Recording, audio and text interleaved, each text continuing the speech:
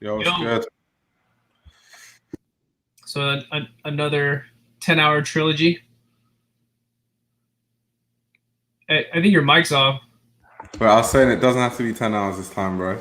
Oh, I think I might stay on for maybe like an hour or so, a little more than that. I gotta cut it somewhere. You know what I mean?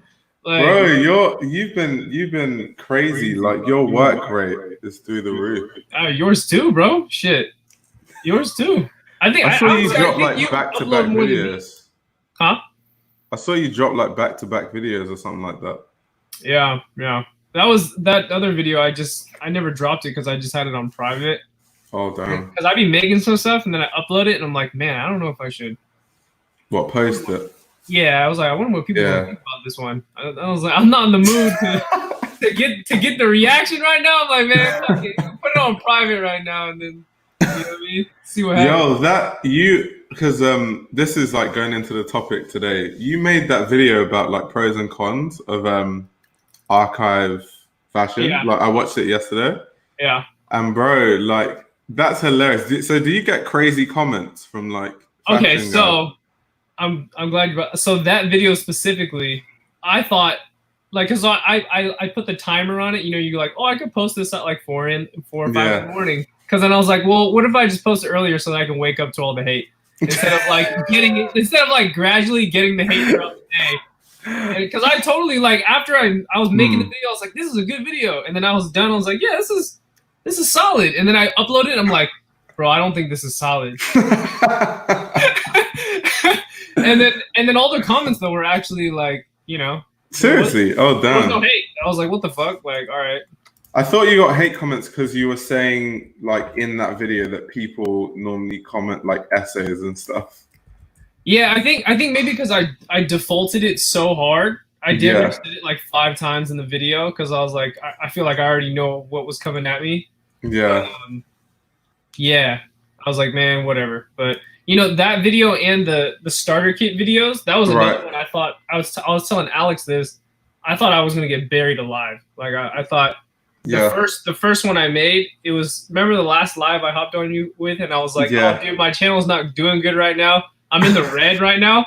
So so since my shit was in the red, I was like, oh, you know what? Fuck it. I'm just gonna make some shit where I talk about everybody else. Fuck all of y'all right now. And then I was like, oh, people are gonna fucking hate me. I uploaded it, and then like there was no hate. Damn. I'm like, wait, what? What the fuck? I was like, Yeah. the ones that I totally thought I was gonna get like crazy, you know what I mean? It just didn't end up that way at all. That's hilarious. Wait, there's someone in the comments. He said you're an Asian dude wanting to be black. Who said that? I didn't look at the comments yet. What's his A? Easy, come on, be original, be you. No, Word. he's joking. Oh, okay. People like to troll people on these lives, bro. Yeah, there was a lot of my last live. There was a lot of there was a lot of porn conversation. Oh no. God damn. I'm not trying to get my shit shut down, bro. Do you know what happened to Alec? Yeah, he got a strike. Yeah, bro, we were on the live and then he just got striked. I was like, Yeah, damn. YouTube's not playing out here. but yeah, Jeez. initially I felt compelled to make that video because it I don't know, man. Like at this point in clothing, like it feels as if the archive people, who else is in that category? Avant-garde archive. They kind of mix a little bit with like how they look and stuff. But anybody floating towards that direction, they just have this certain air about them that is just like, bro, like I don't like they. It's as if it's like a race or something. Right. You know what I mean? And it's like, oh, I made it this far, but you haven't yet. Right. It's the same. It feels in my shoes. It feels the same position as when dudes talk about wearing the dress and all this other stuff. And nothing against it. Go ahead. Yeah. You know what I mean? But don't wear the dress thinking that I want to wear it too, because I don't want to wear it. Facts. You know what I mean? Like you're wearing it for the wrong reasons, right? If you're wearing it for a status reason, It's oh no, you're in the wrong game. You know, you should be doing something else. So Yeah. Do you think so a lot of people in like the high fashion sphere, they force stuff on other people? Would you say that? high fashion, they force stuff on other people, Yeah. like brand names or actual like you need to wear. Just like ways to style things. I think that's across the board. Yeah. Kind of. Yeah, I think that one. Besides people that are collectors, I think that's across the board. Yeah. To Yeah. tie into that, because why we even decided to do this live stream was because of what we were saying on Insta Live.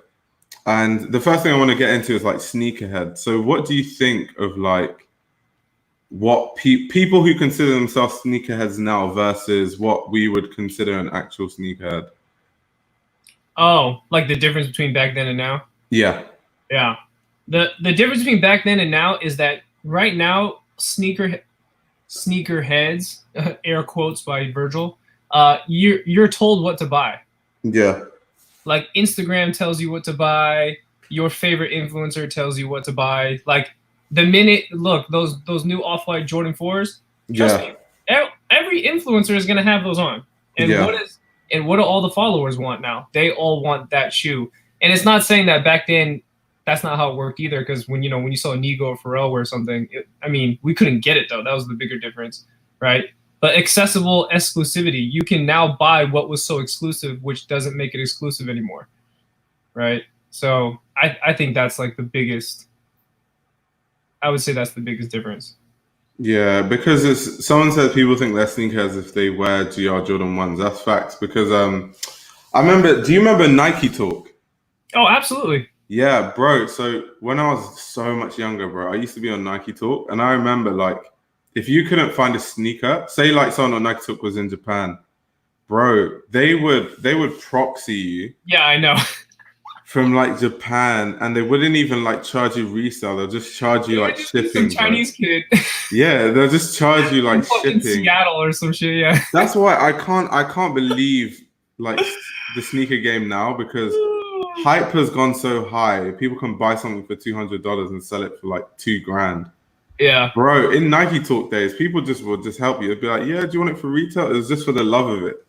Yeah. So it's crazy how everything's changed. And then also, I think people who consider themselves sneakerheads is like, I don't know. I feel like if you consider yourself sneakerhead, you're into footwear design. So you like the designer stuff. You're into like the history of design. So you would like iconic shoes from a design standpoint. So like a lot of Adidas shoes, a lot of the early Nikes, like the Air Maxes. Yeah. All those designs. Like you'll be a big fan of someone like Tinker. Even Hatfield you like the and off brands too. You like the stuff that's not hype, like the Asics and the New Balance. Yeah, Asics and Diadora and New Balance. Yeah, all that shit. But now when people say they're sneakerhead and then you look at their collection, it's Off-White Jordans, Kors, Jordan 4s. Okay, so here, hold on, just hold that thought. So the other biggest difference is that sneakerheads now, they all have the same shoes. Think about that, right? Like in the beginning, like when I first started buying Jordans and stuff, it was a thing where it was like, oh, you're into 4s? Like, oh, I'm into 3s. Like, right? And there wasn't a collaboration coming out during the time where it was like, everybody's going to buy the Jordan 4, right? Everybody's going to buy the Chicago off, like, you know what I mean? Like, oh, the Sean Witherspoon is dropping? Oh, everybody has this. So if you know, right? Yeah, if you scroll through these people's Instagram, you'd be like, bro, if I go to 15, 20 other Instagram influencers, it will be the same sneakers. Right? Yeah, it's the same sneakers and the same boxes and the same shelves. Like, bro, who came to agreement that it needs to be the same though? Like, that shit is wild. It's scary though, because like I wouldn't consider myself a sneakerhead. That's the thing, because I don't think I'm into like there's people who know the history of like MX 95s and shit. Like I'm not that guy, but it's weird. Some people that call it, like, you know, Kai's the YouTuber. Kai's. Yeah. So did you see when he went on that show? I've forgotten what it's called. Full Size Run. Yeah, Full Size Run. And you see what they did to him. Because he fronts himself as like, I'm this sneakerhead, but then they just asked him like a couple of questions about sneakers outside of like the most supremely hyped sneakers. Yeah. and he seemed a bit lost, which is why you can't really say. I think maybe people don't actually know what a sneakerhead actually is. Yeah. Well, so I think, hey, Reggie's in here. What's up, Reggie? I think Kai's. I have the complete opposite opinion of what people think about Kais. I think most people really hate on Kais. In fact, Kais knows it so much that he says it in his own podcast that people hate him. You know, most of his comments are super negative. He actually gets more. Sometimes he gets more thumbs downs than thumbs ups. Does he actually? No way. Yeah, I think so. I mean, I think that might have been over now. That might have been like when I first started YouTube. Like, I thought people liked him. Damn. Yeah. Well, it just. I think by the time he hit like 30 years old or something, there was just a whole bunch of stuff going on, and and then people were saying sneaker YouTube is dead and this and that. Yep. But hey, straight up, Kais put on for YouTubers. That's what I was gonna say, because regardless of everything, he's still an OG. That's the thing. So it's like, we can say what you want about him, but he's one of the first people in this like sphere of like making fashion content on YouTube. Yeah. Oh yeah. And he was with the Franelations and all that shit. And he came from, his story is wild. He came from MySpace videos because oh my god, MySpace. No, MySpace. And he was popping on MySpace, making MySpace skits. And it wasn't sneaker related. And then he jumped to YouTube and he was making skits, but it wasn't popping. And then he was like, well, you know what? Why don't, and then he told his roommate at the time, who is also a huge YouTuber, by the way. And he was like, you know, I'm going to make some sneaker content. And his friend was like, yeah, you know, go for it. You know, that you love sneakers, you might as well talk about it. You know, if you go to some of his oldest videos, I mean, Kais has not like aged at all. I mean, he looks the same, but it's just years ago. And it's just him in his room with a set up camera all crooked. Yeah. Him talking about sneakers. Like he'd been at it, you know, so I gotta hand it up to him for sure. Yeah. Oh, shout out Reggie. He said Issei Miyake coming up. Yeah, facts.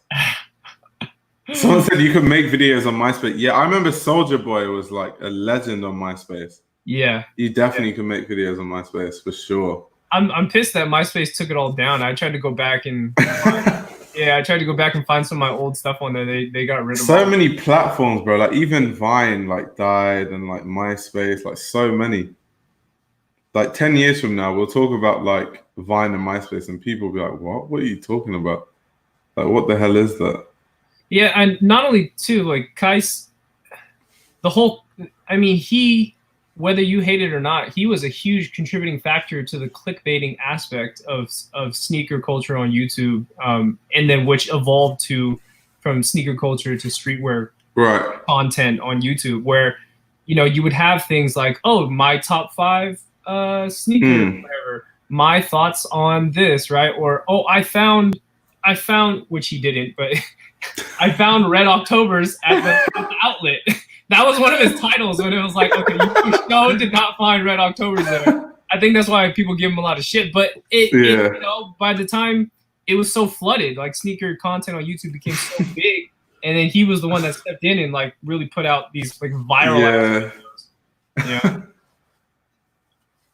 Someone said he blew up off of the craziest sneaker events and everything. Yo, did Kai start that sneaker content, or what is it? Because I know he's really involved in that stuff. So no, he didn't. He definitely didn't start it, but he became a part of it.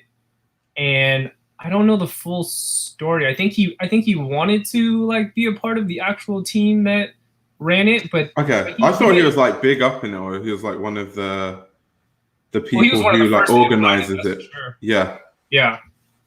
But he made a video about it, talking about like, I mean, you know, SneakerCon was pretty smart, if you ask me, to take all those sneaker influencers and bring them there. It was like it was damn near like meet the celebrities type of thing. But I think what happened is that you get tired out as a YouTuber going to all these events, because like those events are long, man. And there's so many places. Like you have to go to like 5 different cities. It's like yeah. And I think it might have gotten too repetitive, and at that point he was like, I kind of want out at this point. So yeah. Reggie said my 5 worst sneaker mistakes. Yeah, exactly. All that type of content. Even I don't know if Franelations titles were never like clickbaity like that. Yeah. In comparison, Franelations was more just like another dunk pickup. You know? It's like not clickbaiting at all. It's just like pickup, all lowercase. You didn't even capitalize it. Like, dang, dude. Like, oh my god. Wait, Reggie said nobody likes the events. Wait, really? Yeah. I've never been to a sneaker con, but like, I thought they were pretty good. My first couple ones, I loved it, but it just gets very repetitive. It's like the wow factor. Yeah. It dies out after maybe, you know, the second time, third time. You know, I wanted to just, because they used to hoop, they used to have like basketball games. I wanted to just pull up on one and be like, yo, let me hoop against you guys real quick. let me hoop against. You're gonna be dunking on everybody. He's like, this guy's not even a sneakerhead. Right, this guy's not even into sneakers, bro. Like, what you did? You're like, this guy's a fashion YouTuber. Get out of here, bro. Dang. But that was another thing. I think by the time 2018, around the end of 2018, beginning 2019, they started getting rid of all of that stuff. Yeah. And it was like all of the things that were adding up and making the event more beefy to stay. Because it's like, okay, yeah, you go, you sell your shoe, you buy a shoe, you're done, you're out, right? But to get you to stay, if you got rid of those things to get you to stay, like what? Like why are we? You know what I mean? Like why are we continuing to come to this shit? So yeah, that's facts. What he said, going as a YouTuber / influencer is tiring as hell. Yeah, that makes a lot of sense. Yeah, it does. Yeah. Because I can imagine like it's basically like a meetup for a YouTuber. So when you pull up there, if you're a sneaker YouTuber, it's an event literally for like sneakerheads. So everyone's gonna know who you are. And like, yeah, you're not gonna have time for anything, bro. Everyone's just gonna, oh, yo, it's like Bullet RC. Oh my god, I'm a fan. It's like seeing celebrities at Complex Con, you know, like the same effect, up on a lower level. Wait, he said SneakerCon even had Ray Allen playing horse. No way. That's crazy. Yeah, they had a lot of stuff. And also, too, I think the most tiring part about the events, especially bringing it back to your original question of like difference between sneakerheads then and now, everybody owns the same shoes, but not only does everyone own the same shoes, everybody sells the same shoes. So every booth was the same. Yeah. I kid you not. You look to the right, it's all Jordan 1s. You look to the left, it's all Jordan 1s. So like, and it's just a price variance of like $10. And it's like, it's like not even a deal. He's like, yo, don't go over there. Like my Jordan 1s, hey, I've got the $5 discount, bro. Come over here. Exactly. What is it about? Like Jordan 1s are nice, but why do you think Jordan 1s just took over more recently? Kanye. Really? Did Kanye wear Jordan 1s a lot? Fuck yeah, the breads when he did wore he actually? Breads. Oh damn. Bruh. I admittedly I bought the breads in 2016 when he wore it. I was like, oh, that all black fit with some Jordan 1 breads, that shit's kind of fire. Oh damn. That's interesting. Reggie said Complex Con is the biggest circle jerk, bro. Complex, I've just heard bad things about Complex, bro. Like I heard Complex is steal people's ideas and stuff. Yeah, I've only been once. It was fun, but I mean, nothing to buy. That's for sure. No, he said he's got a video coming out about Jordan 1s. I'll be looking forward to watching that. Yeah, we need to see that. That's for sure. Wait, did someone say jelly, fam? Jelly. I think the newest craze right now for the whole Jordan 1 thing, and I don't know if Reggie's going to touch up on this. It's not even about the colorway that comes out. It's about the person that remakes the Jordan 1 now. Oh, yeah. We can talk about this actually. Because I know I think you talked about this in a video recently. Yeah, I have 2 more videos coming up. What do you actually think of? Because the first one I feel like that started everything was Trevor. Yeah. Trevor's One in the Chambers. And I did like them. I mean, it's starting to get overplayed. Like I'm seeing a lot of people do that. Like a hell of a lot of people do it. Yeah, it's a lot now. But what do you feel about the people just customizing Jordan 1s? I'm not gonna say anything to tell them to stop because they're gonna do it regardless. But I do think that the person that did it the best, and I'm not just saying it because I own them, Right. is Fugazi. Because there has been no other one so far that themed it, like style wise, and themed the whole aesthetic of the brand and the sneaker with enough detail that compares to Fugazi. Not yet. Yeah, you know what I mean? Like what Trevor did with that shit is the equivalent of what Nigo did to Babestas. Like he took something extremely iconic that it even made people that would never buy something like a Fugazi actually want to buy Fugazi. You know what I mean? So I think he did a damn good job. But the rest, and also too, the pistol that replaces the swoosh, that was a damn good idea. Like, and it aesthetically it also looks good because some of them, what they try to replace for the swoosh, it looks terrible, bro. Yeah. It just looks like some market shoe, bro. Like, the sperm? It's like, bro, I don't know what this is, bro, but someone did a sperm. Maybe just choosing anything that has something long. They're like, oh, it's long. Okay, well, let's put the end on it. Oh my god. Oh shit. Yeah, Reggie's on the same wave. Reggie's on the same wave. He's got a video coming about that too. Oh yeah, it's too hard not to talk about because it's like damn near every time I open Instagram, every week there's someone making one. It's like, bro, like, wait a minute, like. It's good to see though because I feel like the Air Force One, so many people had recreated it. Even Rick Owens did, like with the original dunks. And then we saw obviously Bape Air Force One. What people used to do though was like they would get an Air Force One and then kind of sew like a swoosh, like an LV swoosh or like a Dior print swoosh. But now, like Trevor took it to the next level, kind of like the Bape thing where you just take the silhouette and just change it completely. Yeah. Like not just changing different elements. But yeah, now everyone's just kind of just doing it.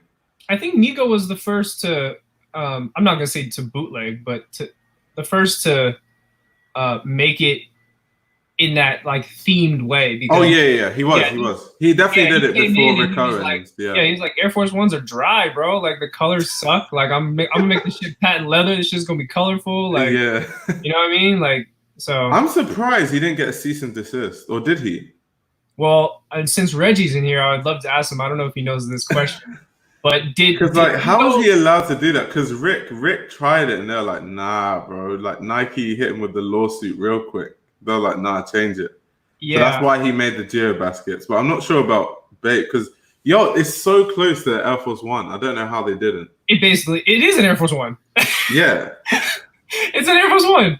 But no, I wanted to ask Reggie because Reggie on his Patreon he talked about how people license silhouettes, and I was wondering on that regard because he also brought up Bape, and I don't know if maybe he knows if he actually did license the. Okay, he said he didn't get a lawsuit. That's crazy. That's nuts. Maybe they thought that the Bapesters kind of added to the Air Force One hype. Maybe so they're just like, we'll let it, because really it just comes down to if they want you to make money or not. Like if they don't like it, then they just hit you with a lawsuit. Maybe they only had the legality behind the ownership of the swoosh and not the actual shoe. Maybe. You know what I mean? Yeah, because I think that's what they hit Rick with. It was because Rick actually. The swoop. Yeah, true. Because Nigo's shit goes. It's like it's like no, we don't do that. We do that. Oh shit. Yo, that's crazy. Yo, Reggie's on our wavelength, bro. Damn. I'm glad. I've been wanting to ask Reggie that for so long. Ever since Reggie made that video on his Patreon, I was like, man, like I keep forgetting to ask him though. He said the reason it's genius is because it's familiar and everyone knows what it's copying. That's facts. That's facts. But like you said, it was kind of making it more interesting though.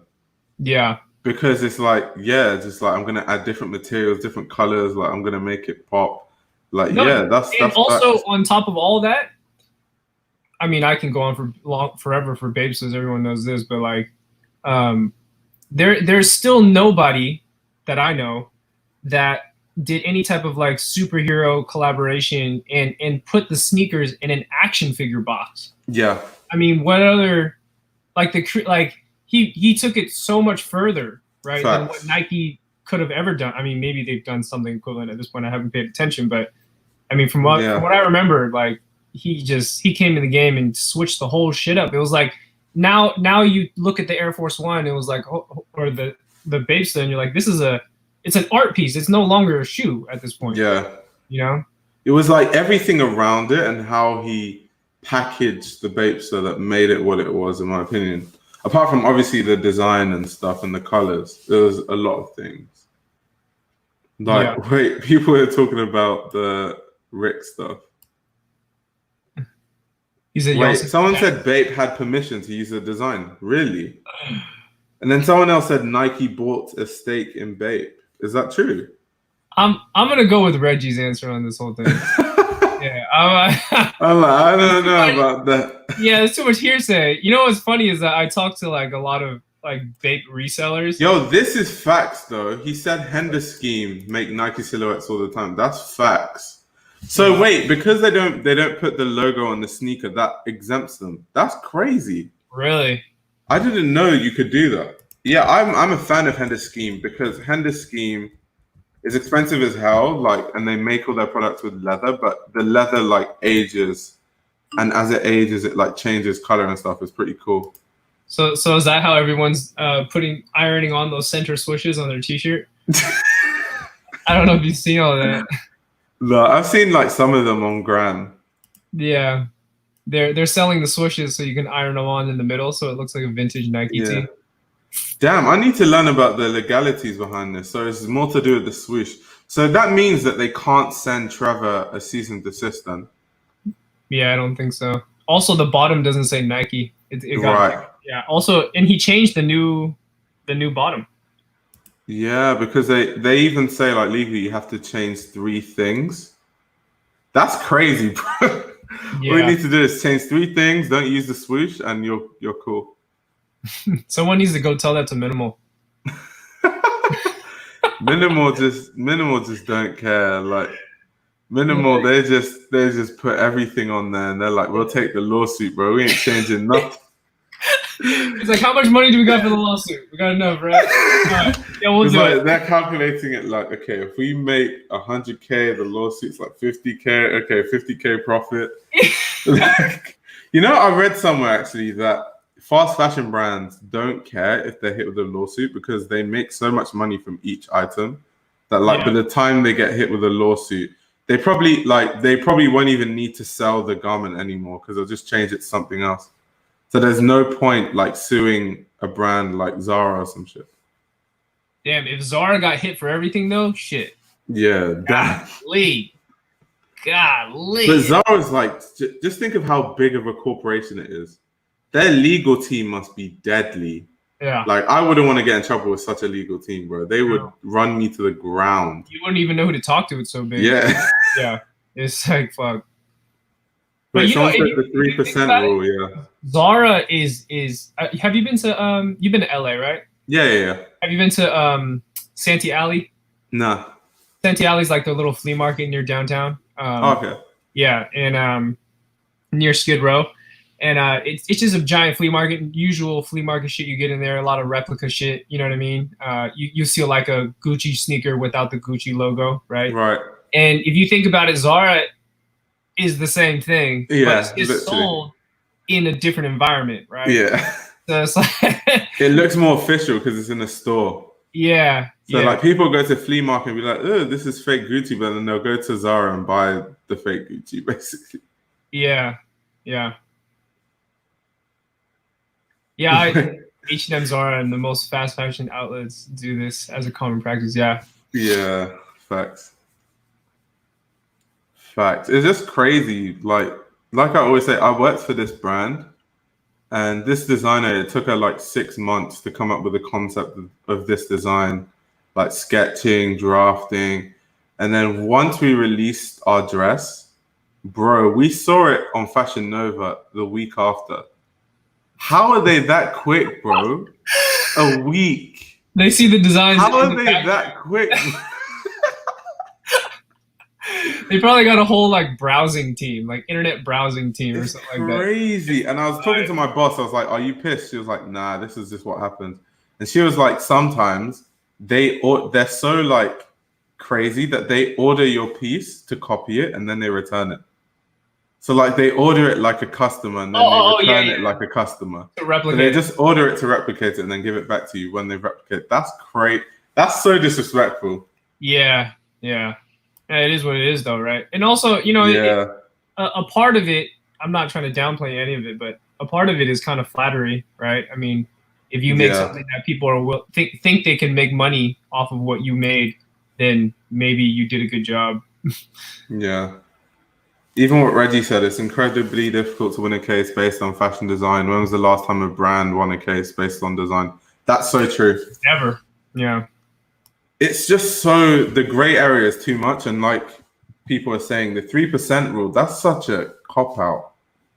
All you need to do is change 3%. Bro, I could copy your thing top to bottom and then just change the color on the belt loops. And I'll be like, yep, that's 3%. Like, what? I bet you I think the one that probably got the cease and desist though was the remade Jordan 1 that had a middle finger. It was a swoosh, but at the end it had a middle finger. Did you see that one? Oh, I've seen that one. Yeah, yeah. It's like instead of like, yeah, it just said like fuck you or something like that. Yeah. I feel like the Nike team, they're just on standby and everything they see, they're like, it's 3%. And then once it's like 2 or 1%, they're like, yep, send it to them. Hand me the letter. I'm bringing it to the post office right now. Oh my God. And then also I was on a live a couple of nights ago, and we were talking about the menthols, and everyone thought that. I remember those. Yeah, I think what the person said, I don't know if it's true, but he said that Nike actually didn't step in with the menthols, and menthol actually stepped in. Oh, damn. Yeah, it wasn't even Nike. Menthol was like, no, fuck that. We don't make shoes, dog. What are you doing? We make mints and we make like. That's crazy. Yeah. Those shoes are. But that's the reason why they go for so much money, right? Because of the whole story around the cease and desist, and everyone's like, "Yo, this is crazy. We need to buy this." Yeah, yeah. I'm surprised someone didn't try to, you know, like. Yeah, the casual. He said, "Look at denim jeans. All of them are basically the same." So, what do you think about denim? Because I feel like you know a lot more about like raw denim and stuff than me. Because I feel like at a certain point, the quality of denim can't get any higher. Like once it's like raw denim and like, so like buying Amiri jeans or whatever these other brands, selling them for like $1,000 to me just makes no sense. Yeah. I mean, it's like buying cars, right? I mean, how fast do you really need to go? You got a car that can go 350 miles an hour. Speed limit's like 60. 65. Like, where are you going, buddy? You know? So, I mean, I think every category has that whatever to it. But I think, you know, you talk about EVC, you talk about Red Monkey. There are certain like their design intent for a lot of it. Even Red Monkey's design intent, the owner's his intent was that like this is art, right? Yeah. I'm making these pants for you to hang on your wall, right? And that's why. So that's why some of them you wear them, and the embroidery on the back is so big and so stiff. You're not gonna wear that. Yeah. It's like this huge mural on your butt. And it's like it feels like a huge piece of cardboard, right? It's like it's a really nice looking pair of pants, but I don't know if it's an everyday type of thing, you know? Yeah. There was a time I like was not wearing denim for like 2 years. I just didn't wear denim. Now I'm back to wearing denim. It was so uncomfortable. Yeah. But then I just realized I wasn't buying good quality denim. So it wasn't like over time breaking in and then forming into like my body. So when I got better denim, it was like fine. I think the whole skinny jean movement from the Jerkin days killed raw denim. Oh yeah, that's because raw denim was so uncomfortable to get into that if it was a skinny fit, I think average consumer was probably like, "Bro, I'm done with this raw denim. Like, I'm going to stretchy pants." Like be feeling pain while you're pin dropping, bro. That was not a thing. Like someone said, it depends on how you take care of your jeans. Yo, so I was watching this video one time and they were like, you shouldn't wash jeans like ever. Like you need to put it in the freezer and shit. I'm like, I'm not too sure about that. I'm not too sure. Like, do you do that? I do it, but I only do it for let's just say if I have a pair of Iron Hearts or something like that. Even though they tell you you should wash it, you should wash it, you should wash it. Sometimes, depending on the weight of the jeans, if you want the fades and the creases and the whiskers to be a lot like more defined, then sometimes theoretically people are like, well, if you wear it for 6 months every day and then you wash it after that, then it'll get those creases better. And it's like, okay, so then you can't wash it. So to get rid of the smell, the freezer. Yeah. Oh, okay, that's interesting. Yeah. I try my best. I like wash all my stuff, but I like try my best to not wash it for as long as possible. But like this shit just happens though. Like I wear my jeans to the club, some idiot spills alcohol on it, now I've got to wash it. So it's just like, bro, the freezer's not gonna save that denim. Bro. It's gonna kill your it's whole not gonna like, save freezer. it. All the food in there is gonna smell like shit. It's bad. Wait, this guy said there are a few jeans I've never washed. Fair enough, bro. What's the best pair of denim jeans you have, Keezy? You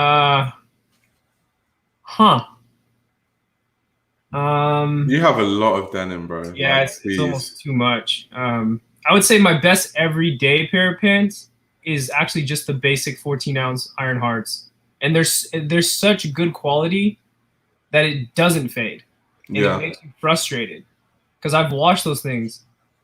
God damn, I've washed those things so many times, thinking that I'm gonna get like a lick of a little white part coming out, and it's just it's still a black pair of pants. And it's like, god damn. Wait, people are talking about number 9 denim. Yeah, I need to educate myself on denim. I'm not like the most knowledgeable person about denim, to be honest. I definitely need to look into it. It's its own thing. I was saying this on a live the other day. I don't know why, or I know why, but I don't know why that a lot of these raw denim companies don't. I mean, they got money. I mean, yeah. You know, I don't know why they don't do some other type of marketing to get themselves back in the picture. I mean, right now is a perfect time. It's absolutely a perfect time for all of those brands to bounce back. Yeah, people have gone away from the super skinny side. Even I can see why the silhouettes are kind of coming back. Yeah. So now would be a really good time for sure. It's the absolute, all the 2000 shit's coming back. That's all raw denims. That was their heyday, right? That was their I don't know why. I don't see any of them really pushing, and a lot of their Instagrams were like dead. Like you look at some of them, you're like, damn, you like don't even have followers, but this is a quality brand that nobody knows about. Like, yeah, bro, you need to take over Evisu's social media, bro. That would be perfect. I'm chatting with one of the employees right now, so you know, I'm not to do that, but you know. Hopefully something can't, because bro, if you work with Evisu, you know that you're gonna break like the whole YouTube, bro. You're gonna break YouTube. Like, yo, Keezy working for Evisu? No way, bro. Well, we'll see what happens. I'm chatting with him right now, so who knows what's gonna happen in a couple months or end of this year. Yeah, this is facts. Like someone said, how are you not spilling food on your jeans? Like it happens. Like obviously, within the course of a month, there's bound to be one thing that and it's never me. It's always someone else. Like I'll be walking, someone will trip over with coffee in their hands, and then the coffee goes on my trousers, bro. It's life. But you know, most of the food stains come out though with water. Yeah, but then the smell, like the problem with food stains is the smell stays. It's really hard to get rid of the smell from a food stain. Yeah, no, that's true. That's true. Wait, what do you say? It's a big quote. Check out Kuro Denim, amazing, but the artisans don't care to grow. I guess that means they're more like purists then. If they don't care to grow, they're just about like creating the best quality denim, which I can't really hate. That's a good thing, I guess.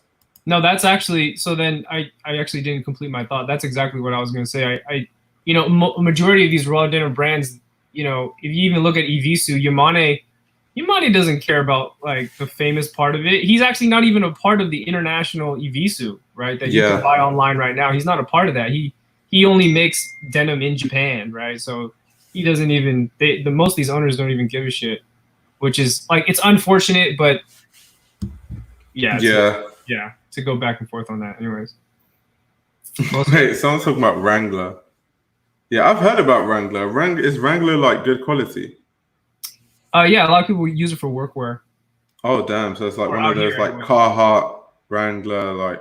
Yeah. Oh, that's interesting. And then I mean, out here in NorCal, it turned into like Wrangler turned into like the hippie girl, smokes weed every day, carefree living. You know, wears a crop top with the Wrangler, and then wears Doc Marten boots.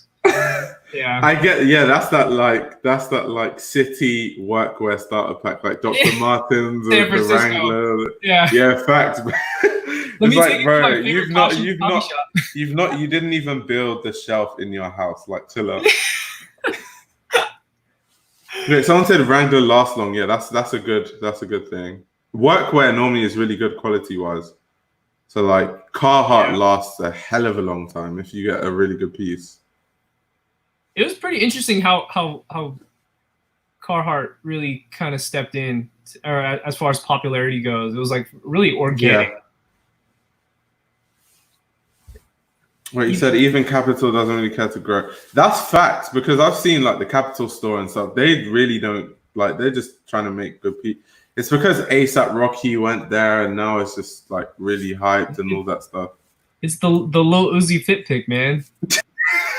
He wore the shorts, man. He wore the bone shorts, and all the kids are like, "Oh, where do you get that?" It's crazy because brands like Capital have been around for years and years and years, and all it takes is one celebrity so it's like, did you really like it? Because it's like, bro, it's been there for years and you didn't even look at it. Yeah. I mean, and then Uzi Vert wears it, and it's like, oh my god, like Capital, bro, I need to get that Capital drip, yo.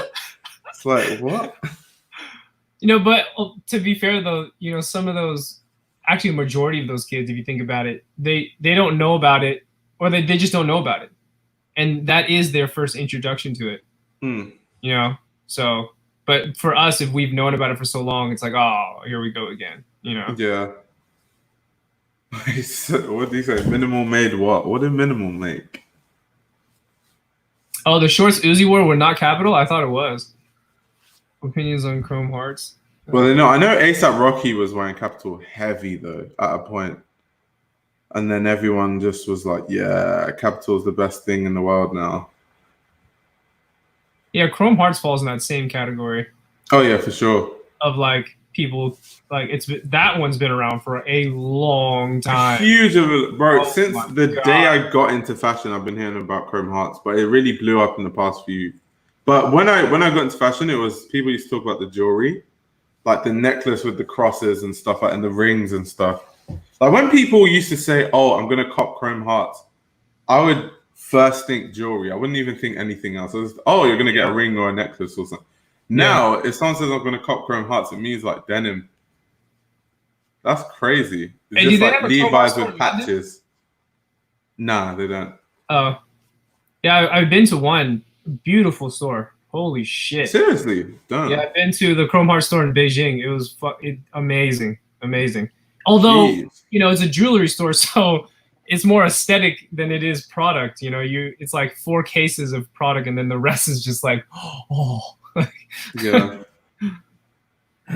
But their stuff is expensive, man. The little ass ring, it was you can't even see it. You know what I mean? You have to get a microscope to see it says Chrome Hearts on it. That shit is like $1,000. I'm not even sure about the quality because I remember one of my friends, he had a Chrome Hearts ring, and the way he used to take care of it was like, bro, like, is that ring gonna disintegrate or something, bro? Why are you treating it like it's like a baby, like, bro?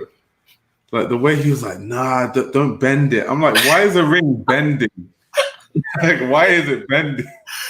People be like, now kids and like people that are into fashion are so into it that they'll spend their last dollar on it. But what they end up getting though, they don't get the big pieces because the big pieces are expensive. Yeah, they end up getting the little tiny, the little cross that's like this big. Like it's smaller than my Buddha. Like, well, and then put it on a pendant or so, like a chain. They're like, bro, Chrome Hearts drip, bro. And then they'll wear a jacket, and then they'll put it over the jacket, and it'll be like this. What the Instagram fit pics like? Yeah, that's hilarious, bro. But I mean, I understand the energy though. You know what I mean? I mean, I've been there for sure. I've No, definitely. I honestly just like witnessing like trends coming in. It's just good to like see and stuff. It's like interesting. Chrome Hearts equals Ed Hardy. So many people say that. Yeah. We could get into that, but yeah. Very different though. Facts. I think it's pretty different. Ed Hardy was just a tattoo artist who was like, Yeah. "Yep, let me make clothes." So he Yeah. just started putting tattoo designs on garments. Yeah. Chrome Hearts is just like jewelry, and then they're like, "Yeah, let's just put these crosses on garments." Yeah. So I guess it's when like you get famous for doing what you do, and then you just like put that on garments, and then it becomes a bigger thing. I know a dude with like 7 Chrome Hearts chains and wears them all at the same time. Yo, he must have a lot of money though. Yeah, no, He that's a must lot have of a money, hell man. of a lot of money. It's a lot of money. It's a lot of money. Yeah, he said, "Isn't the quality not good? Like you can't show." Yeah, that's what I was saying. Because my friend, I've never had a Chrome Hearts piece, but I remember my friend had a Chrome Hearts ring, and he used to treat it like it was some like delicate piece of plastic. I'm like, bro, like it's supposed to be metal. It's like this big of a penny. He's got a huge buffer. Like, why is it like? Because bro, I have a Margiela ring that's silver. It's made out of silver.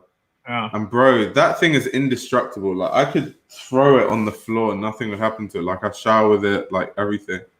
So I'm just like, bro, how can you spend $1,000 on a ring and you're scared it's gonna bend? Yeah, I don't know. Maybe because it's handmade and you know each one is not. It's not gonna be perfect. Maybe who knows? Yeah. Wait, you said funny because dude always says he's broke.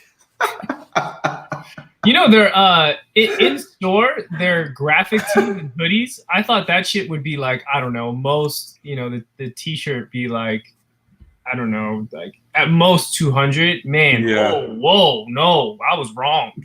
I was wrong. It's a graphic tee. I kid you not. Shit is expensive.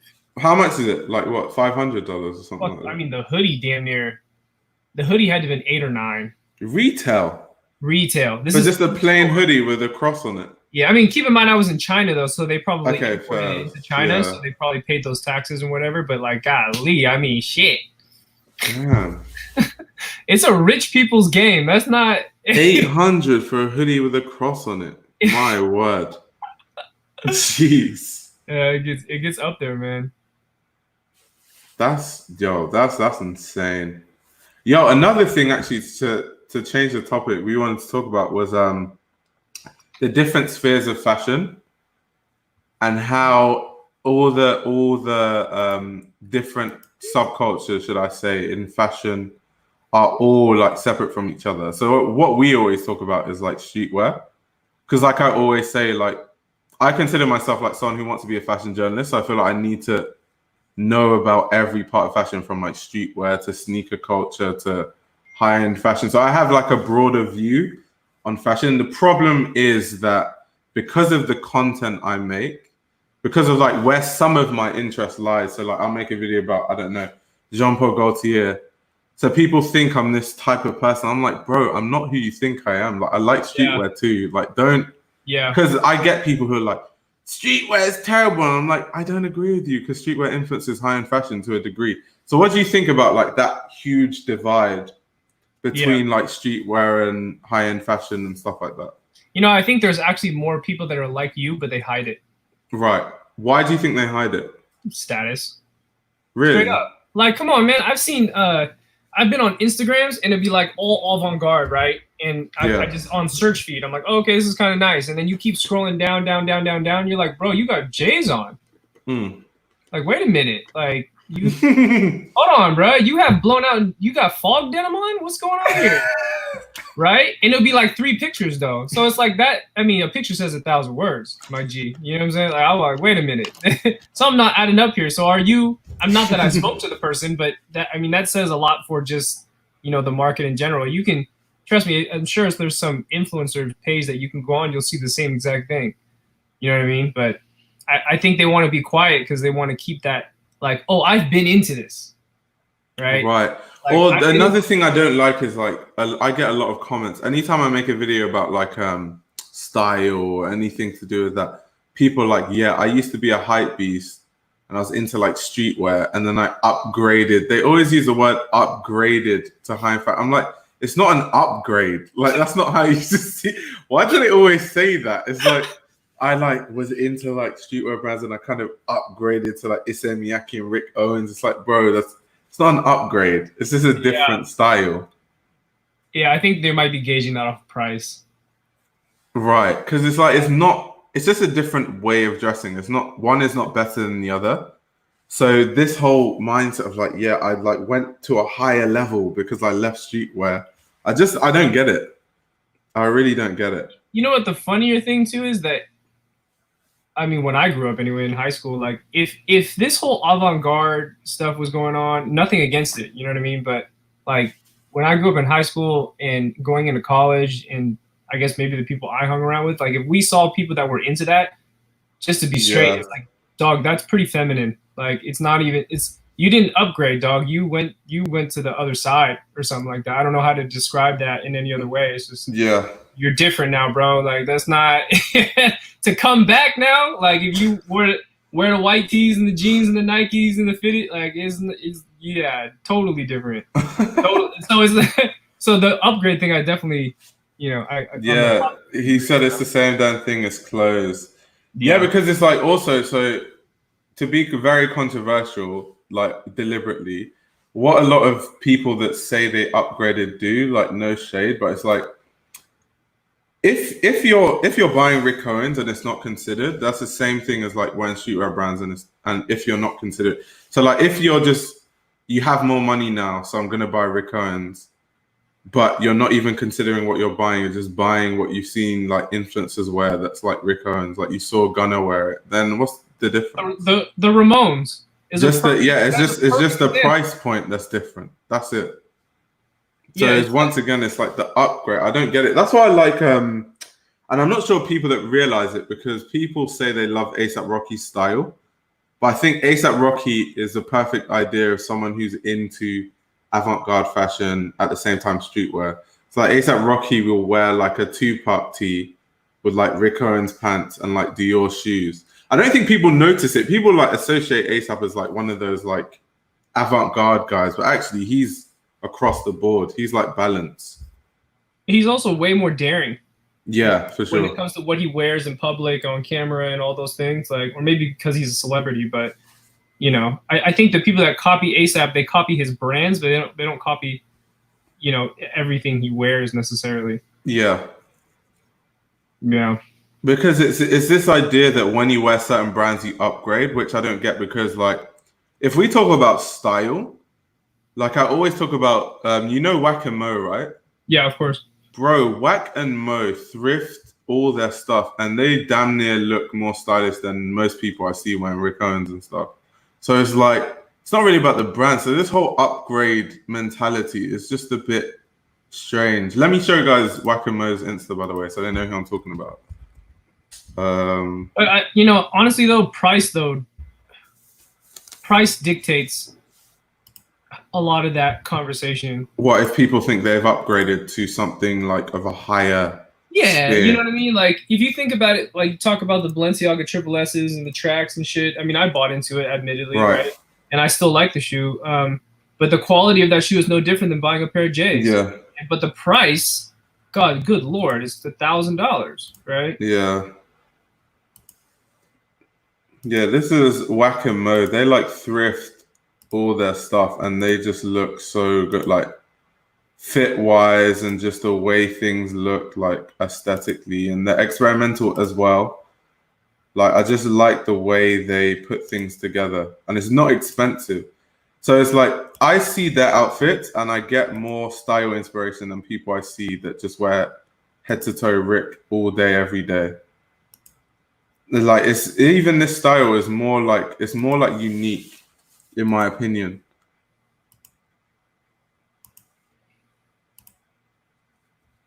Yeah, this is like the most. When you talk about clothing, everyone's so worried about getting talked about, right? I think Wack and Mo's category is a category you can't talk about, right? Or in a negative light. You know like, what I mean? Look at the way they dress, bro. Like all thrifted. Yeah.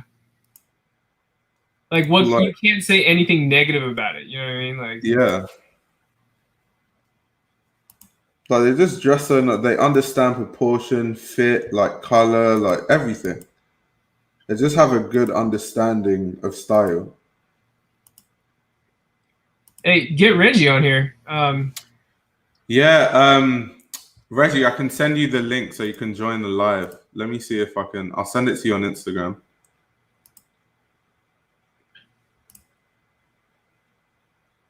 Yeah, I've been watching. God, what is his channel? Let me find the channel real quick.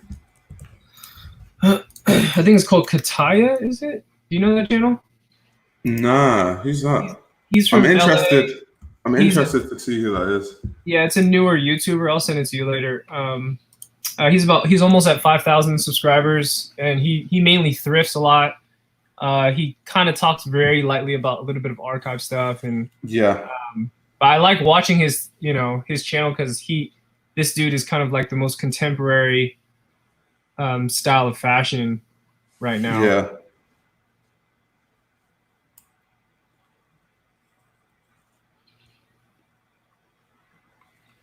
Right, someone's asking me about Wisdom K. Who's that? I feel like I need to know about a lot of people that I don't know about. Yeah, there's actually not that many. Not to bring the conversation all the way back, but there's actually not that many archive YouTubers. Yeah, Actually, not at all. Actually, I think there's TJR, which I don't even know if he upload still. I don't think so. Yeah, and then I haven't heard of TJ in a long time. yeah, there's him, and then there's this kid that looks exactly like Jacob Wallace. Have you seen him? Wait, what? He's like a Jacob Wallace clone. I swear to God. I swear to God, bro. About? I swear to God. Hold on. Let me see if I can send you his link. Let me see if I can.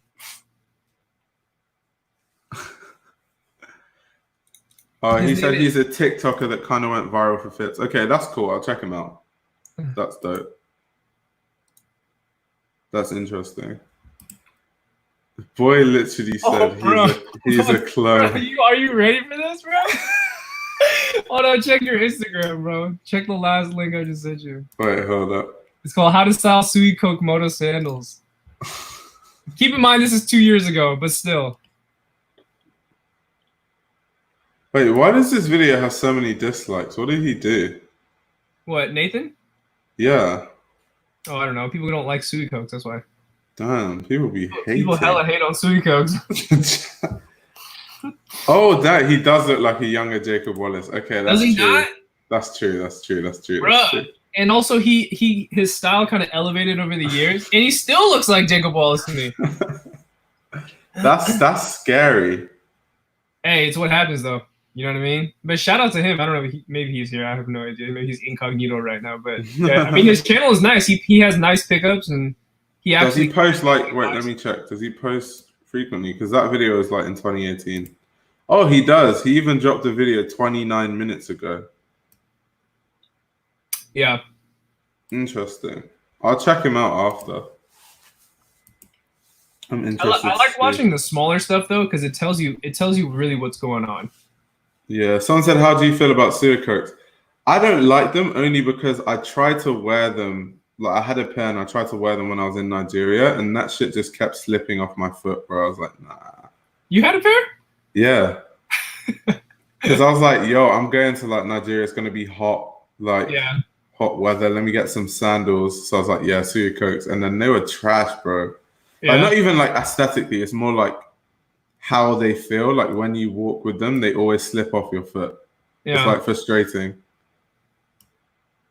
And then I think for certain types of shoes, like you need a certain shaped foot. Right. I swear to you, like new Air Force Ones, I can't wear them. I wear them in my video and then I take them off after the video's done. Like. Right. Oh, someone's angry. You people are just hypocrites. How are we hypocrites, Simba? Simba North. Dang, I expected Simba in my video this morning. Bro, I love the internet. Like, bro, you have no idea how much fun I have on the internet. Like, I can't remember what live stream I did, but someone didn't agree with my opinion on something, which is fine. Like, you don't ever have to agree with my opinion. Like, people have different opinions on like different things. And she was like, I don't like your opinion. I'm unsubscribing. And I just started laughing, bro. I couldn't help it. Because it's like, I don't get what some people think is going to happen. Like, what am I going to do? Like, start crying? I don't, like, what does she expect me to say? Wait, did you send Reggie the link? Yeah, I did on Instagram. Maybe he didn't see it. Let me check. Reggie, if you're listening to this, we sent it to you. Yeah, I was like, I don't know what she expected me to say. Like, oh my God, I'm so sorry. Like, no. Like, I agree with you. I'm sorry. Don't unsubscribe. It's funny is that when they hate, it actually makes it better for you, because every time they comment, it actually helps the algorithm. Because the algorithm doesn't care about negative comments. They just care if you comment. Oh my God. He said, my hat is from Samuel Ross. I wouldn't wear a Supreme hat. I would wear a Supreme hat. I don't know where you got that from. I literally said earlier that I'm into streetwear and high-end fashion. I'm into everything. If I see a Supreme hat that I like, I'd wear it. So I don't know what your point is, Simba. I've never said that Supreme is trash ever. You won't hear me say that because I'm into every part of fashion. Streetwear, high-end, sportswear, everything. So I don't know what Simba's point is, but I don't think it's going to be a good one. I think people are they get so wrapped around the marketing of certain brands and certain being clumped with another. Because when I first started my channel, everyone's like, "Bro, did you cop the new Supreme?" I'm like, "Bro, I've never bought Supreme my whole life. Like, why did you think?" I was like, "Oh, you saw the Bape, so you thought I like Supreme. So like, you know what I mean?" But it's like I've never bought it ever. It's like people what they're into. Like that's it.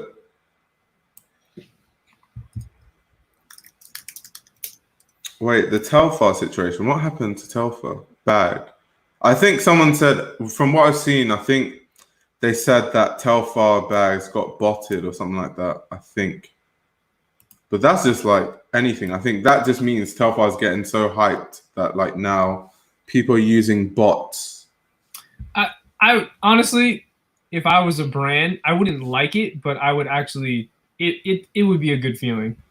Yeah. Think about that people plotted and was like, oh shit, no, this is good enough to spend money on a bot to buy your shit. That means, you know.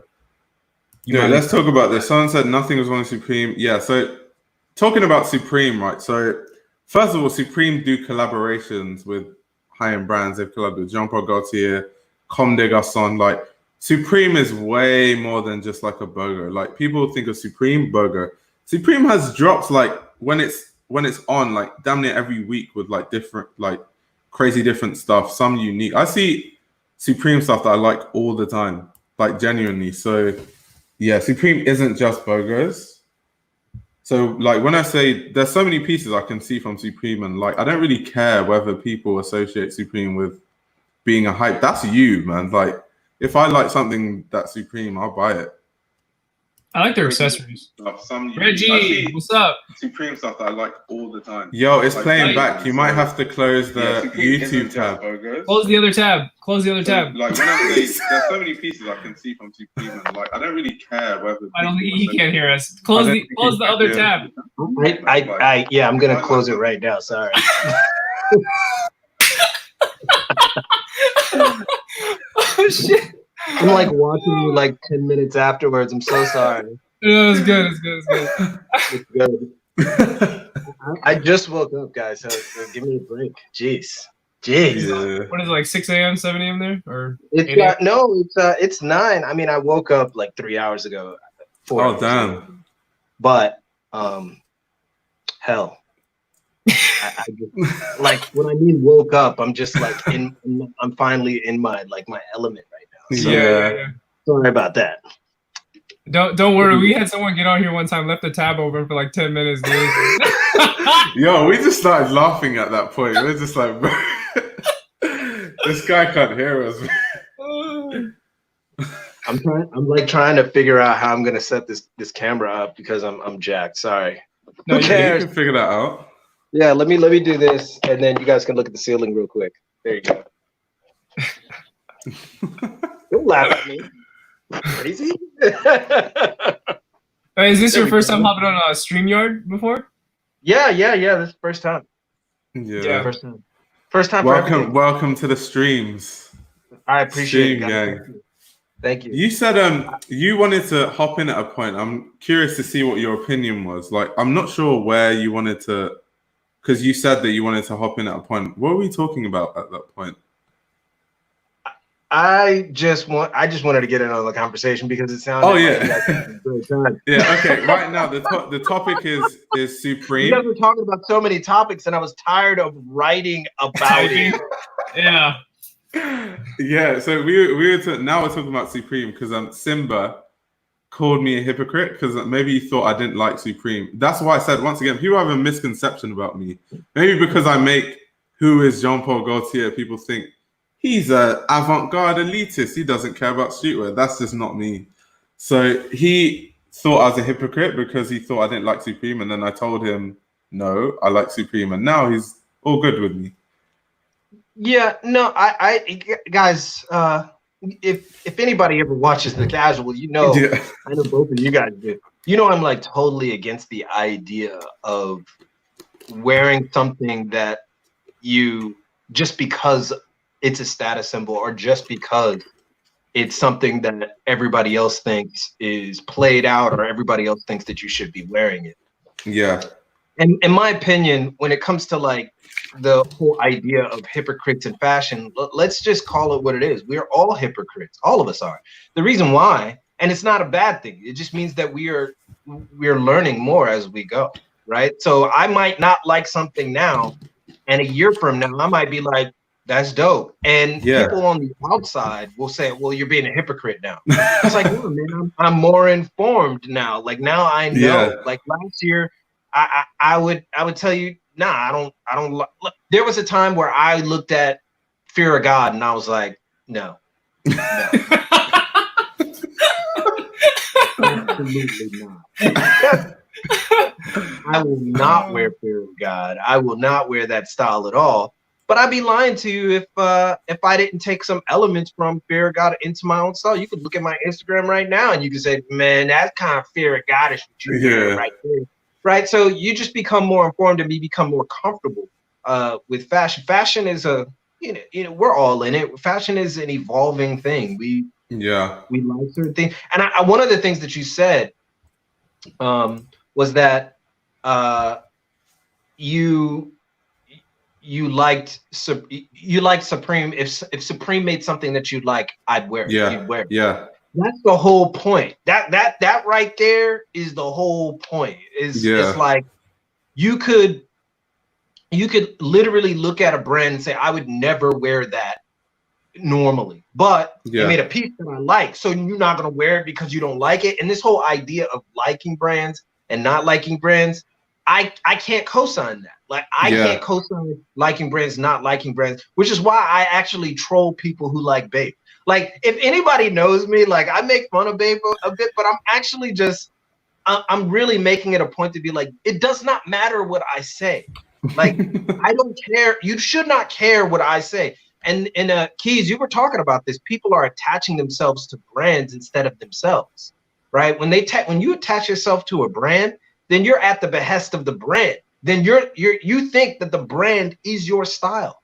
That's not how it is, man. Like your style is yours. It's the very reason why you almost never see me wearing logos, because I don't want you to think that, like when somebody asks me, what's your favorite brand? I'll be like, man, I don't have it. I see pieces that I like. And once you become more informed in fashion, it's the last thing I'll say about it. Once you become more informed in fashion, it becomes a pieces game.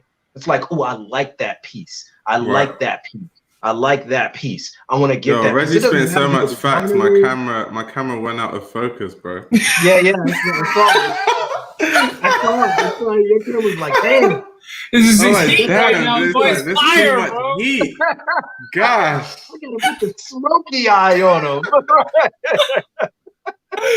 Oh my god. You know, so I just hope all of us who love fashion, who love fashion should just get past this idea of what's hype, what's good, what's not. Yeah.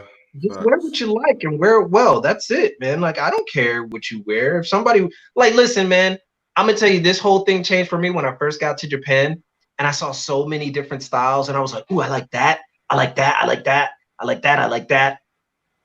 And I wanted to buy it all. Dude, that's a recipe for disaster. Like, I learned that the hard way. I was trying to do so many different styles. Yeah. And at the end of the day, I was just like, you know, some of this stuff looks great on me. Some of this stuff I'm not comfortable with. Some of the stuff I just like to look at other people wear it, right? Yeah. So, and that's fine. And that's where I stand. Like, I just, you know, figure out what you want to do, whether it's a multiplicity kind of style, or if it's a, you know, a very streamlined singular style. It's you. Just be you, and don't worry about what the brands have to offer, but still be knowledgeable about what's out there, what you can do. That's how I feel. Reggie, do you think that there are some brands out there and pieces out there that, regardless of who puts it on, the brand wears them instead of them wearing the brand? I think when you talk about all those hype brands, that's what you're talking about. And because the first thing that people notice are those brands, right? And that's the hard part, right? If you wear a Bape hoodie, then it's Bape. It's not you, right? If you wear the Supreme Box logo, you are bathing ape right now. Right, it's Supreme and not you. And that's the only problem that I have with it. It's not the brand itself. It's the people that make the brand more than the people. Because I know people who can put on a Bape hoodie and mix it. Like, I saw this dude had the in Japan, he had the color camo Bape hoodie on, zip up, right? Right. But it was the dark green, right? So he had that on, and he puts an oversized denim jacket on it, and then he had his slim he has some slim cargo, some, I think it's probably Dickies, and he paired that up with some dope sneakers, and he had a nice hat on. I was like, this is kind of a dope outfit, because, you know, it's using the rules, but it's not, and it still says, I like the Bape version of this, without saying, I'm all about Bape, son, right? So like, it was tasteful. It was tasteful, but at the same time, it was him, right? Because he could have easily got a camo hoodie, but he decided to get the Bape one. That's where, like, that thin line between, yo, it's my style, and if it's my style, and I support this label that does this particular thing. I may not like the regular camo. I like that kind of, you know, Keezy, you know, the Bape camo.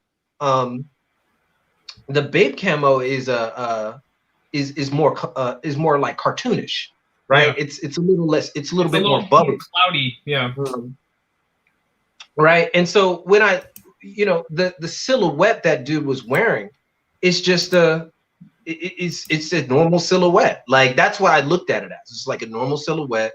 Dude wore the green camo. He could have easily wore a regular camo under it, and then put the oversized, you know, denim jacket, vintage denim jacket over it, and called it a day. And nobody's gonna say anything. In fact, there's a lot of people who would like that outfit. Now, there's some people who wouldn't like that outfit, namely most of the people that make in the comments, right? It's trash. But some people like that. We know what the standard silhouette is. My issue is that I never enjoyed the standard silhouette based on brands, right? If you're basing your entire identity on the brand, then the brand has won, right? The brand won, right? It's the same thing with Jordans. The Jordan won over the people who had this. Right. The Jordan 1 took over people. Right. Yeah. And so, like, now when you wear a Jordan, it's about Jordan. It's not about you. So now every time somebody sees those Jordans on your feet, they automatically think he must be fashion forward. He must be stylish. Yeah. Because he's wearing Jordans. Not because he has a dope fit or I like his style. It's because he has Jordans. That's how you know the brands are winning. We're not winning this war. The brands are winning the war. And that's facts. It is just it's up to this new generation of fashion enthusiasts to get past that, because they're in it at this point in a very almost a holistic way. Like they're just like, they see it and they're like, okay, so that's what people are wearing. I'll wear that because that's what people respond to. Do you think it's kind of an inevitable thing though to happen, especially with something like Bake, because like what you're saying, where the consumers are the ones that kind of, I don't want to say screwed it up, but they made it look that certain way, that hyped way, because they're a newer consumer, and then they run into money or whatever. They seen the rappers wear it, they're like, oh, bro, I gotta get this. So the minute they buy it, they buy the loudest piece, right? They walk out the store. They're not in this conscious of like, oh, you know, fashion, and I need to have, you know, less louder. I should put the denim jacket over it. They're not thinking that. They're like, I just bought this. This shit is. Yeah, you gotta see that I'm dripping. I'm gonna get my pick off right now, and the post is going up now. It's so weird that you asked that question, because that's exactly the problem. Like this is exactly what's happening to people when they're buying clothes, and it's exactly the reason why a contingent of people are going into archival fashion and vintage. It's because they're seeing a vast majority of people who are simply buying things because they are hot in the moment, right? And it's difficult. It's difficult because if somebody says, hey, this is what you should be wearing. It's, for example, when we were talking about fashion, we were talking about the best dressed YouTuber award, right? And oh yeah, remember we were talking about that? So we were talking about the best dressed YouTuber award, and I came out and said, this is the dumbest thing that you could ever do, because what you're saying is that you're gonna allow YouTube and Instagram to choose the best dressed YouTuber. It was almost like you knew what kind of style they were gonna go for. Like it was so epic, and you notice they didn't do it again, because obviously that does not work. When you start talking about best dressed YouTuber, it's so subjective on who's gonna like what. It's insanely subjective. The most popular silhouettes, and they tried to get away with it. They tried to get away with it by picking somebody that was a little bit more off kilter, right? But you know what the deal was. They knew at that point, at like the halfway point, they knew they screwed up. Like, yo, we shouldn't have did this. This is not where it's at, because what you're saying is fashion is a bubble. And only this bubble works. And anything outside of that bubble doesn't work. Yeah. Right? Some people might look at my style and say, I don't like Reggie's style. And I'm perfectly fine with that. But guess what? It's not for you, right? And that's the whole point. It's not for you. And you think it's for you. I'm not trying to impress you. I'm trying to reach the people that do like my style, right? Or who appreciate it. And so if you don't like it, great, fantastic. We don't have to talk, which is the reason why I say on my YouTube channel, I'm like, dude, you really don't have to respond to something that you don't like. You're putting yourself, like, that says more about you than it says about me, right? Yeah. like you don't have to say anything. If you don't like it, move on, right? This is why when I get on YouTube and I don't like something, I'm just like, all right, fine. Like, I don't have time to like, I hate what you just and I'm just like, what? Whole essays, man, thesis, intro, climax. Dude, what happened? Like, why are you so mad? Like, why did you turn into like the Griff the crime dog? Like, why are your jowls moving on the keys? Like, I'm sitting here. I'm literally, I agree with that so deeply, bro. Like, literally, that's why so I was talking in a past live stream about why I don't post outfit pictures much anymore, right? Mm-hmm. And my reasoning for it is I dress for myself and I buy what I like. And by posting outfit pictures, you're kind of seeking approval through like likes and things like that. So intrinsically, whether you like to admit it or not, you're going to start to wear things that you know people will be like, oh, this is an amazing fit. And it's easy because I know the type of pieces I could wear where it's like, everyone will be like, yeah, this guy has amazing style. But I'm like, that's not why I got into fashion. That's not really what I agree with. So I was just like, if I remove myself from that whole sphere, posting outfit pictures, then I'm not thinking of anyone's approval. So really, I'm just dressing how I want to dress. Like, so, and then people are like, but we want to know how you dress. But it's like, that's not really, like, I dress for myself. So if you see me on the street, then cool, you know how I dress. But the outfit pictures thing can actually affect how you consume clothing. Right. Like, dude, I rarely post on Instagram. Like, I rarely do it. And that's the reason why I'm over it in a way. Like, I just love design. I'm gonna just be real with people. Like, I was put in a situation where I worked in marketing, I worked in branding, I worked with a lot of brands. Some people question that, whatever. I'm over here, they're not. But that's the whole thing. Like, right. I love design. I love what people do. I love watching runways. Like, I love Chitose Abe of Sakai. I love, like, Yohji Yamamoto. I love Issey Miyake. I love Jun Takahashi. I love all of these designers.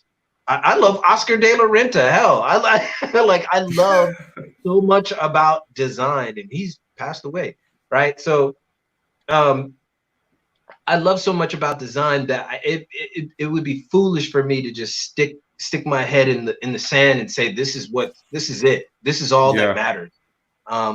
And what's funny is that even the people that don't, like, subscribe to what I say, I'm looking at them too. Like, that's the thing. I'm looking at even people who don't like my fits, and I may look at theirs and say, hey, I have to be objective about what you do. Like, that's how I feel. Like, us three, we all have to be that, because we are in this circle, and we have to bring forth a new generation of thought leaders. We have to be a new generation of thought leaders. Because what I was actually going to put on here was, like, the biggest, when I was typing, the biggest problem is that none of these younger people had a repository of information regarding fashion from street to a designer. They didn't have this repository, and what they had was, like, Hype Beast and Complex and High Snobiety and like Four Pins, which is defunct. They had all these other avenues, but they didn't have a repository of information of where it all came from. And now everybody's playing catch up. Like, we're all playing catch up right now. And even us as content creators, we're not playing catch up as much because we're the ones who learned about it. But then when we get on YouTube, we saw the big gaping hole. Right? We saw that big hole. I was about to dive in it, baby.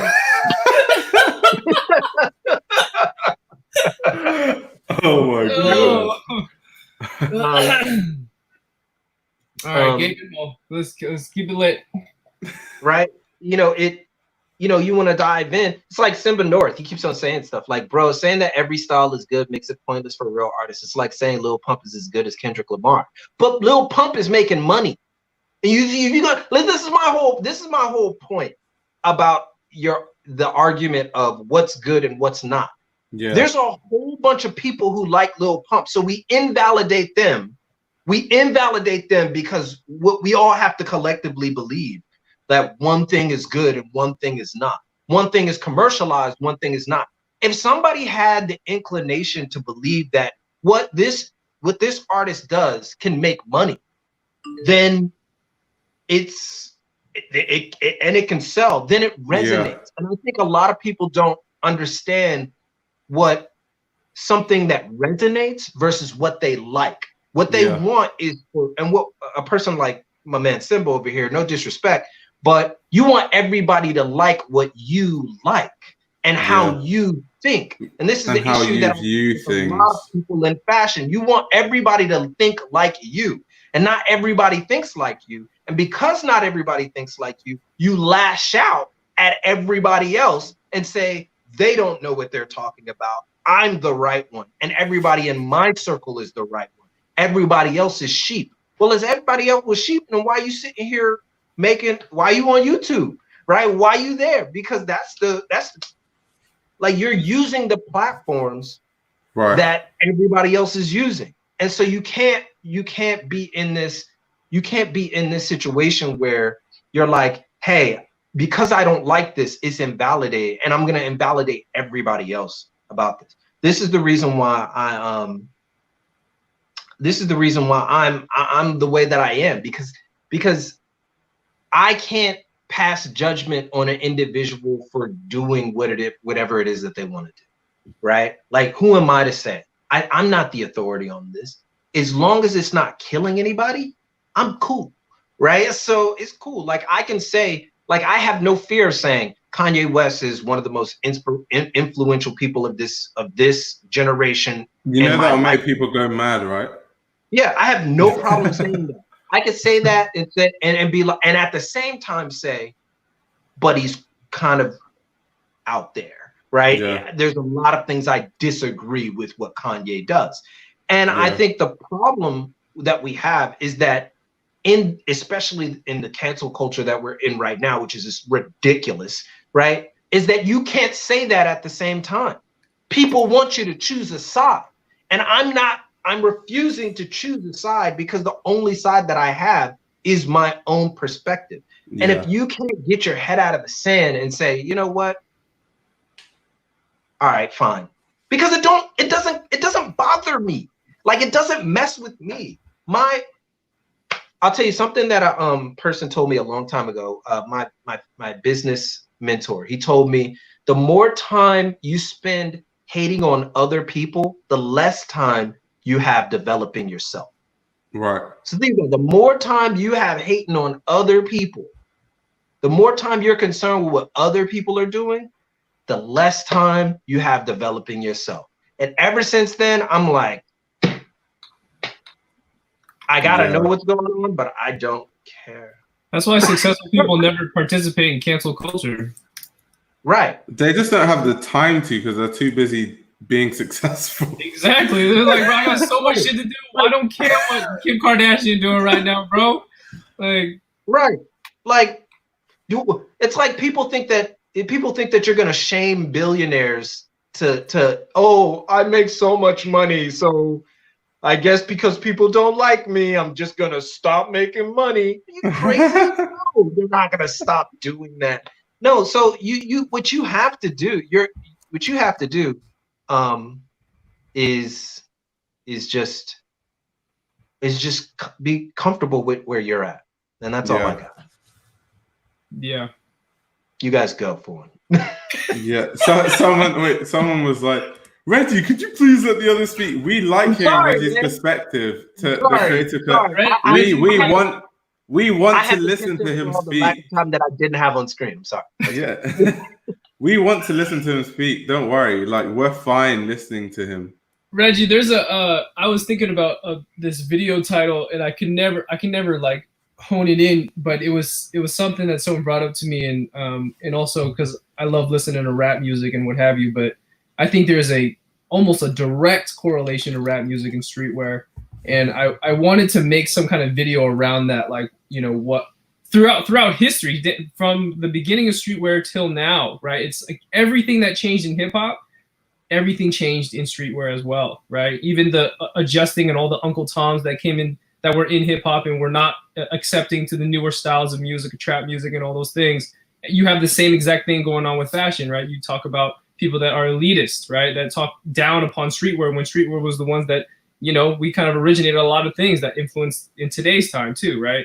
So, I mean, I'm putting it out there in the future. If you think about it, I can't put the video. I don't know what title to make. Like, I don't even know where to start. I can't wait for that. The correlation between hip hop and streetwear is, I mean, it's undeniable, right? Yeah, it's just it's parallel. It's like this, right? You know? Right. The more we go into, the more you go into hip hop, the more, you know, from urban to you know, from the Carl Kanais. Oh man. From the Fubus and the Sean Johns and the Rockwers to what we have now. Everything. I mean, yeah, like we need something like that. It's hard for me to talk about that stuff on my end because of, you know, just what we do at the Casual, but I'm definitely waiting for that one. We can brainstorm and see a great title for you. I sent it to you because you're really good with your words, and I'm like, you know, I don't think I don't got the vocabulary. I feel like you would be able to condense all that. If I made the video, that should be like 30 minutes. Like, don't get it twisted. I just think I'm smart. I just read a lot of books, and I use words. No, but for real though, like the way you talk, I'm like, man, this is a Reggie video, man. I know it. I know I can use it, but do I know what it means? No, but Keezy, you need to give yourself credit, bro. You're an amazing storyteller. Like, bro, when you make those documentaries about like fashion in certain periods in the Bay Area, the storytelling is next to none. Appreciate it. You know, that's because I have too many words to. Dude, you know, honestly, every time we do one of those videos, we have to do like several edits because I'm like, dog, we missed that. We missed that. We missed that. We missed that. It's like, nah, man, that's gonna be like a 20-minute video. You might want to truncate. You know, those moments of like we missed that. I think 95% of the time, I just say, bro, I can't put it in, bro. I can't put it in. I really want to, but that's a whole 30-minute segment. I'm not gonna put that in. Like, I need to start making like part 1s and part 2s. Yeah, no, there's so much information. There's so much information. Like we have a video coming out with I don't know. You guys probably seen him on Instagram. LD into HK Landy. Out here in Japan, he's always wearing. Oh, like, yeah. I remember him. Yeah. Mastermind. Yeah, Mastermind. Yeah. So I went over his in Shinjuku, and that's all I say about that. Like totally great bachelor pad in the middle of Japan, looking over the woodland area in Shinjuku. I'm just like, God damn. I mean, I live in a house. I guess it's okay, but I mean, he lives in a pad, right? So he breaks out all of this stuff, and he's like, "Yeah, man. So I have all this stuff because he's moving out." And he's like, "I have all this stuff. I just want to talk about it." And I'm like, "All right, cool." Dude, he literally has like every single rare sneaker you could think of. Talking about Cause Jordan 4s. You're talking about the Fragment Jordans. You're talking about the old school. Just his Mastermind stuff alone, man. He has a pair Mastermind is so pricey, bro. Check this out. He has a pair of Visvim undercover. No, it's Visvim, Fragment, and Murakami collaboration Skagways. Like he has, like boom, and he literally says, "I've never worn these." I'm like, I'm gonna smack you, man. Yo, like one Mastermind T-shirt is like $700, man. Dude, he has so much stuff, and the stuff that he has there, he's like, "Yeah, this is just the Japan branch," and I'm like, "Shut up, Landy!" Like what? So we did this video on this because he's the one person that I know that has just a ton of these grails. But the amount of information that he knows about every single piece is astounding. I was planning on doing like a 15-minute episode. We ended up doing 5 20-minute episodes. Oh shit. This is not all Patreon stuff though. This is for the actual channel. I would love to talk to someone like him, bro. We have an overtime for Patreon, of course.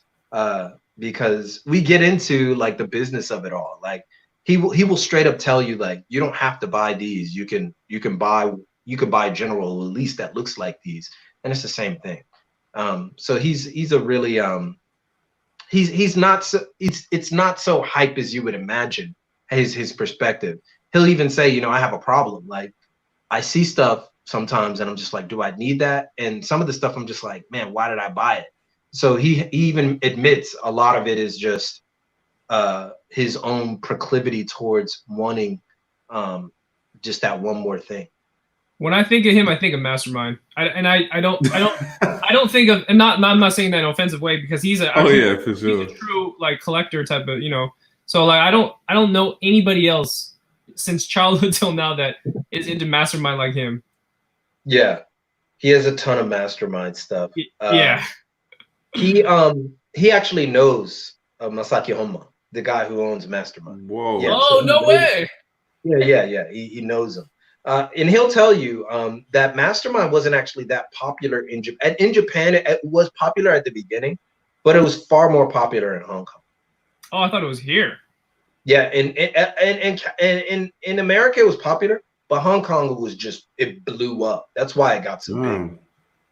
Wow. Yeah. I just remember when I grew up, and then the minute I got introduced to Bape, it would be that same. It would be like once you see Bape, then the Mastermind, the crossbones. You're like, what is this?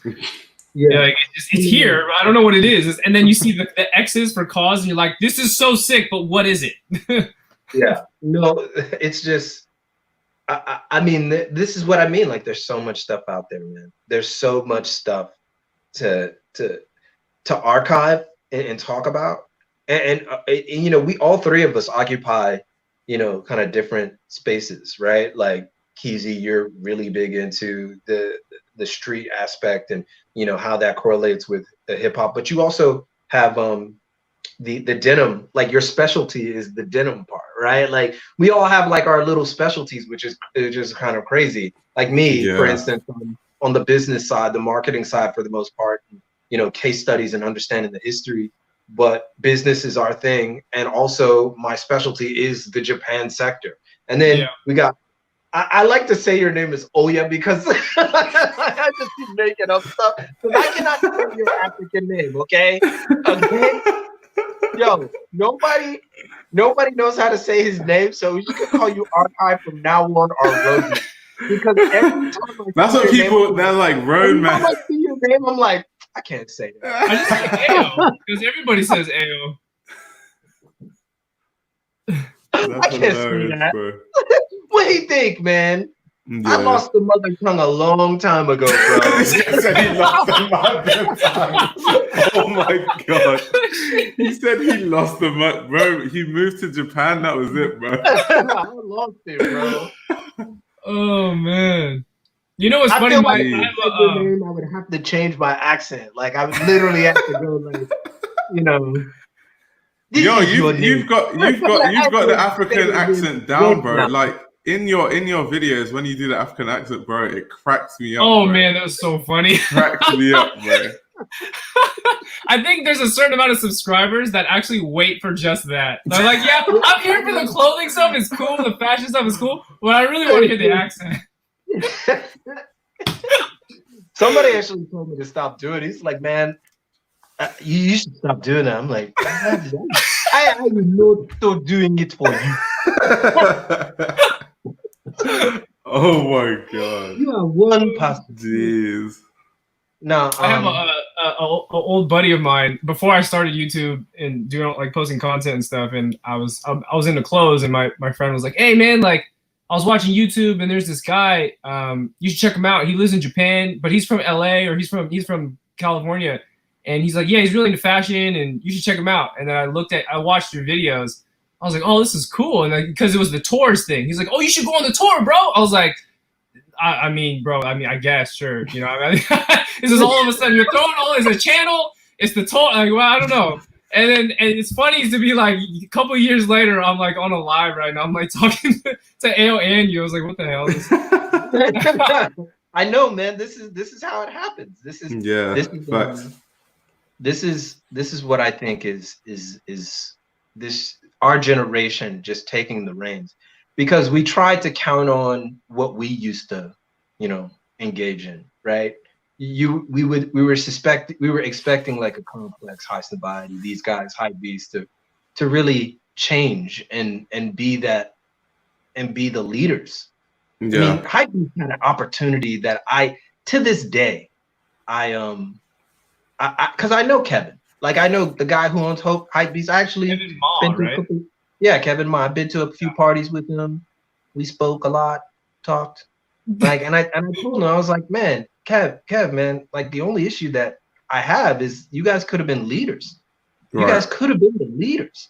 And what you did was you allowed hypebeast to become like this area where it was just a cesspool of negativity, and you could have been the leaders. And now now people go to certain articles just for the comments. Like they'll be like, that's a crazy title. Let's look at the comments. Right? Read the article.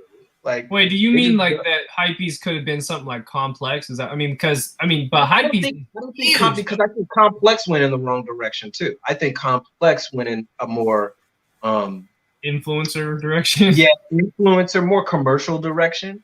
Yeah. You know who I think is a great source of information? To be honest with you, GRAILED. I think GRAILED. That's facts. That's facts. You want to know about fashion, a designer, really. You about your designers, and you want to know about everything that you could possibly know, go to GRAILED and read those master classes. I mean, I'm impressed. I'm impressed. The only thing that they don't have it is in video form. So where'd Keezy go? Did he dip out? My guy disappeared. God damn. It ain't easy being Keezy. Tired of these guys talking about Africa. Talk about Asia, man, too. You know? I can't relate to these Africans, boy. You can relate to me. You know what I'm saying? What's your peoples? You've got the American connection. I know, right? Keezy will get back on. Yeah, he's coming. So, oh yeah, man. What's the deal? What's next? I saw your video. Why people should stop. Why people should stop. Oh, the trends. Fashion trends, right? Yeah. Oh, that's just basically because I think in fashion recently, at least, people are just really obsessed with this idea of trends. Like, you hear people make statements like keeping up with the times, or that's outdated, or that's so last season, those type of comments. And it's like all of that stuff, like if you care, anyone that cares about style, trends are just something that you look at for like, oh, that's an idea. Maybe I can integrate that into my style. Maybe I like that. But you don't have to feel forced into it just because it's a trend. At the same time, because something's a trend doesn't mean you have to wear it. Like a trend isn't necessarily for everyone. And I was just basically explaining why when you follow trends blindly, all the negative aspects that comes with that, from finances, when you just have to buy into every trend, you're always changing your wardrobe, to sustainability because of how you cycle stuff. Time out. Why Keezy come back eating though? Wait, what is that? Oh, it's the Asian snacks. Oh. I knew it would be an Asian snack. Hey, I had to take a leak too, though, man. Come on, man. There's some snacks down there. Okay, oh my god. That's Asian hilarious. snacks, man, they be small and good. They not too sweet. They're small and good. Eat, bro. Come up with the senbei, like, it's nice and crunchy. Dog, I know. I live over here. I know what it's about, right? Oh man, you must got it bad over there. There must be so many snacks. Oh my god. Yeah, I've heard Japan has those like vending machines with like fresh stuff. Like that's crazy. 7-Eleven is lit over there, boy. Bro, talking about Japan and snacks. boy said pancake on a stick. I don't think people understand that Japan is such a snack haven. You could easily get fat here if you wanted to. Like, it's amazing that Japanese people are so skinny. And I started figuring this out. It's because they don't eat bigger portions. That's one.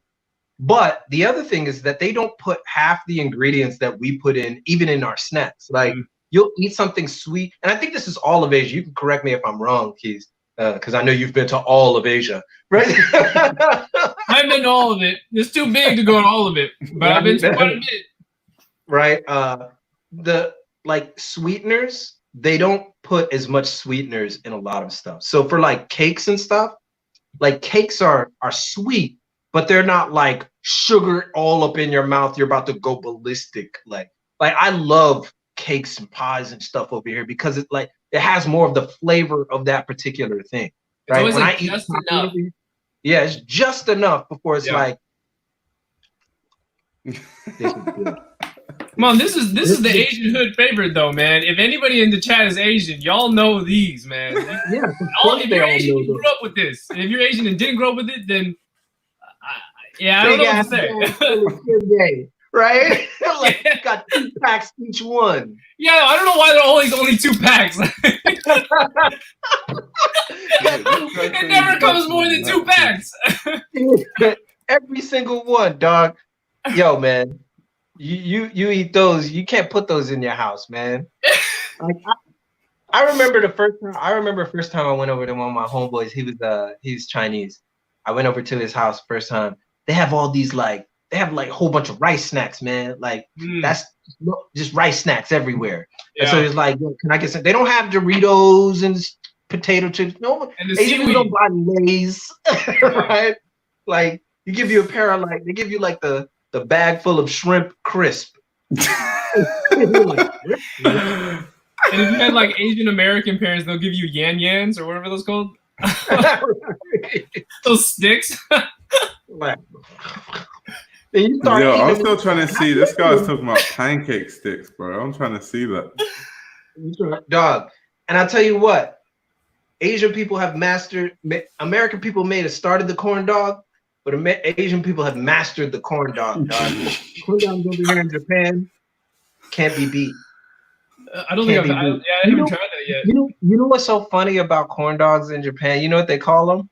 They call them American dog. American dog. That's what they call it. American dog. Just like that. I have literally every time I've had to get a corn dog in Japan because they're actually really good. I go up to them and I say, American dog onegaishimasu. So I'm saying American dog as an American in Japanese in the Japanese accent and saying please. This whole conversation is ridiculous. That's like when foreigners come here and I think I said this last on another live. They're like, you're wearing a what? I'm like, oh, I'm wearing a wife beater. A what? a wife beater. You what? It's called what? Yeah, there's certain things in Japan that people don't get. Like for the longest, just something simple. Crazy, if you say crazy, almost every Japanese person knows the word crazy, right? In English. But they have this the way that they translate crazy is okashi. Okashi means you're insane. Nothing, right? You're out of control, right? So when you say, and that's their translation. And so when you say what we say, we're like, oh man, that's crazy. Man, you crazy, dog. Which actually doesn't mean anything. Crazy, bro. And so for the longest, I would whenever I talk to my English speaking Japanese people, and they don't really get the connotation, but the connotation behind something, I'd be like, oh, that's crazy. They were like, crazy? Why is it crazy? I meant it's funny. It's funny. Yo, in California, when people say that's crazy, sometimes it's offensive. When someone tells you a whole story and then you didn't listen, you're like, oh, bro. Oh, yeah, that's true. That's crazy. Yeah, that's facts. People be like, yo, whoa, yo, no, you need to say something. It's not just crazy. Straight facts. That's straight facts. And it's always like you scratch your head. Yeah, man, that's crazy. It's the undertone. Oh shit. Oh my god. All right. I'm gonna get back on track. Bro, this shit's too funny, bro. Look at my camera. My camera's tweaking again. Because it's fire content, bro. You were talking about these trends, man. Because you asked me about so if anybody's ever washed your stuff, right, they know. I think we all occupy the same space, that half and half. We're into street, but we also like designer stuff. There's stuff that we're. what is it about trends that keeps people from really expanding their purview on fashion? Because it's a lot of people want to conform to the norm and they don't want to deviate from the norm because they don't want to be ostracized or like picked on or bullied or seen as like different or seen as weird. So that's why they would rather just follow the trends and stay within what the masses would say is like generically good style or what looks good. That's what I feel like anyway. Keys, man, what's your view on trends? Because you like, I make trend videos. You're the person that I can look at and say you went through so many different transformations off of just knowing you for the past couple of months. Like you even admit like you've been through a lot of these transformations. What was it about those transformations, and how did you settle in on what it is that you do now, as far as fashion is concerned? Just admittedly, when I stepped right before I stepped back, or not stepped back, got into YouTube, I was way more into clothing. But prior to that, I like stopped buying clothes. I wasn't into it. But once I got back into it, I skipped out on so many years, and then I was really late to Instagram. I was really late to Snap. I was late to all these apps. I never had it, and I didn't want to use it for. I was one of those people like, oh, social media is fucking weird and this and that. Lo and behold, I was like. You know, lo and behold, you can make a whole career off of it, right? But then once I stepped into the clothing thing, and then I was like, oh, what is hot right now? And then I got an Instagram, and then you don't know, so you're kind of new to it. And you're like, oh, this is cool. Oh, Fear of God. Oh, okay, yeah. Jordans, yeah, for sure. Yeah, I actually do genuinely like it as well, right? So that's what got me in there. But then once I felt like I was like, fuck, I look like everybody else right now, bro. This is like, there's no individuality to none of this. And I was like, well, why don't I just backtrack and go back to what I liked in the very beginning? Because if that's genuinely what I like, then that's what I'm going to buy into. Right? Yeah. Where you spend your money is where your heart is. So, you know. I was in that same kind of boat as you, Keys. Like when I got into social media, at first it was in around like YouTube. It was around 2010. Well, a lot of people don't know is that I started my career in creative arts as in music, right? So I play piano, I've trained in piano, and also entertainment. I'm also a trained dancer. So I got into fashion based off of dance. So this was during the America's Best Dance Crew, during that whole era. Jabberwockies and all that. Yeah, Jabberwockies, fucking Cobble Modern, all these moments. Like I was heavy into like just performance. And so when I got into like the fashion aspect of it, my stuff, like you wouldn't believe what I used to wear, right? Like you wouldn't believe how I used to wear the scarf, like the colorful scarves with the crazy bright hats. Dance though. Yeah. I was a dancer, right? So I had to wear that. We could wear all black, right? And so for me, it was that, and then I was also in illustration, right? So that's where I got, you know, into all this stuff. But I always believed that the social media aspect was like a step down. You guys were talking about earlier about, you know, upgrading and stuff like that. I always thought it was like a step from doing the right thing. I always wanted to be really respected.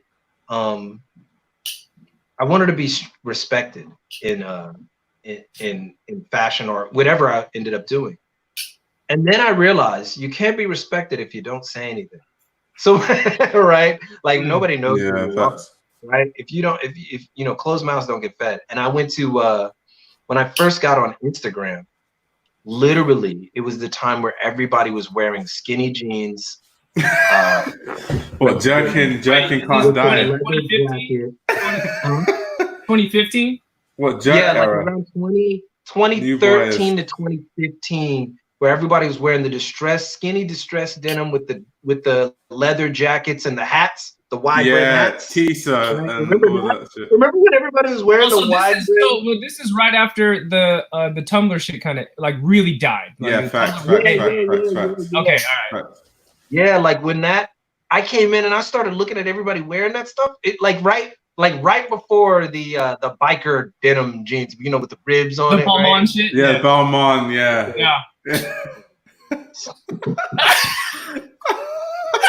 Jogger pants and Oh, that is like an era everybody wants to forget, man. I like, oh my god. Like right before, like it was right. You know what? It's the remnants of the swag era. Like the swag era happened right before it. Yeah. Right. Yep. And everybody was wearing like jerseys and like it was crazy. It was crazy during that time. I would like to see the swag era again because that shit used to crack me up. I used to see people wearing the craziest stuff. But that when I came in, it was just during that skinny jean era, and I couldn't help. But luckily, I was in Japan, so that's what happened. Like I completely like bypassed what was going on in America.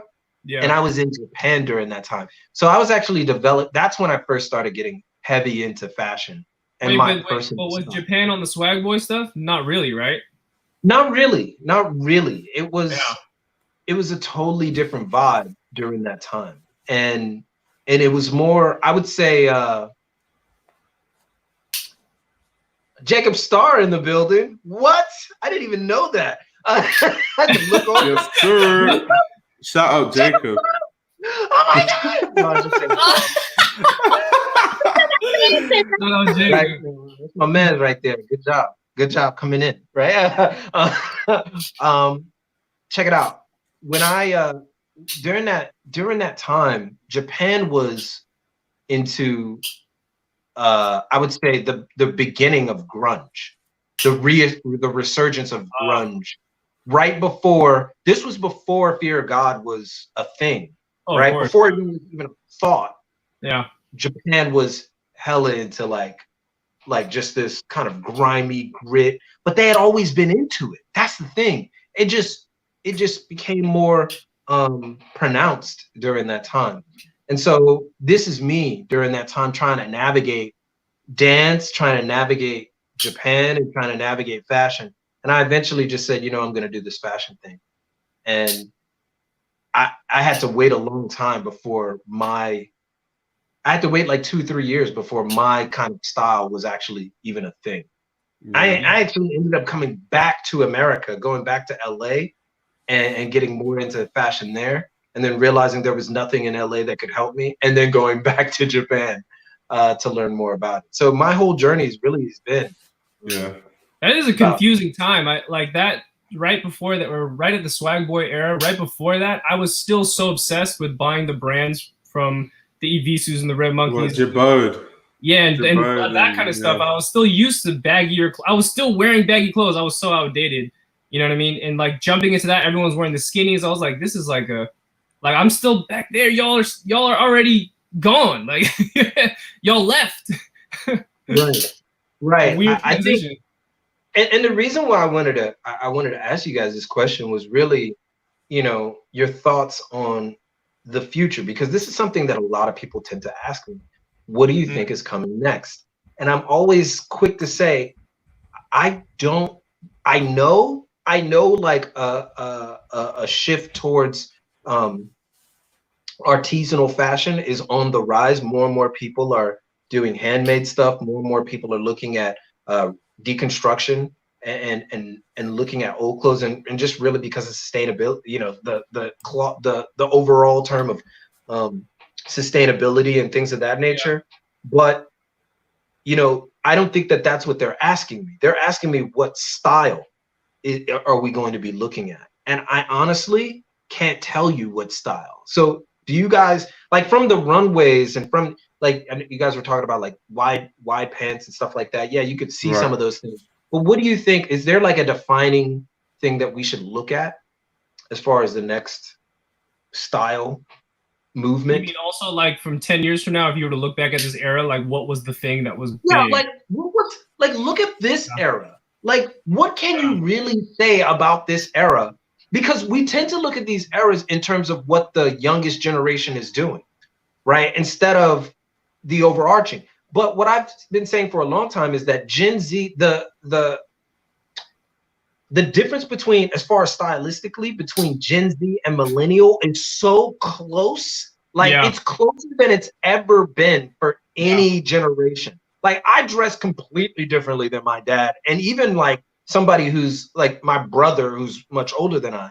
So our generation, like millennial to Gen Z, it's almost interchangeable. You could say millennials slightly more sophisticated as far as, you know, access to more stuff, but the styles are pretty similar. So what can you say about this generation is that everybody just did whatever? Yeah. What can you guys say about it? What do you think? Is there a next up? Go ahead, bro. I really find it, I really don't know what is popular. I guess like in this time, this era, we can say like chunky sneakers, like just chunkier footwear silhouettes for starters. Like if I think of anything that like signified like our time, it'd be like, yo, do you remember when we used to wear those like 10-inch platform sneakers, bro? Like the McQueens and the Triple S and shit. That's probably what people will say. But I can't really point to anything else. There's not really too much I can point to. Maybe when we look back, then we see like many different elements. Yeah, Fashion Creative Collective is saying Kanye West. I mean, he's a big part of it. Yeah, right? True. Yeah. But he's this year had a 15 run. 15 year run. So you can't really pinpoint one trend. He started too many. Yeah. I would say Kanye started all the trends. God damn. I would say there are a lot of different categories now. Right. When I grew up, it was like either you're in the gangster fly, whatever, right? And if you said that you were into fashion, like high levels of fashion, it was like it is a total disconnect. Like you went to fashion school, in fact. There wasn't really any guys that said that because it was too feminine, right? And everyone kind of fit in that like Dipset, you know, super baggy clothes type of whatever, right? Fitted caps and all that kind of stuff. But now it's like, I mean, I do all those starter kit videos. Almost every starter kit video I do is pretty contemporary, I would say, right? You have probably the most contemporary thing I can think of right now to look back on, which is really tough to say, is this whole resurgence of vintage. Now the profile that you pulled up of Whack and Mo, they've got to be the most current style. Well, I don't know. You can't even pin them in a corner because it's so they walk into a Goodwill, right, or a thrift store, and you have something from the 80s, you got something from the 90s, you got something from the 2000s. Right. You know what I mean? You got a trucker hat from 2006, and you put that. You know what I mean? It's like your whole outfit now is from way back then all the way up until now, like regurgitated into one fit. And that's what feels as if that is like the most current, right? To me anyway, you know. But I mean, there's more to it. This conversation keeps going and going because there's way more categories than that. I mean, the Uber someone just said like vintage, like don't sleep on vintage. Yeah. But even those Uber hype beast kids, those people are still around. There's still people that are super obsessed with older off-white pieces, and that's all they wear, and they still wear off-white Nikes and the whole 9 yards. Even though we think that they're gone, they're not gone. I still have buddies that like, yeah, they're still here, man. I mean, off-white still exists. Yeah, right. Well, I'm saying the particular look of wearing like what are those lines on the back that they always wear? On like the huge hoodies, and it'll be like blown out denim and like some kind of hype off-white, you know, Nike sneaker. That's still, I mean, that was only 2018 when that peaked, but that's also still around, right? So, and that's another category. I saw a dude in Japan, a dude from Australia. He said he watched my videos. He came up to me. He's like, "Are you Reggie Casual?" And I was just like, "Hey, what's up, dude?" Right? I think people think that I'm like the same person. Like I'm on screen. They're like, "Yo, man, keep it casual." And I'm just like, "That's right."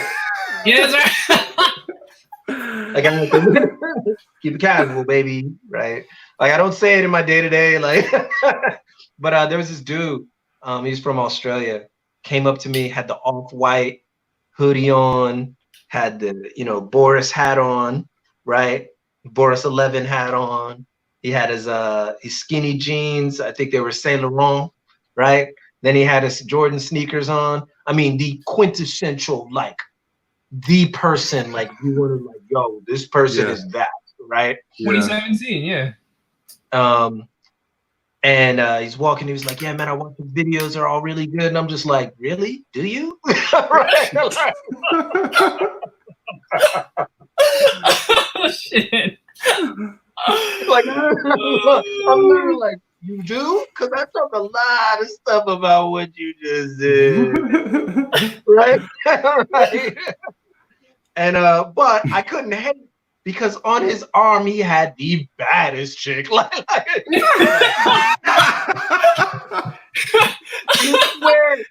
swear it's not like homeboy. Yo, objectively speaking, homeboy was just kind of like he was kind of like a, you know, I'm not gonna say he was this, you know, he didn't have the look like he would be with a bad chick. He just he just had all this stuff, right? Yeah. And so, and I was just like, maybe I need to start wearing stuff like this. A little bit. It's like, maybe I could wear that, right? Yeah. That changes your perspective sometimes, man. Because you know, a lot of the time we wear clothes to attract people that we want to attract, right? And you lose sight of you know what it is that you do. And but sometimes it can just influence you, like, damn it. Yeah, but man, they're still around, man. They're still around. I'm only saying, I keep saying it like that because a couple weeks ago, before I made the video kind of like talking about it a little bit, I'm like, are they still around? Because I haven't seen it, right? I haven't seen it on the feed. Where are all these? Bro, you'll be surprised. Like I thought they didn't exist, and then I went to Dubai, and I was like, "Yep, they're still here, bro." Yeah, like, in Dubai, they're everywhere. All you gotta do is go to Hong Kong. You'd be good. You'll see him. I'm no hate. You'll see him. You'll see him. Come to Japan. Come to Japan during non-COVID season. And They are here. They are ready. They are ready. Yeah. I don't no yo, Keezy, which Asian are you, man? Just to be respectful. I'm Chinese. Okay, so I'm about to talk about your people real quick. All right? It's all good. It's all good, bro. I know the game, bro. I've been on many times. He's like, the game is the game, bro. Oh my God. I just want to give you fair warning. Yo, Chinese people in Japan, they show the hell out, bro. They show even in London. Even in London. Oh, you mean like the floor, like fake stuff? I don't know if they're wearing real stuff, but I be seeing Chinese people be going into like the Louis Vuitton store, come out with racks on racks on racks, be like, Well, I mean, China produced more millionaires than anybody, and I don't know what year it was, but it was a crazy amount of millionaires, you know, and billionaires. Dog. Right? I mean, you gotta think about it, though. It's cases, empty cases, and come through like, I want that, I want that, I want that, I want that. Right? Yeah. Do you know what it is? My friend explained that shit to me, though. Who's not Asian that can ask you which Asian are you? Because it's stupid money, bro. It's stupid money. It's crazy. Right? Dude, you have to think about it. Like because my friend who's Chinese, he's like, not everyone from China is rich, but absolutely not. Everyone from China who's in London studying is rich. So because for you to even study here, the international fees are so high. Yeah. That like the only type of Chinese people that are gonna move here to study are the rich ones. So it's like when they come, they're balling. Like they're out here flexing. That's where and they let you know about it too. That's where the rich Asian kids starter pack comes from. All those memes. That's exactly where it comes from. It comes from the international kids that, you know, their parents got money. Their parents have money to blow, 40 racks, on tuition, right? Just straight out. That's cheap money. It's not even expensive for them. Yeah. You know? They be looking at 40 racks like it's like spent that last week, man. Yeah, bro, like I work in a store. Like I used to work in a store near my university. We used to sell like Andy, Rick Owens, like those type of brands. These international students will walk in and drop 15K like that. 15K, bro. That's like my year's rent, just like in one go. Just like, yeah. You tell somebody, hey man, that's my year's rent. Yes, this is my shopping day. This is my shopping for one day. Yo, this person brought up a good point though. Chinese people in NYC are the reason all the stores in Soho are still open. You ain't never lied, man. Yeah, no, that's not a lie. That's facts. They COVID proof. They just like, we know. Mask up. Bye. You know, I think a lot of people don't talk about that. In the swag boy era, what year was that? Like 2013, 2014, right? I'm gonna be honest. Every one of my friends and families were broke because of the recession that was prior, and no one had money to spend on this. The expensive shit. You know what I mean? Not really anyway. But if I really think about it, it was like mainland Chinese kids that were growing up rich as fuck, and they've been seeing shit that was going on in America. And they wanted to buy into the shit, and like years later, that shit actually kept some of those brands alive. Keezy, maybe you can give us more insight on this because you are Chinese, right? Chinese American, right? Because this is I talked about this with Landy. Landy's his background is Hong Kong, right? So he's a Conger, and he was telling me about how the next area that if you are a brand, because again, guys out there, I help you how to make your brand, right? And I'm trying to listen. If somebody's giving you information for free, take it, right? Like that's all I gotta say. Now, what I've been telling a lot of people is you literally have to start targeting Asia. Like targeting Asia. Like China. China is now. I want people to understand, coming from a face that's not mine, why Asia is so important in your mind, from what you've seen, and just the cultural aspects of it, and why it's so important. Because you mentioned earlier, like China produced more millionaires than anybody this within this decade, right? And that's true. Why is it so important that people start targeting Asia? China in particularly, if you're an up-and-coming fashion brand, why do you think? It's a bigger pond. Straight up, it's a bigger pond. It's a bigger market, and also, from the homework I've done, and a lot of people know. China, that closes off a lot of information, but that our American culture, whether in Japan or China, is still very influential, right? And my visits to China, there's more English-speaking people in China than there are in the U.S., and that's fact, right? So you're going to tell me they don't know about pop culture, right? You're going to tell me they don't know about what's going on over here? No, they definitely know. Bro, I know for a fact they know, because there's basically I found a channel on I think it's called Billy. It's like a Chinese social media site, right? Yeah, that's their YouTube. So my friend sent me a link, right, and it was basically a very similar video to what I made, and apparently someone is just like recreating my videos essentially in Mandarin and like raking in views, like 100K a video. And I'm like, yo, that market's huge. Like, it's just huge, one country, and it's totally untapped. And if you also think about it, Virgil, he gets cut a lot of slack, but dude was smart. He went to Asia with Off-White. Yeah, we came to Asia. Where's the Off-White store in the U.S. besides Vegas and maybe New York? I don't even think they have one in New York. I told people the very first store that Off-White made was not even in Europe. It wasn't in America. It was in Hong Kong. Or it's Hong Kong. There you go. Boom. The second one was in Japan. Heron Preston's first store was in Hong Kong. That's who's buying it.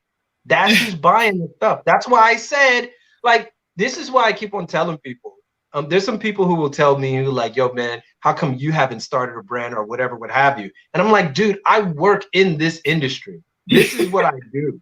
I know that I would not be able to start a brand like these people. Like, you would see my stuff. Literally, if I started something right now, you would probably see it in the next 3 to 5 years, maybe 10, right? So, like, you wouldn't even, like, that's how the fashion game is if you know nobody, right? And if you have a lot of money, that's the only way that you can really get into it. And the only way for you to make some inroads for real I mean, you gotta go to Asia. I mean, you Well, gotta go to Asia. That should be your first trip if you're a brand. Go to Asia. Go to Hong Kong. Get a store to carry your stuff. Yeah, the other thing too to bring up that is very culturally different that I've noticed, especially speaking to some of the locals in Beijing and in Hong Kong, is that Chinese people are very it's more about the country, right, and being united as a country, not United States, but united as China, the Communist Party, than it is to be in competition with another person, right? Community-wise, right? So now. Yeah, so when you talk about fashion in the States, everyone's always, it's like cancel culture. Everyone's like, oh no, your fit sucks, right? Your sneakers are fake, like this and that, da da da da. But all the fakes and all these, this topic of calling people out and stuff in China, it doesn't really exist. And that's why when on my last trip to Beijing, if I really think about it, everybody's like, they're wearing all these brands I've never seen, first of all, and it's all like kind of off brands that people will get roasted for wearing here. But these are just regular everyday people, right? But I don't think you would see it here because people will get fucking roasted for wearing that shit on the internet or whatever. But I don't think that happens in China. So imagine having a brand and then opening up in China, right? And you it's like stigma free, if that is really the truth about it. Right? That's right. And absolutely the point that I'm glad that you made. This is what I seen, and I don't think it's just China. I think what you said is it's also Japan. There is no stigma. Facts. Yeah, there is no stigma surrounding the whole idea of that fit is trash. I don't like this person's outfit. I don't like this. I don't like that. I don't like this. Yeah. There is no best dressed YouTuber. There is none of that here. There literally is. In fact, in Japan, there's this thing where you say, dressing well is a sign of good manners. No matter what style that you do, just put it together well, right? And the whole idea is community, right? Yeah, everything. Community. Why do you think Japan has so many collaborations with each other? You have Yohji Yamamoto collaborating with Dickies, right? Like you have certain brands that you wouldn't ever think collaborating with each other. Undercover can easily collaborate with Off-White over here. Could easily collaborate with Girls Don't Cry, even though they're in totally different sectors. They don't believe they're in different sectors, and they don't shun each other, and neither do the people. And I think that is there's a lot that you give up. For instance, in Japan, you give up a lot of independence and individuality when you're talking about everybody kind of being a cohesive unit. You give up a lot of that, but you gain this idea that you don't have to compete. You just have to be consistent. And that's what I think China has done to a large degree by adopting certain aspects of the West in terms of scalability, but also the idea of not conformity, but more so everybody, we're a society. We're working as one. This is not competition. Everybody, you provide this service, you provide that service, you provide this service, but you provide this same service as this person, but only in this area. Right? This is why you have like a tempura spot in one place and then a tempura spot in the other place, and they're not competing with each other. I mean, that's the whole reason they were able to progress so fast. I mean, they built a high-speed rail from Beijing to Hong Kong. You know how far that is? That's like New York to Cali or longer.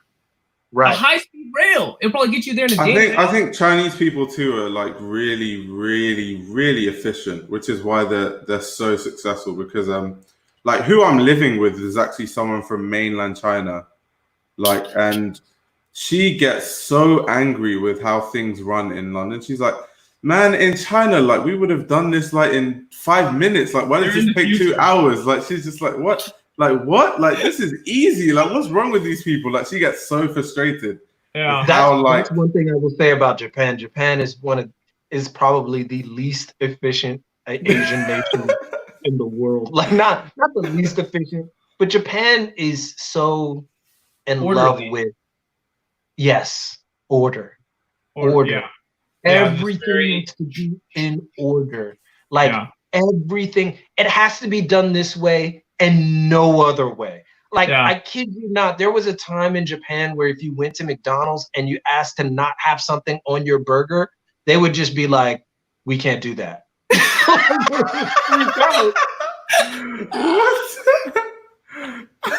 I'll take the pickles. Take the pickles off. So can I have a Big Mac with no cheese? They'd be like,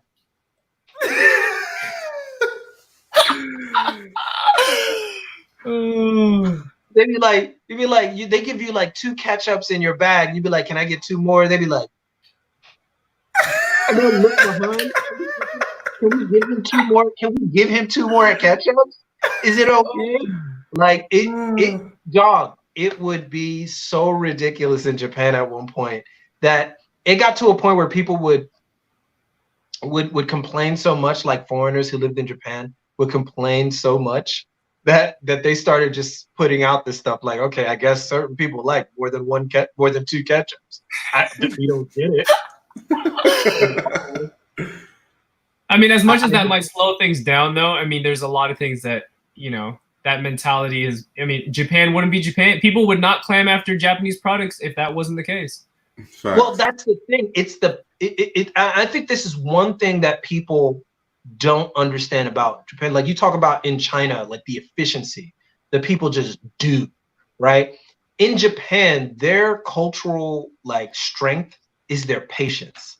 They can wait for anything. Like Japanese people just wait. Like I have like they don't complain. They just wait. Like if something is good, they'll just be like, I'm sitting there just like fidgeting. Like I'm gonna move, son. These Japanese girls just looking at the menu, the thing that they saw like 50,000 times. They know they're gonna get that, but they're still looking at it. Yeah, I heard in Japan, I don't know if this is true. Is it true that you can't print shipping labels? You have to hand write them all? What? Okay, so if you are shipping domestically, you have to write them. Oh, wow. But if you're shipping internationally, you have to type them. You have to type them? Yes. But it's not like they have a form online. Okay. Oh. But still, even locally, that takes ages. That's like the stone Imagine age. me, man. I practice my kanji every time, just like Tokyo to Sentakagaku Miyasaka. Like I turn Japanese for like dude, I've had to, like there's certain things in like as a foreigner who lives in Japan, he's been living here for a long time now. There are things that you say, hey, you can't conform. There's certain things that you just can't conform to, right? And then there's things that you just have to, right? Like I have to conform to this thing because I won't be able to get anything done if I don't do it this way. And the conformity issues really, if you look at it, you know, as more of a bird's eye view approach, it intersects with everything that they do, right? So when I look at brands over here, or if I look at fashion over here, I'm always like, that's something that we could implement in the West that would just be phenomenal. And sometimes when I look at things in Japan and I compare them to the, you know, and I look at things in America, I'm like, man, maybe this brand doesn't want to be that big, but if they had a better social media presence, they'd be able to reach everybody that would be in the circle. And that's the only criticism I've ever had of Japan, is that they are awesome. This is what I'll say. In Japan, they make some of the best products, at least fashion-wise, some of the best products in the world, some of the best pieces in the world, some of the best artists. Even not just fashion, it's like cars, cameras, like a lot of things, They're so damn good at making stuff. They really are. Their problem is that they think that that's it. If we made something that was good, you should just like it, because that's how Japanese people think. Like we made the best thing that we could possibly make, so we don't have to advertise it like crazy. So they don't advertise like that. They just don't advertise. They just the worst marketers. So they think by virtue of it being so good, it will find whoever it needs to find. If you think about it, though, it's like rock in a hard place, though, right? It is, because you still want to keep that core philosophy, but if you get your product to everybody, it's an everybody product. It's a commercial. It's like no one gives a shit no more, right? So well, this is the thing. So some things that a lot of people out west, they don't realize, because I get a lot of people who ask me, yo, how come Japan doesn't you know, go to America? Why don't these brands come to America? Why don't they go, you know, in bundles? I'm like, you do realize that they care so much about the quality that if they were to scale up, that means that they would have to make more, which means that they'd have to go to a bigger factory, which is probably in a place like China, and the quality would diminish because they don't have the quality control there. They can't just go to a China manufacturer, so they can't blow it up that way. They don't want to, right? They literally don't want to, and there's a lot of bureaucracy involved. But Japanese artisans, they usually want to keep it as tight as possible. That's why you don't see Undercover but in a few stores around the world, right? Why you don't see Capital, why Capital is so expensive everywhere else but not in Japan, right? It's that. And so the one thing that we can take from Japan is by going even more local. Like think global but go local. Like really hone in on what it is that you do and make that as just pristine as possible, making that product that you a good product. And then using what Japan has not used, use that marketing acumen that we have to bolster it, to make it even more of what it, you know, to put more eyes on it. That's why I'm surprised of Uniqlo and how big that got. But I mean, it's not made in Japan. Definitely not. It's made in China, right? I mean, I'm sure there's a really great QC because the products are great. They don't fall apart or anything like that on me. And you know, I mean, they make great basics, and you know. In the case of Uniqlo, it's actually it's a real just short story on this. What they did was they one of the things that they did is they lowered the salaries of all of the executives at Uniqlo. So none of the executives at Uniqlo make like tons and tons of money like you would see at any corporation like a Zara. They lowered their salaries so they could put more into, so they can give their workers bigger salaries and they can maintain the quality of their products. That's one thing that they did.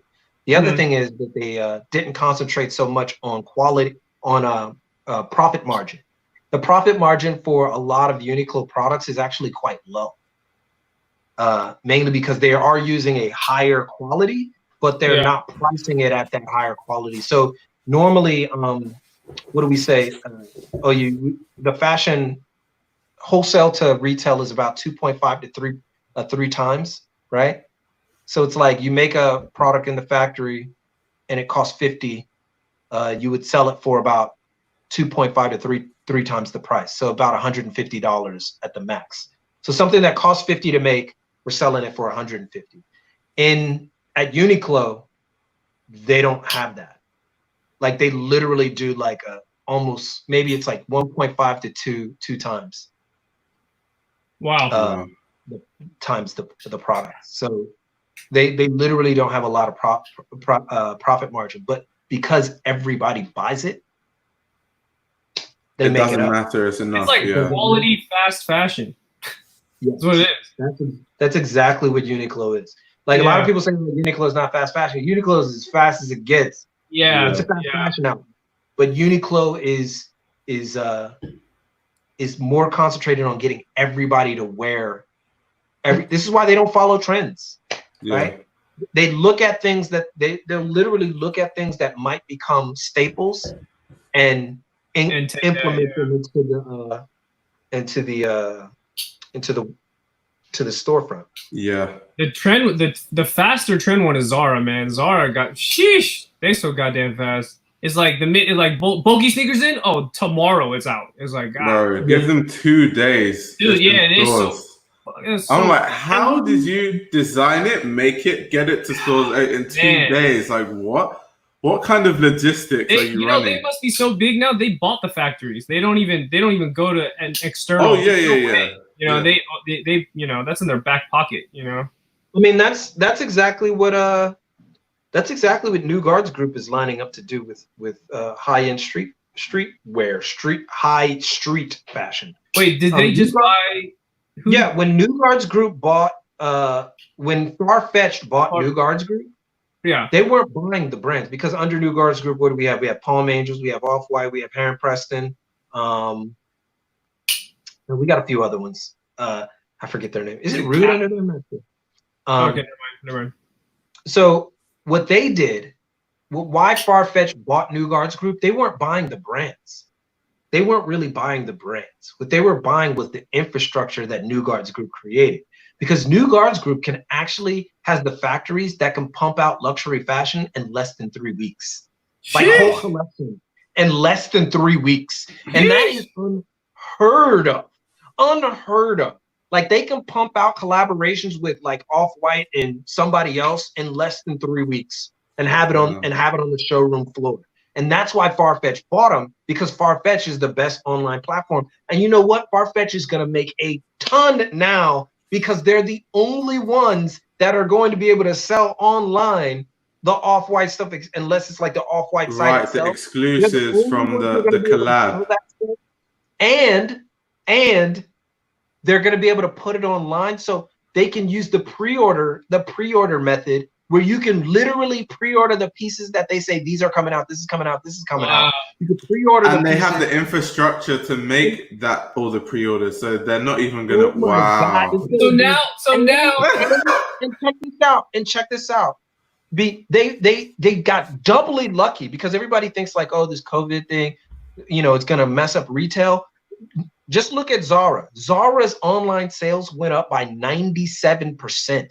97% during this time. So people are still shopping. They're just not going out to retail spaces. So Zara closed 1,200 stores around the world. Full stop. They were like, we're closing 1,200. 1,200 straight up. All the Berkshires, we're closing those, right? We're closing a whole grip. Then what they do? We're going straight to online. We're going to build a better online infrastructure. Farfetch, Zara, all these companies that are going straight online and saying, yo, we're going to focus on online, they're making a killing. If you're an investor and you haven't invested in Farfetch right now, you're fooling yourself, because that's where all the wealthy kids who want to have the Off-Whites, the Heron Preston, they're going to go to Farfetch. They're going to go. They're going to go. And it's gonna be nuts. So now it's fast high fashion. Yeah. Somebody was mentioning earlier in the chat how the trends are much faster now, right? And this is the reason why, right? Yeah, they said the cycles are a lot quicker now. I think it's every year and a half now. Yeah, I think when we were younger, it was every 5 years. Yeah, trends. Yo, that skinny jeans thing, that was basically my secondary school days, bro. That was the whole shit. Like, that was a long-ass trend. That whole Jerkin Dougie swag era, that was years. Even the baggy era lasted way longer than 5 years, I think. That was almost 10 years. Baggy era lasted a whole generation. Like, it was like literally went from late 90s all the way until 2008, 7, 8-ish. 2008. Yeah. Like, you're talking about the 90s. Dog, I don't think people realize how fast this stuff is, right? And why this is the reason why it's so hard to make a brand today. This is the reason why it's so hard to build the infrastructure. You can't get that kind of infrastructure.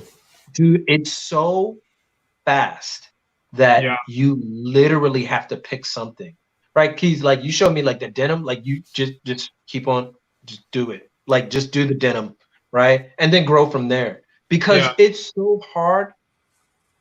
The one example I'd like to give for a lot of people is,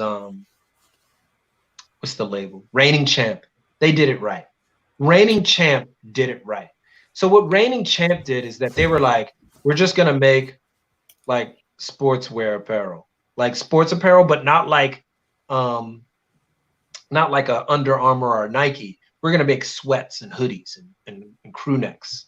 Kind of like an American apparel. Yeah. Right. We're just gonna make that and make it more street and make it more high end. Yeah. Make the quality better. They did it perfect. Perfect. That's how you start a brand today. Because you can't start it trying to make like 8-piece collections. Yeah. You just can't. You can't. I mean, you can if you got the money, but it's just. It also comes so fast that people get right now. People get bored quicker with things so much quicker than it was back in the day. One item comes out, everyone's super excited. Next week, ain't nobody talking about that. Yo, Nike they took so much advantage of that. Oh my god, there was a time they were releasing stuff every week. It got so bad they had to make an app for it. That was the sneakers app. When it was at the peak of it, bro. Like they were dropping things every week, bro. Wait, I thought the initial reason though that the sneakers app existed was because all those kids started getting stabbed. No. So first they just moved it online. So you'd have to do it on the website. Yeah. And then they were like, the infrastructure is not good enough for like how often we want to release. So they're like, okay, let's design a whole app for it.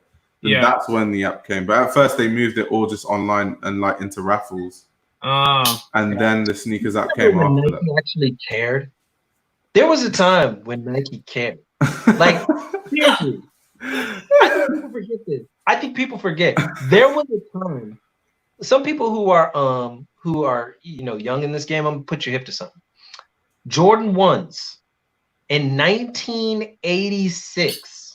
Jordan 1s were going for $20 to $30 retail. God damn, boy. At JCPenney's and Sears. Nike was discounting Jordan 1.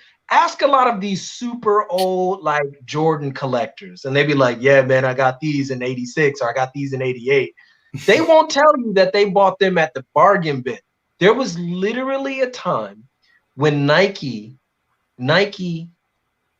discounted the Jordan 1s because the Jordan 2s were coming out. Yeah. And that was a flop. Literally, they just said, yeah, we'll discount. That's when Nike was like still a growing company and they were adding discount. Yes. You used to sell them for $20, $30. You know who was wearing, who bought those $20, $30 Jordans? What subculture started buying?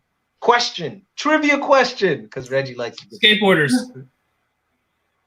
Fucking Keezy, man, with the right answer on the dot. That's right. That's right. That's why, yeah.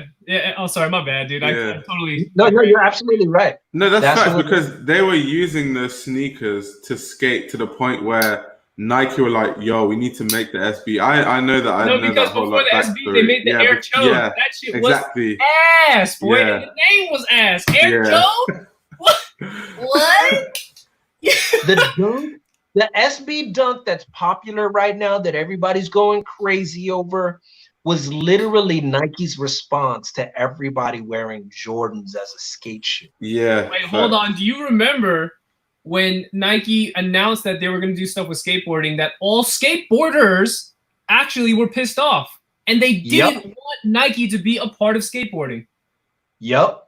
I fucking remember that like it was. I was like, oh man. Yeah. Here's the other thing. Yeah. The dunk, it's named dunk because it was a basketball shoe. Yeah. Yeah. It's actually a terrible skateboarding shoe from what I hear. Yeah. The dunk was a basketball shoe. It literally was a shoe that, like, because if you look at a dunk and you look at a Jordan 1, they look very, very. So what I know, because I've skated in Jordan 1s, they are really good skate shoes. I can't lie. They are really, really good skate shoes. Wow. Dunks were a response to all these skaters. Like, they were like, so people are wearing dunks for skate. I mean, people are wearing. You know something? I'm surprised that SBs are big now, because I used to be a skater and no one wore SBs when I used to skate. Like, if you wore SBs, people would see you like a newbie to like skating. Like, bro, you couldn't wear. Like you would wear Osiris, DC, maybe Jordan 1s, Airwalk. Like, those are the type of brands you would wear. You definitely wouldn't wear SBs. I actually still might have the Thrasher magazine that advertised Nike, the first one. I think I do. I should go look for that shit. Yeah. No, But SB I dunks. clearly. The SB dunks were made for skaters. Somebody's asking them. Yeah, the SB dunks were made for skaters, but the dunks, because there were dunks and then there were dunk lows. Those weren't made for skaters. Dunks were made for basketball players. Yeah. Yeah. They were a basketball shoe. That's why they're called dunks. Oh god. Unless there's a move in skateboarding called a dunk, and I've skated before, and it's not a really like the tech that they. I mean, it's not really even tech, but I mean, I guess that's the word you use. But the advancement they made for the SB Dunk, in my opinion, is pretty backwards. They didn't really put any more cushion towards the bottom. They put it all at the top of the tongue. Mm-hmm. Like it should have been the other way around, I guess, right? Or just more. I don't know. It's like Nike didn't know that skaters really rely on the rubber on the bottom of the shoe. Right? Let's make a fatter tongue. Like Vans do not have a ridiculous tongue like that. Yeah, that's not our issue here. Thank you for the cushion on the top, though. That my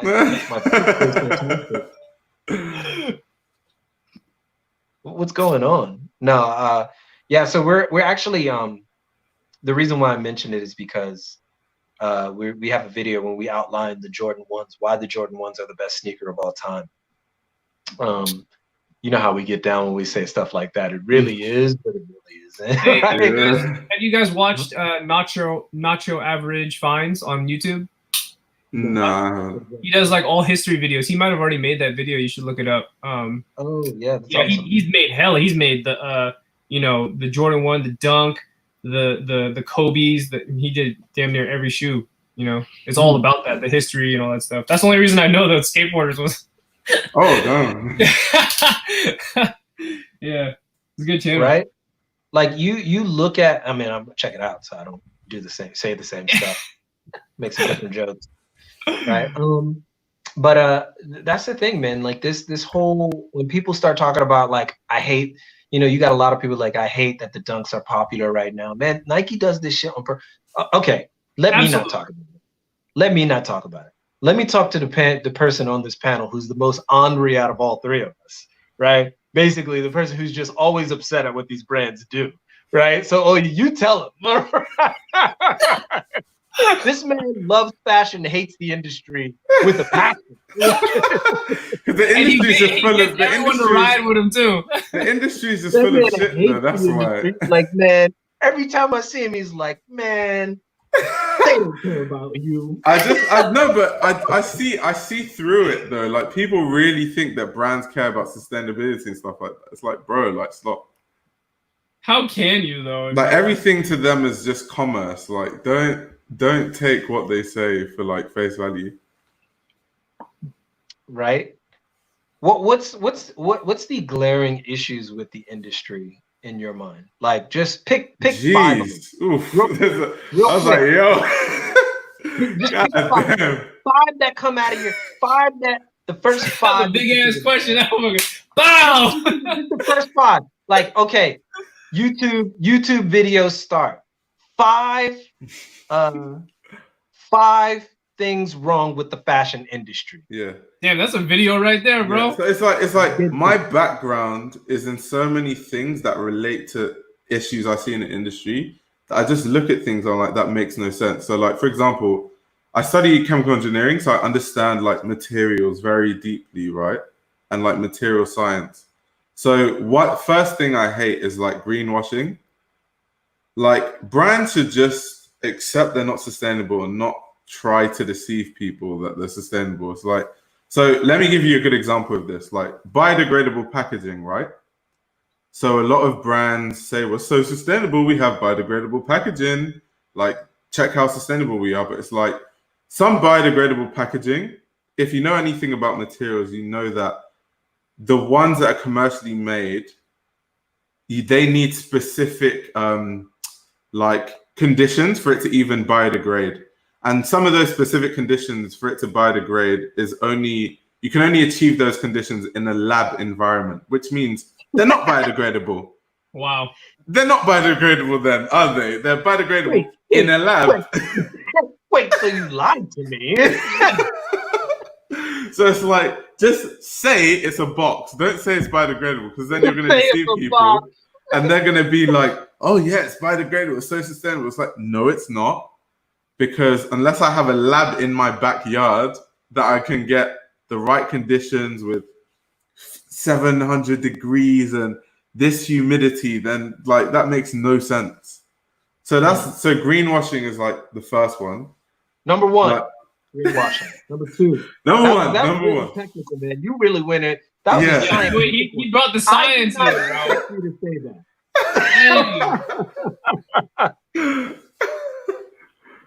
He about to screen share with the article. That's good information. Yeah. I would say if you made a video, probably leave that one for like. I might have to make a video about it. We'll see. I might have to.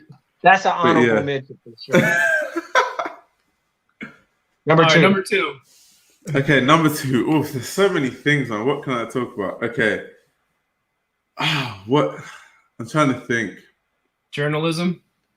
Well, okay, we can talk about journalism. Well, journalism is, so a lot of journalists, no offense, because I know it's going to hurt a lot of people, don't have a wide perspective on fashion. So they tackle areas of fashion with their limited view, and then they just think that their opinion is right. Good example. So I'm obviously in like CSM circles. Like I know a lot of people that, like, even where I've worked, a lot of CSM graduates, I know a lot of people that are journalists for magazines like Vogue and stuff, right? And they just completely dismiss anything that isn't like Dior, John Galliano, Alessandro Michele, like Ray Karakubo.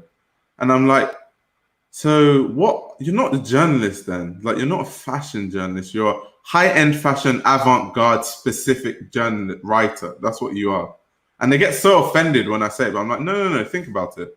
You don't know any facet of fashion apart from this tiny facet of fashion. Anything that's outside that is garbage. And that's why you see brands like Hood by Air, who are amazing, but journalists, because they're so stuck in their like narrow-mindedness, they don't take the time to understand it. And it takes, though, if you remember, like when Hood by Air was on Show Studio and they're like, we don't understand this. This is like, what is this? This is just streetwear, urban wear. We don't get this. This is like not good. Like, show us John Galliano. That was the type of sentiment that they gave Hood by Air. And then also, fashion journalism is so Eurocentric that anything that doesn't take reference from Eurocentric, kind of like a Eurocentric viewpoint, they always dismiss it at first. So like, think of like Comme des Garçons when it first went to Paris.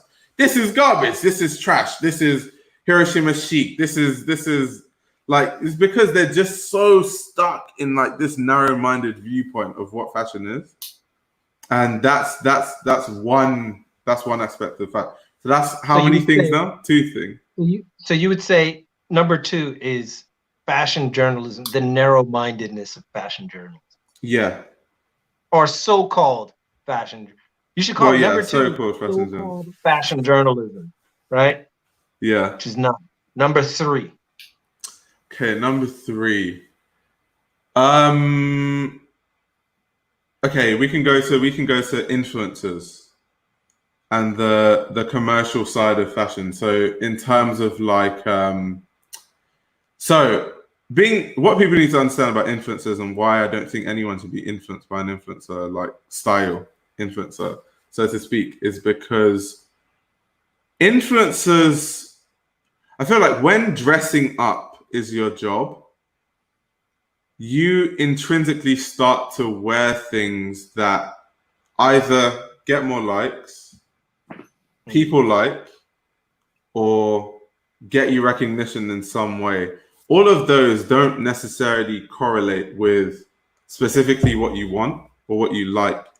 And then also when you mix things like personal style with things like that sort of commercialism of style, you're gonna, like, everyone has a price. Like, if, I don't know, there's a lot of people who if a brand comes that they never would have worn that piece and says, we're going to pay you 100K to wear it, then they're going to wear it. And then their influence is going to be like, oh, this is amazing. And you think that person likes it, but they don't. And then on top of that, there's this aspirational aspect that people push. So it's like some influencers can't pay their rent, but what you see on Instagram is them wearing like Margiela 2002 bombers that cost 15K because they either borrowed it from their friend, or the money that they should have spent on more important things like rent, they spent it on clothes because they want to uphold this image online. So it's like when it comes to like social media influence, like there's a lot of people that have a responsibility that don't use their responsibility properly or use their platform properly. So when it comes to that, I think the fashion industry should be more selective on influencers we build, because it's like otherwise they're seen as gods. A good example is Diet Prada. Diet Prada to me, I don't think are a positive aspect in any way when it comes to fashion, because Diet Prada, I've talked to like actual fashion journalists that I respect about this. They market themselves as fashion journalists, but when they post stories, even though yes, they call out some problematic people, someone sends them a few articles and they just post it. They don't look deeper into it. They don't find out anything deeper about the story. And that's why they make so many mistakes, and they like post things where people get cancelled and then the real story comes out later. And then Diet Prada, all they need to do is just delete it so they don't have to discuss it. And it's like, if you have such a huge responsibility, you have like, I don't know how many followers they have now, 3 million. You're not even taking the due diligence to actually do your research. Is this actually true? Like, let's see both sides of the story. Let's look deeper into the story. And then also, it goes back to people, the narrow-minded, like the last point I made. The people that run Diet Prada are so narrow-minded in what they think good or bad fashion is. They've decided who they like and who they don't like. And you know, we have this idea of like, we can not like Kanye's design today, but he can design something tomorrow that we like. But with Diet Prada's approach, everything that Virgil Abloh makes till the end of time is bad in their eyes. Everything that Kanye West makes till the end of time is bad in their eyes. You can't tell me that they're objective in any way. So it's just influencers and influence and who we build to have this influence that I don't really like in fashion. Like I feel like we push the wrong people. That's why. So someone said they hate Kanye. Yeah, they do. That's why, in pursuit of throwing shade on Kanye's name, they left out that someone like Mo Ololo, who's an up and coming fashion designer from London, really, really huge potential. They just left it out completely and didn't talk about the good stuff that she's been doing or highlight, okay, this is the work of Mo Ololo. This is interesting. Let's tell you a bit more about someone who's going to be the head designer for Yeezy Gap. They would just rather talk about something that has nothing really to do with what the Yeezy Gap collection was, where they did make Gap great again or whatever trash they posted. So that's one big issue I do have in fashion for sure. So how many is that? You're at 3. I'm gonna give you 2 more, and you're gonna have to truncate those. And you might as well just record this whole thing, because this is an actual video, bro. Right? Because I'm gonna go to Keezy and I'm gonna have him do his 5. Oh boy. No, yeah.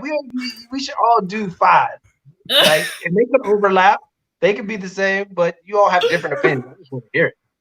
So 2 more, 4. Okay, so fashion industry, another thing I have an issue with is exploitation. So it's like, I think we've been conditioned, because I see like from when I've worked like in the business side of things, all the margins for each of these things, right? And people think it's normal to be able to buy like a t-shirt for $2, for example. And no one thinks, okay, if this costs $2, and this is like if it's not thrift or anything like secondhand, if this costs $2 retail, how much did it cost to make this for starters? And then the people that produce this, how much were they paid? Because companies are not dumb; they always make a profit. So if something costs $2, they're earning a profit from it. which means that the cost price is probably $1. So it's like, if the cost price was $1, then what did they pay the people that worked on it? So then when you think about it deeply, it's kind of inhumane to buy a t-shirt for $2, but it's been so normalized, and that's why this goes back into like fast fashion and like just people just over consuming and stuff like this, because when you can even buy a t-shirt for $2 because it's so cheap, you're not going to really treat it with any respect. You're like, man, this is $2. I'll wear it once, throw it in the dustbin after. So it's like this quick cycling of fashion. This is what leads people to like overconsume, wear things once, like, and all that side of fashion. And in my opinion, I think people should push more for brands to kind of like what you said about Uniqlo. I think people should push for other businesses to have that business model where you're paying your staff more humane wages. But let me go ahead and amend that, because Uniqlo did get into trouble for their factory conditions. They aren't out of the dock. Oh yeah, but, I mean, at the core level, they do pay their people quite well. Yeah, I mean, at the end of the day, everyone can have some improvement to make. But I mean, it's all about baby steps. Like, we can't just expect H&M to jump from being as bad as they are to just everything's fixed. So it's one step at a time. But I mean, for now, it's more about paying people more humane wages. Like, they can afford to just take a little bit less profits. Like, instead of earning $1 billion a year, you can earn 900 million a year. Like, it's not going to hurt them that much in the long run. And what they're going to do for the people who they're paying more is just so much more.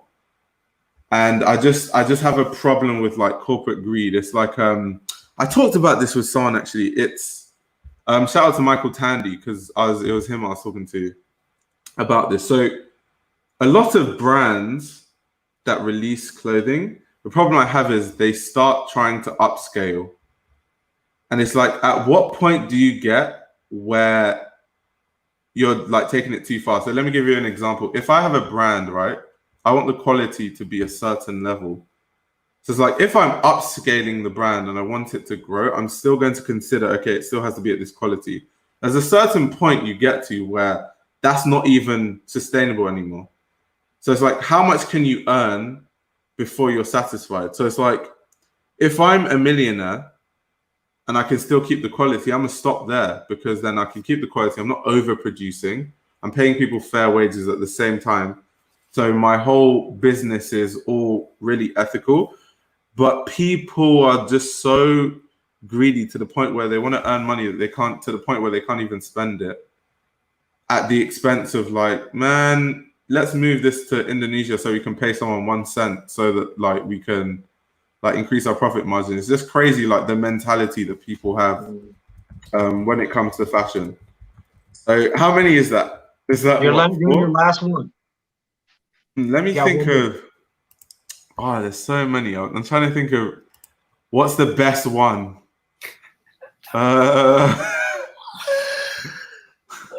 Me and Keezy are looking like the best one might be the longest one. I'm telling you, bro, save this live, bro. You can just regurgitate it into a video, man. I'll definitely make a video about like the biodegradable stuff, because that's a good thing I want to talk about. What else do I want to? Okay, another thing about this is actually a good one. Actually, this relates to social media. So what I don't like about the fashion industry is people in the industry, their lack of willingness to change. So a good example is like a lot of people in the fashion industry, they have this purist mindset. So this is a reason why every single fashion magazine is going to die. Like, we've seen Harper's Bazaar dead, Harper's Bazaar dead, Elle dead, like all of them dead. Because when they see digital coming, instead of them to be like, okay, let's hone into digital and let's take it seriously, they're like, no, we're purists. We're going to make print magazines. If you don't adapt with the times, you die. Like, I'm sure they felt so elite, like being purists, but now they're gone. So look at where it led them. So at the end of the day, you have to adapt to the times. It's the same way that I remember when I first started YouTube, and because I work in fashion as well, so like I was a YouTuber that also worked in fashion, and the sentiment around fashion YouTubers was like not to be taken seriously, like it's a joke, like real journalists write in magazines. And now that magazines are all dying, all of them are now like messaging me. Like I get people who are messaging me who told me that like I'm not a real journalist because like I make videos on YouTube, now asking me, can you tell me how to like make these YouTube videos and stuff? And I'm like, man, if you don't get the fuck out of here, you just upload. if you don't get the fuck out of here, like what? Like, don't ask me about YouTube. Like, don't ask me anything about YouTube. Why don't you write your articles since you're a real journalist? So it's like in the fashion industry, they're so closed-minded in like their idea of what is the purest way to do certain things that it leads to their ultimate demise. It's like Anna Wintour, for example. Like so I remember Panboy. Do you know who Panboy is? Like Pierre. Yeah. The journalist, yeah. So you talk about him on Twitter all the time. Yeah, I just remembered. Yeah, he talked about like Susie Menkes and Anna Wintour and how they aren't willing to hand over the baton to the younger generation. They just want to stay in those positions. But by staying in those positions, Anna Wintour, how old is she? Like what, 70? Like the way she knows how to do things is just not how it runs anymore. I'm so sorry, Anna. That's why Vogue is struggling, because you don't know how to leverage. I knew the Vogue was social media. Yeah, because we know I bash Vogue on a daily basis. Number 5, Vogue.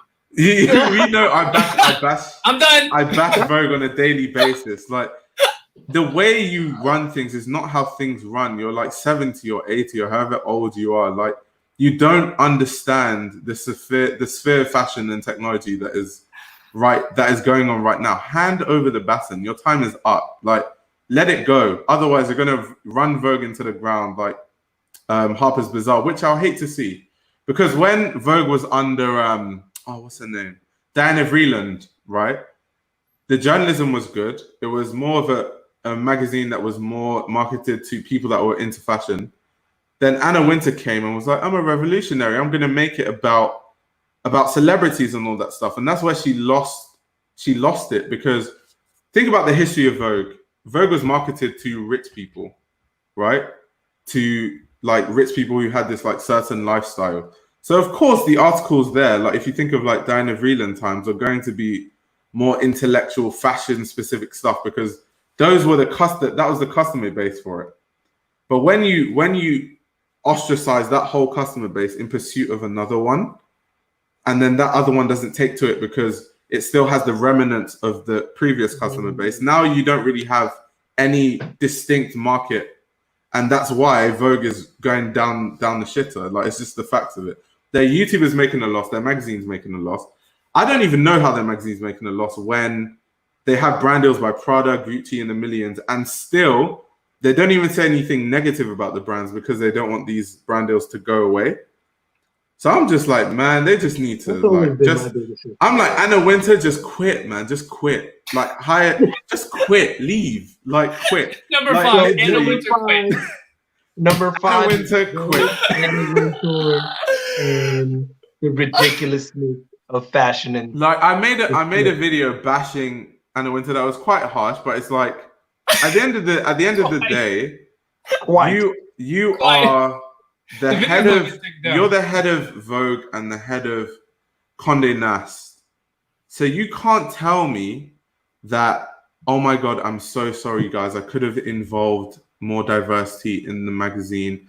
We as an organization need to do better. It's like, man, shut up. Like, you are the boss. Like, you call the shots. Like, if you tell them, I want a black person on the front cover, no one can tell you shit because you're the boss. Like, you own everything. You're the boss of everything. So that's all garbage speak. Like, at this point, it's like, Anna Wintour, just step down. We don't care. No one cares about your Vogue. Like, I literally said, I've said this so many times. When I applied to Central St. Martin's, right? When I applied to Central St. Martin's to study fashion journalism, they specifically made us write articles on certain topics, right? And one of the topics they made us write was this is word for word. This is the topic they made us write about was write a critical essay on how Vogue can appeal to a younger audience in a way that's genuine, word for word. That's what they told us to write our essay on.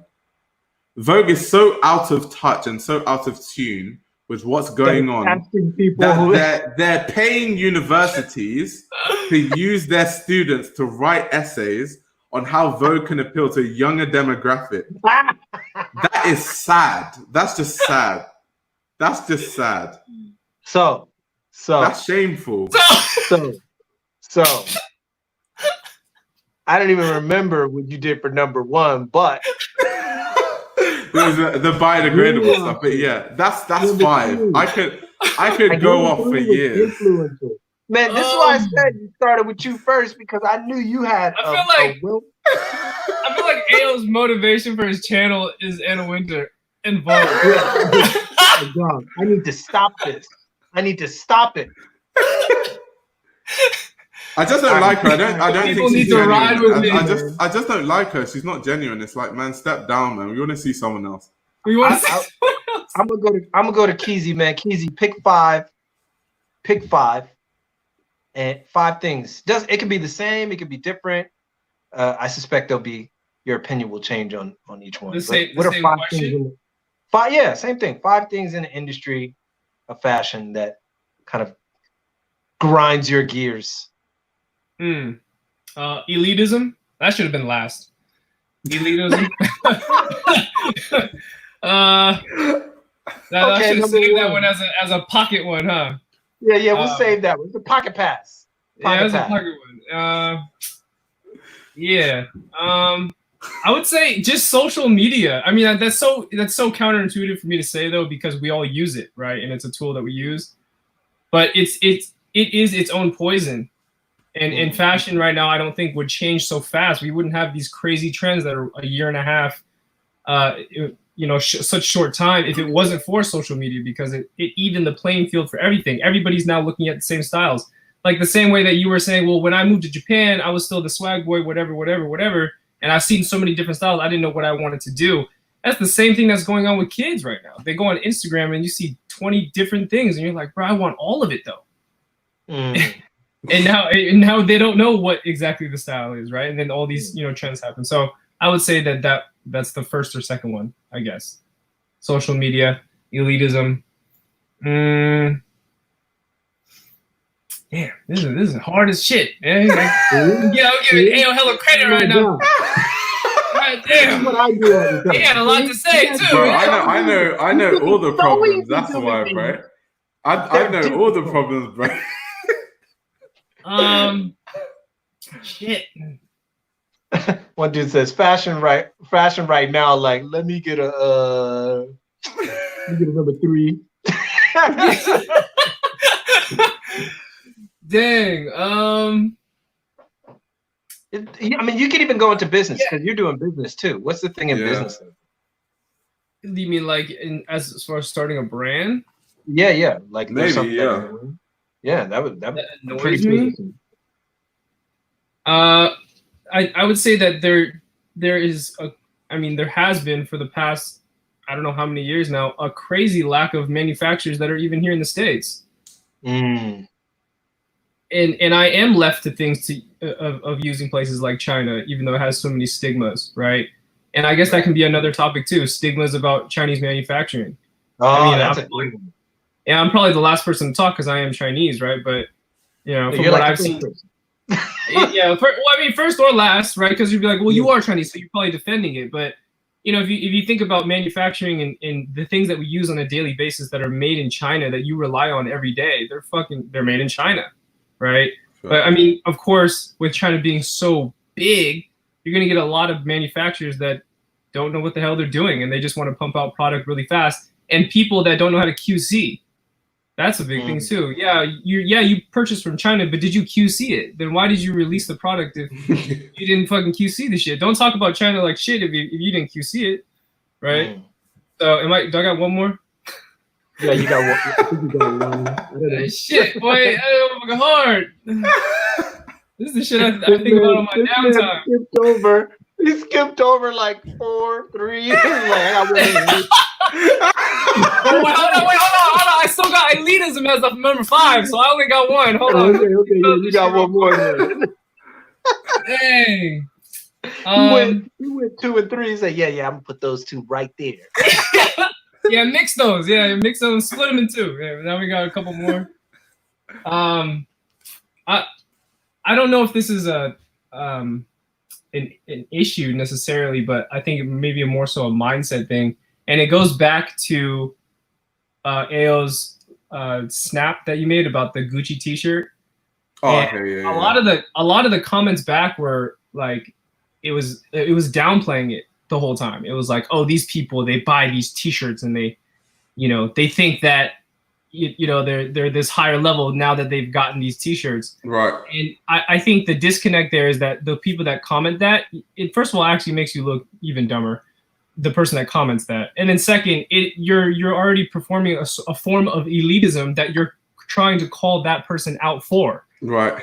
So I thought that a lot. I wanted to comment on the thing, but then I'm like, I mean, it was damn near 700 snaps at that point of all the same bro, it's so many damn. Yeah, so I'm like, I mean, I get the conversation and I understand where people are coming from, but it's totally backwards. And I think that backwardsness is in many aspects of what we do in streetwear, fashion, sneakers, all that shit. So, and there is no end to it, really. There's almost no issue. There's no solution to it because, newer people that get into it are newer people, and then people that have been OGs are OGs, and that middle ground is, I don't really know what the middle ground is necessarily, unless you're like crazy into fashion, right? So, all right, am I done?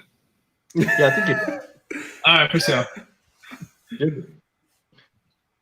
Ooh, Reggie's got to go off. Reggie, man, come on, he's about to go off. Question. And then now you can't blow it over, boy. You can't change the topic. Everybody else, listen. No, I'm gonna go real fast on these because I think you guys both brought up some stuff that I would say anyway, so I might bring it back up anyway. But I'm gonna start with elitism. Yo, elitism is the worst. Like we can put gatekeeping, all of that in there. Elitism is the biggest issue in this fashion game that I can even think of, because everything goes back to that, from the journalism to how we look at brands, to the whole idea of what is your favorite brand. It's all mired in elitism. And my biggest issue is not that people engage with it on the sense of something is better than the other, is that they don't even know that they're doing it. Like they don't even know that they're engaging in elitism, right? Like the idea that you, like, say you're into streetwear, right? Say you're into streetwear and you look at high-end fashion and you're like, that's just trash, right? What you're engaging in is elitism. Like I don't like it because of this. You're engaging in a form of elitism. The same way that people who are into designer fashion are like, I would never wear streetwear. Look at it. It's too popular. Yeah. It's a form of elitism, because what you're saying is that I love fashion, but I don't like that fashion because of whatever arbitrary thing. So I just think elitism definitely is one of the biggest problems in fashion culture, right? Fashion culture. Not necessarily like manufacturing, which is the next thing that I want to go into. And it's more about the business. The business of fashion is so complicated that I have to cover it on my channel and have to give people insight into why the business of fashion is so complicated. And there's so many individuals who don't take it seriously. They literally think that they could just make a brand and then that's it. And because they're looking at the results rather than they're looking at the journey. And the result is, I'm going to be like Virgil. I'm going to be like Kanye. I'm going to be like, Iris. I'm going to be like these people who I've seen. I'm going to be like Margiela. I'm going to be like these individuals. And I think that that's an incredibly misguided way of approaching it, because what you're doing is you're saying, I don't care about fashion as much as I care about my fame. And you have to be honest with yourself. so many people that I talk to who's starting brands, all they really want is notoriety. They don't care about, like, they don't care about the clothing themselves. They just care about, I want people to know who I am, and I want people to know that I'm a good designer. And so once they get caught up in that idea, they lose sight of what it is that they really want to do. Right? Do you really want to make clothes, or do you just want to, or you just want to remake the 21?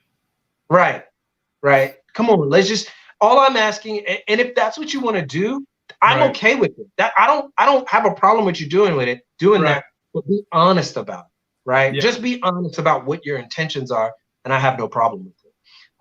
I say number 3. This is more of a personal one, and I think you guys could also think about this too. Maybe come into contact with this too. As a person who uses social media as the medium to get your thoughts out, the lack of support from people that you think would give you support, right? The lack of support in our fields. For example, one of the things that I've come into contact with is, you know, I happen to be a Black guy, right, who lives in Japan, right? I happen to be that.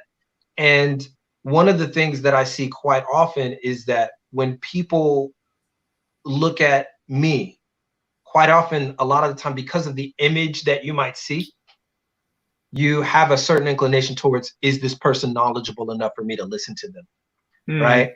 So I talk about, and this is more of a universal thing, but it also applies to fashion. It's like, oh, I'm not on the runway, so I can't give you the information that you're looking for about the intricacies of fashion. And I'm the first person to tell you, well, if you had a person who, if you had a pattern worker who worked in the factory, would you take advice from them? Well, yeah. Well, what if you didn't know that they worked in the pattern? If they worked as a pattern maker, would you take advice from them? They're not on the runway, right?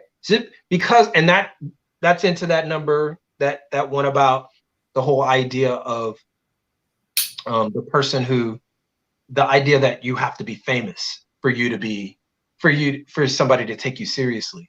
And and my whole idea is that I think we should start giving a lot more credence to the people who are on the ground floor, the people who are making this all work. Like, look at the pattern work. Like, don't just say it's Virgil, because it's not just Virgil. It's not just Kanye. It's not just these people that you see out there, you know, the face of the brand. It's not these individuals. It's the people who are trying so hard to make their part of the vision work.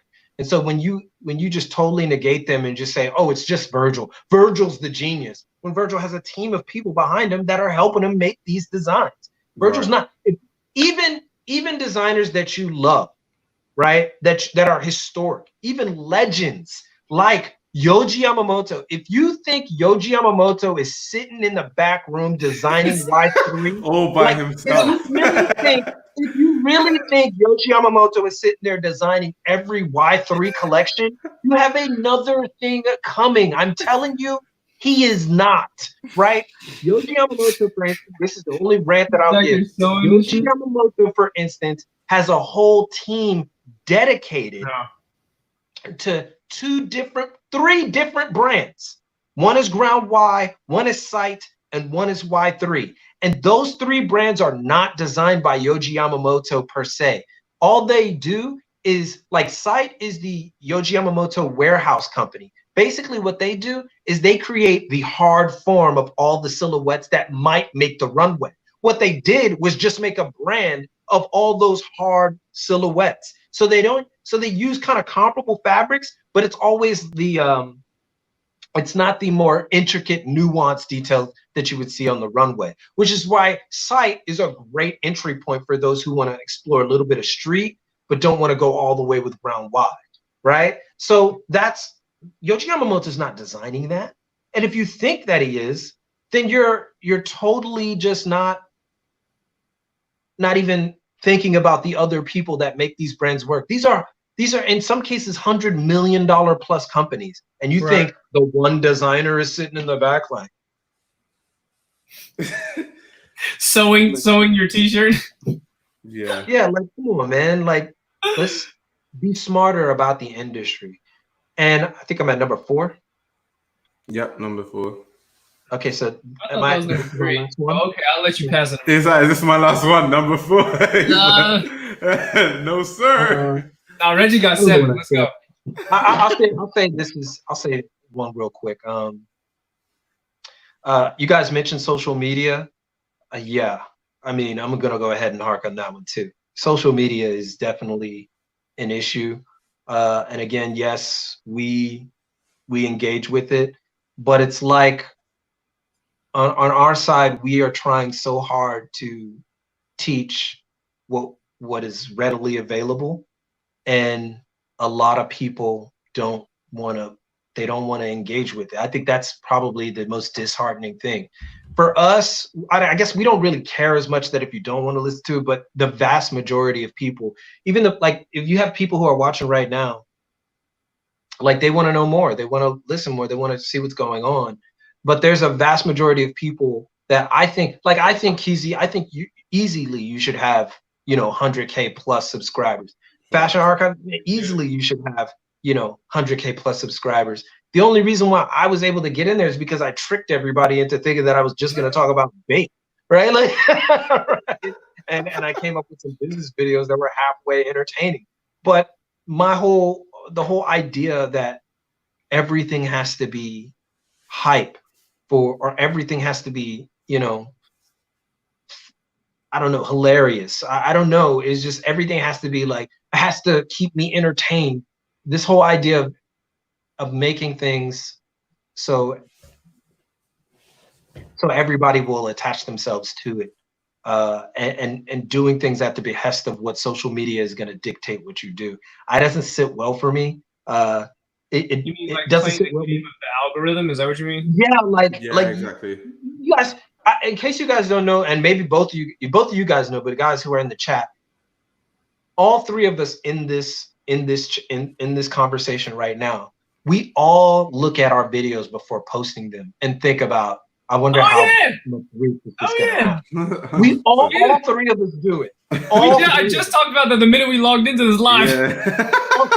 all 3 of us, we all think about that because we know that the algorithm could work for us, it could not work for us, and then we have to gauge interest. So what do? We literally, and this would actually happen to the casual in actually last year and the year before. We started putting out content that we thought people would watch instead of doing content that we always had done, right? And if you guys have been watching, you probably noticed like certain changes. Like we started putting out stuff like, okay, I know somebody's gonna watch this, so we're gonna put out this video. I know somebody's gonna watch this because they're gonna put out this video, right? So we're gonna put out this video. And when I say we, I mean my team, Jessica, Alexis, Rashad, JP, those, we all sit there and we're just like, especially me and Rashad, the content manager, we're all just like, all right, guess we got to talk about Virgil again. We got to talk about Kanye again. We got to talk about this again. Right? And I'm gonna tell you what, man, that shit is boring.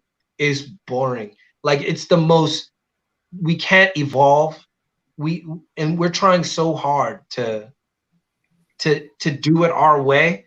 And then when we're told our way isn't good enough, that's the problem with social media. Whether you're on Instagram or whatever, right? You're on Instagram, you wear an outfit that you truly like, and you don't get the kind of, Yeah. So then to get it, next post, you're gonna be like, let me just see if I can switch it up a bit to what people would. Right. I'll wear my popular sneakers. Yeah. I'll wear the sneakers that people like, right? I'll wear this. So I'll wear this shirt. It's like your shittiest video always does the best. Yes. Like the one I don't care about. That happens to me all the time, bro. It's like, happens to everybody. Happens to everybody. We made a video about last thing I'll say about this small part.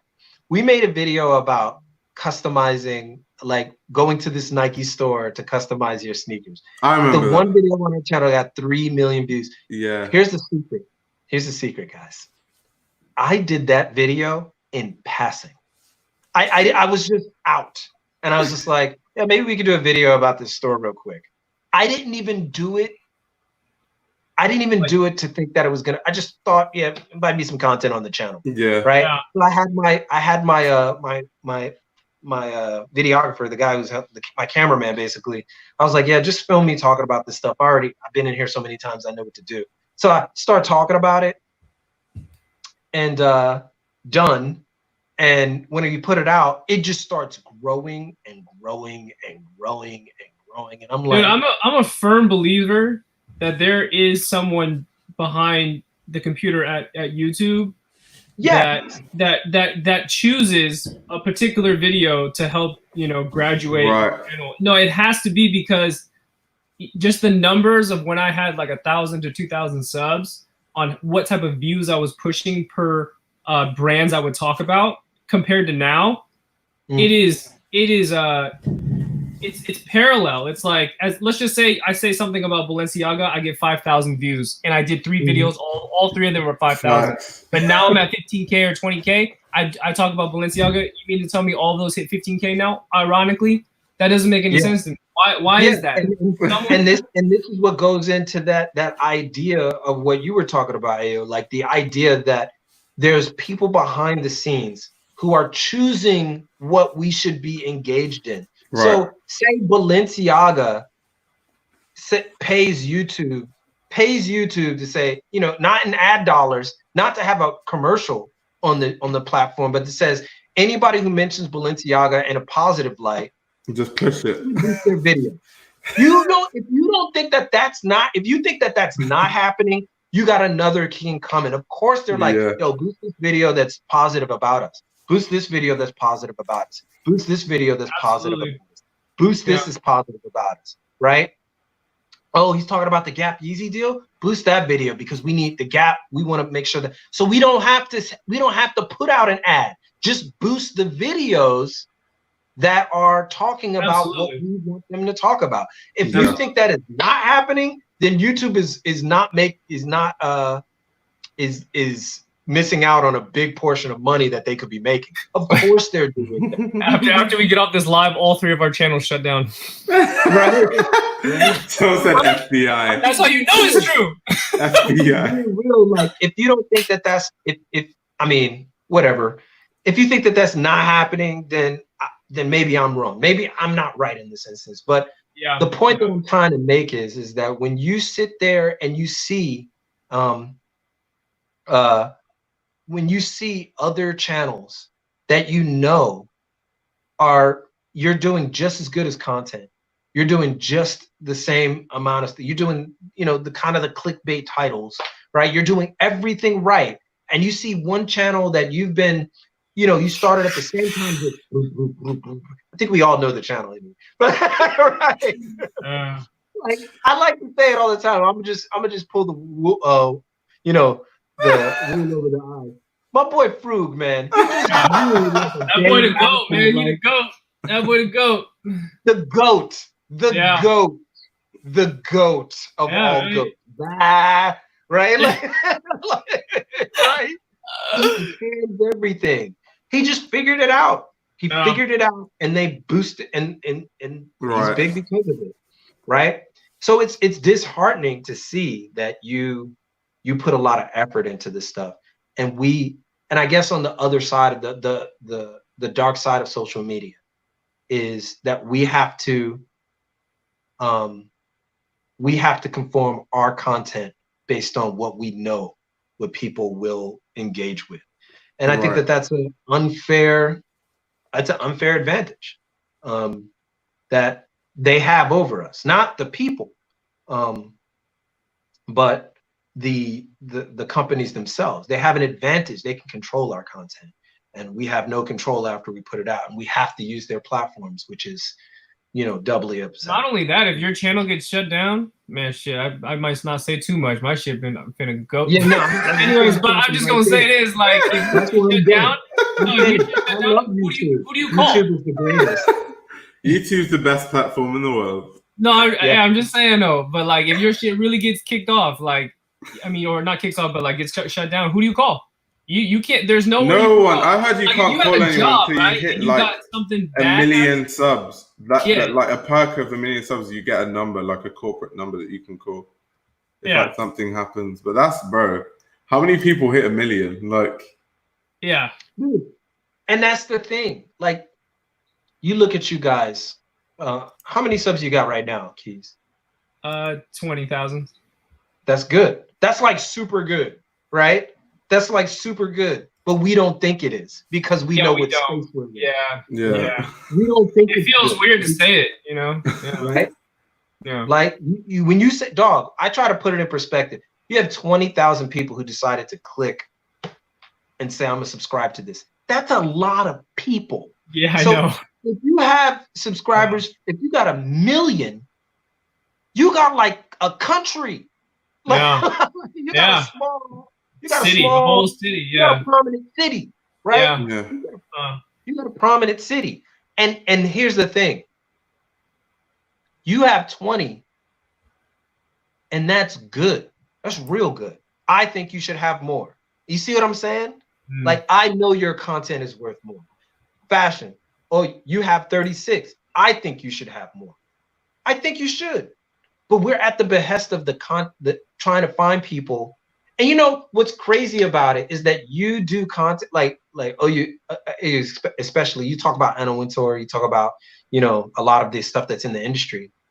And yet you have somebody like, no disrespect to this dude, but Hot Lamode, right? He's at like 300, almost 400 now, right? Keeps growing. You guys essentially talk about like kind of the same thing, right? As far as like, you know, the history, what's going on. Well, why is that? Why is there no like trajectory towards reach out towards your kind of content? It's maddening to a degree. And I'd say the last thing kind of feeds into that. Our community, man. Our community is supposed to be a strong community. And I feel like at times we fall victim to the weakness of it. Right. Like we fall victim to the idea of, you know, what's hot, what's not, whatever, what have you. And I just want our community to be stronger, right? Because we have the ear now. We're the masters of this culture at this point. Not us three, but you know, us who are in the culture. Yeah. We're the ones who are defining what's next. And the idea that we can't be as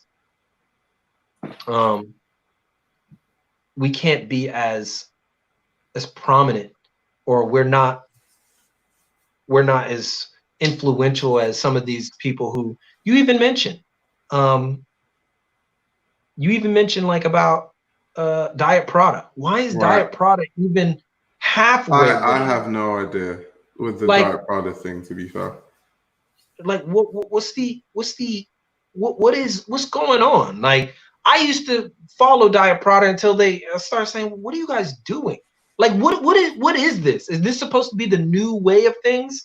Right? I look at that and I almost scoff at it now, because it doesn't really add anything to the conversation. It keeps people in this whole idea of elitism, which we talk about, like, oh, you're better, right? So by virtue of you knowing more, like I talk to people all the time. They're like, yo, you like streetwear? I'm like, yeah, man, I could talk to you about James Jebby. I could talk to you about Chris Gibbs. I could talk to you about Jerry Lorenzo, Kanye West. I could talk to you about Stan Stussy. I could talk to you about these. I could talk to you about Nigo, Hiroshi Fujiwara.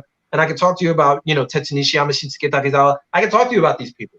But I can also talk to you about Oscar de la Renta. You know, I can also think about Cristobal Balenciaga. I could also talk about, you know, Yoji Yamamoto, Rei Kawakubo, you know, all these other individuals, Junya Watanabe. You know, I can talk to you about these individuals. You know why? Because the breadth of our knowledge in this area, right, expands beyond just street. It expands just beyond design. We like fashion because it has informed our lives for so long. And for us to just be shoehorned into one thing, it's disheartening, man. Like as a YouTuber, is that what you mean? I just as a person, as a YouTuber, but also as a person who's in this community. Because I don't like to look at myself as like this YouTuber person who just Right, did right, this. right. I like to think of myself as part of the community. Like I'm Right. part of the community, but I just do this. I do this in the community, right? And so my whole thing is like business, right? The business of fashion, right? And that's a website, so don't go there. Just right. That's my thing. Like I like to analyze the business of the and help individuals. I want more individuals to start brands. That's the thing. Like that's the secret. People don't. The reason I wouldn't make the channel if I didn't want more people to start brands. I want everybody to start. Everybody who wants to start one, I want you to start one. But I want you to start it the right way. I don't want you to go at it thinking that I want to be this person. I just want you to be honest with yourself. What's your take on? I mean, we've talked, you know, me or Fashion Archive and everybody that's been on all these really long live streams have always talked about, you know, YouTuber brands and what have you, and the perceptions behind them. I'm not necessarily asking, do you think it's great from the start, but what do you think about, you know, people's perceptions outside of as an audience that sees a brand that started from a YouTuber? Because it has, you know, I mean, for connotations, as far as we know, it has being implications and it has stigmas. YouTuber brand. That's another form of elitism. Right. Like you're gonna get mad at somebody for doing something that they wanted to do in the first place, right? Mm-hmm. Like how you gonna get mad at somebody? Oh, YouTuber brand, like all these YouTube brands, because this person used a marketing tactic to grow their audience, so they get people, so they can get eyes on their brand.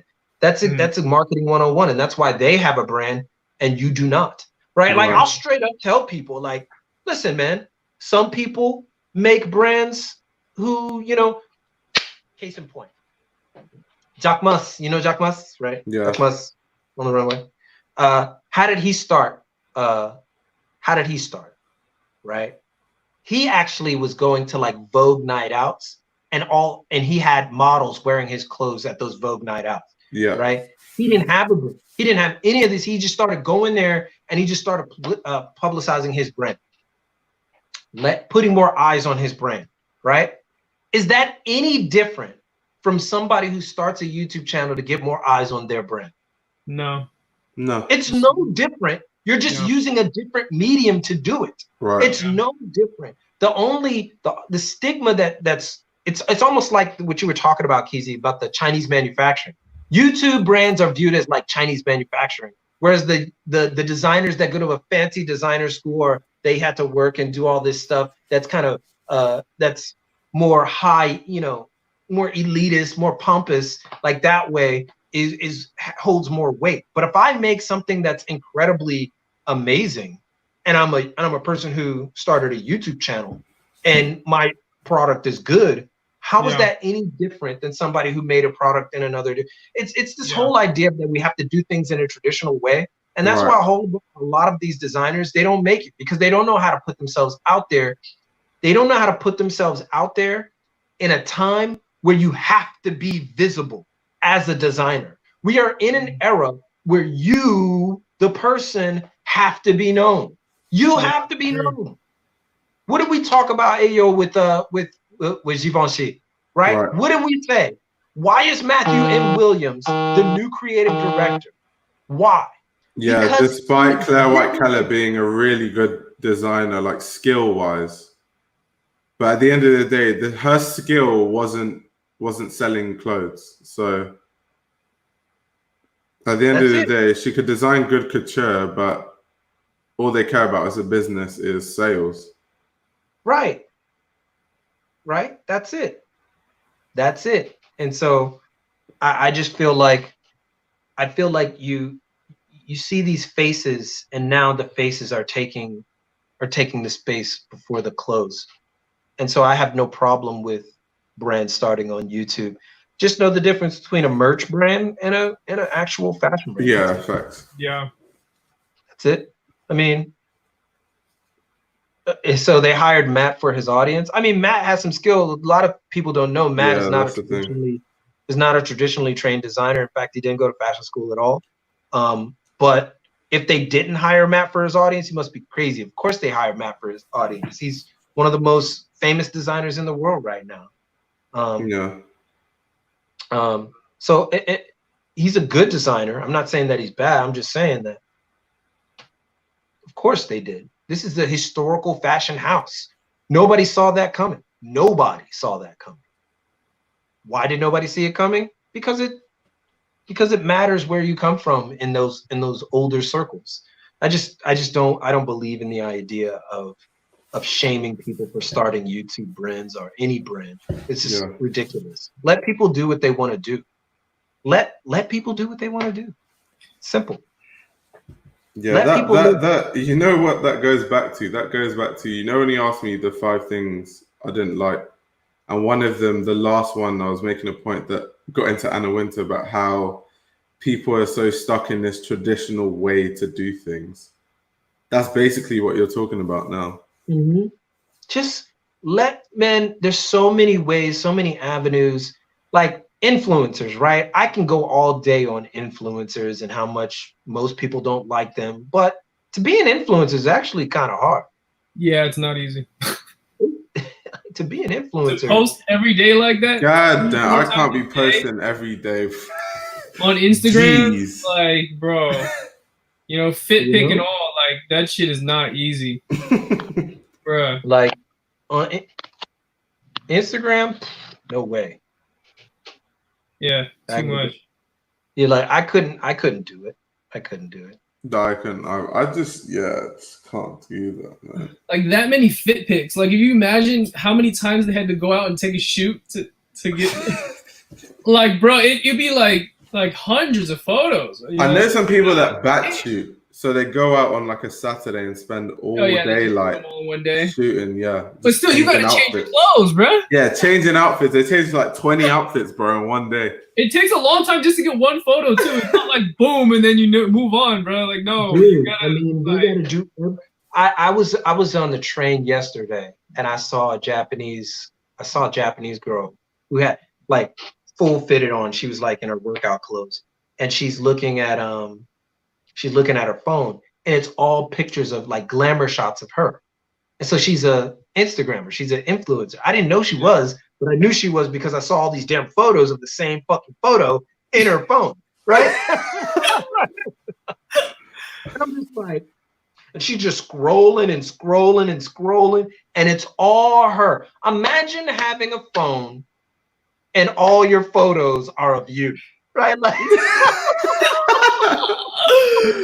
God damn.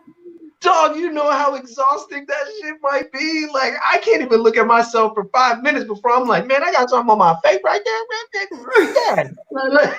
Yeah, I'm not even used to posting like an actual post on Instagram. And that's why I just don't do it. So like I can only imagine the amount of, you have to just let go of your insecurities and just be like, yo, these are the photos that are going out today.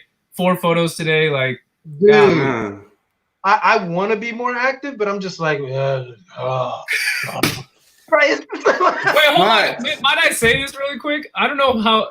I mean, you grew up in LA, like, and also you grew up in California, and then you kind of maybe during the same time. But taking fit pics of myself, it just, there's something about it, man. It feels really strange. And that's why sometimes I just grab photos that people happen to snap of me. I'm like, oh, let's put that one up, right? Yeah, same. I can't take a picture of myself. I can't do it. Yeah. Dude, I'm too concerned with what's going on around me to take fit pics of myself. Like what people are like walking is like, you know, it's like, dang. Dog, I don't think people understand this, right? Bro, this is why I can't vlog. Wait, I don't think they're always asking me to take more pictures. They're always asking me to go out into Japan. And I have to remind people, they're like, yo, man, more vlogs. And I have to remind them, I'm like, you do realize I am a Black person in Japan, right? You're already like, yeah. Right? So no matter what I do, I stick out like a sore thumb. So imagine me rolling around trying to take a picture of myself. Everybody just sitting there looking at me like, even more than usual, right? I actually talked to one of my friends who's really into fashion. He came down here, and he's like, and I told him, I was like, man, there was a time like when I was just going ham on some of these outfits. Like I would just try to wear the dopest thing that I could wear, try to, really go crazy with it. And then I realized that just me being who I am sticks out. Right? Like, so I'm sticking out even more, right? So I don't have to do much to stick out here in Japan. Like, I literally just have to walk out the door, right? So like I go, like, that's all I have to do. And I think that's that was the lesson that I got. It's like, me taking a picture of myself in this regard, it might seem cool, but man. Even that though, like the Nike Talk days, I think that was like the caveman version of fit pics, because but it would be a very daring, group of 5 or 6 people that would only do it. It wasn't that many people on Nike Talk, like actually like, oh, these are the shoes I bought, right? And even then it felt like, did this guy just take a picture of himself and upload it to a forum full of dudes? Like no, I cannot do it. Like, I cannot do it. Like, set it up, put it on. I don't know how people have like massive cameras and walk around, but I can't do that. Yeah, no, it's tough. It's easier to do it with an iPhone, though. I'll tell you that. Wait, iPhone, I could maybe hack it, but yeah. See, this is the reason why I'm actually going. I'm going towards the iPhone, right? So I don't have an iPhone, right? So I'm the ridiculous guy. So Landy, LDHK, he rolls around with his iPhone all the time. And that's like part of his images, his fits, his things that he has, his items. And where he goes, where he goes, what he eats. And so this fool literally like can pop out his phone, take a picture of his shoes, go ahead, and he's the one who taught me. He was like, man, don't worry about it. They're gonna look at you anyway. Yeah. Like, they're gonna look it is true. Yeah. Like, what you gonna, like, it's not, you're gonna do it anyway. So whatever. They're just gonna look at you. It does help to have a larger channel, though. It does. It does.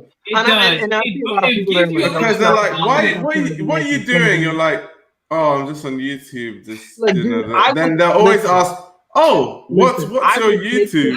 If I was more active, like if I was less like what we say hazukashi, like hazukashi, like hazukashi means like it's kind of embarrassing.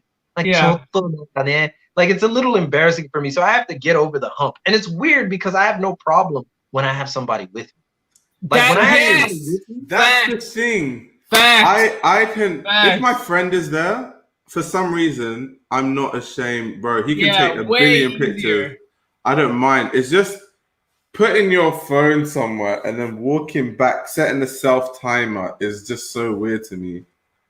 Yeah, bro. I just can't do it. When I'm by myself, I feel like I'm like with a purpose, right? Like there's a purpose of me going. Like you're a secret agent or something. But if I have like Landy there with me, or if I have one of my homeboys with me, I'm ready to go. Like, because you can even play it off. Like your friend will be like, "Yo, let me take a picture." Then you give him like a funny pose, and everyone around you is just like smiling because it's funny. That's a very different setting. To like, you're trying to set up the tripod. Now you're worrying, is someone gonna steal my phone? Is someone like, bro? Yeah. Like I'm just like, man, I don't know how to do it. I'm not that guy. But And here's the thing, man. I don't have a problem with people taking photos of themselves. I don't have a problem with the fit pics. I really don't. Like, do your thing, man. It's all engagement. It's all fun. Like, I like to see different outfits. I like to see how people are putting different things together, right? I really do, right? So it's no problem. We wouldn't have anything to talk about if they didn't. Exactly. Like, we wouldn't have shit to talk about. We talk about fashion, so we have to look at fit pics. We have to look at what you guys are wearing. It's just that it's hard for us because maybe it's a generational thing, maybe it's just a character thing. I don't know what it is, but for me in particular, it's just like I just don't have the time, right? Or I make it seem like I don't have the time. I went out with a photo shoot thing with someone before, and it was kind of, I mean, he has a pretty big following on Instagram, and then He's like, oh man, we gotta take photos this night, and we spent a whole day, just like hella photos. And he's like, oh, he sends it to me. He's like, oh yeah, let me tag me when you post and all this. And like months went by. He's like, why didn't you post? And I'm like, dude, like I can't, man. It's yeah, I know you gave me like 50 photos and they're so great, but like fuck, dude, like it's just. Are you guys kidding me? He's like, yeah, 36. Keezy has 20. RC has over 3. To answer looking George, at you right? daily and you stared. Yeah. To answer this, right? The issue is. It is backwards, but it is what it is. I don't know how to explain it. No, it's definitely backwards, but let me try to explain it right. So people that come to my videos, the Fashion Archive, they know what they're getting. They know it's about fashion. They have an expectation when they come to my channel. So when they come, they expect to see a certain thing. So when they see it, it's not cringy. When you're on the street, like, these guys don't know me. They're just like, who's this weirdo wearing Rick Owens? Like, why is he dressed like that? Like, first of all, looking at me like strangers, but in strangers in real life, you can't. Yeah. It's different, bro. Because the facial expression they give you is already like, what is wrong with this kid? Dude, I remember when okay, you guys are so right about this. I remember I went back to LA. I kid you not. I went back to LA, and I was wearing like straight up, like it was very Japan inspired, like no collar, linen shirt, opened up, longer tank top, and I was wearing the cropped what do you call the crop workwear pants, right? So I rolled them up. I had the the no-show socks with the low tops on. I kid you not, one of my favorite fits that I wore at that time. I was like, oh my goodness, I am killing this. And I was walking around in LA. Oh my god, you're a target. In LA in that outfit when at the time skinny jeans swag stuff was going on. So I'm literally looking like I remember two girls. I was in downtown LA. Two girls looking at me just like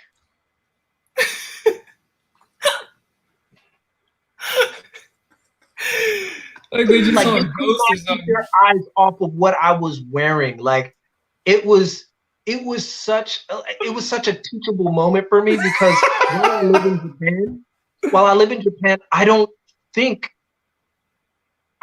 about that stuff. I literally don't think about it. I put like and so when I got back to Japan, I was like, yo, I'm gonna force myself to not even worry about this anymore. So what I did is all my clothes are like that now. Like almost all of my clothes are what I want to wear all the time. So I have no choice, right? So I have no choice but to wear those things, right? So it's just a teachable moment when you're talking about taking pictures, because again, like you said, it's not about how many people know us. It's about when we go out on the street, there's more people that don't know us. Yeah, and it's about the people. So it's like if I go to Fashion Week, those are strangers, but I don't feel some type of way taking photos because everyone there understands it. So like no one's gonna look at you sideways if they see you taking a fit pic because everyone there is like into fashion, so they get it. So it's like in London, for example. Let me give you a good. People give me crazy looks, but I don't care. But like you can clearly tell where people are into fashion and where they're not. So like from where I live, like I live in North London, right? And to go to work, I have to go into the central part where people are a bit more like fashion forward. So when I go on the train on the way to central London, bro, the looks people get, the way people look at me on the train. Like, is this man wearing a costume? They're like, what is this? The look, you can just see from the eyes. I'm like, what is this guy wearing? Is that a cape? Like, what is this guy wearing, bro? And then immediately I get into Central, no one's looking at me funny. It's crazy. No, wait, okay, I don't know. okay. Oh, go ahead.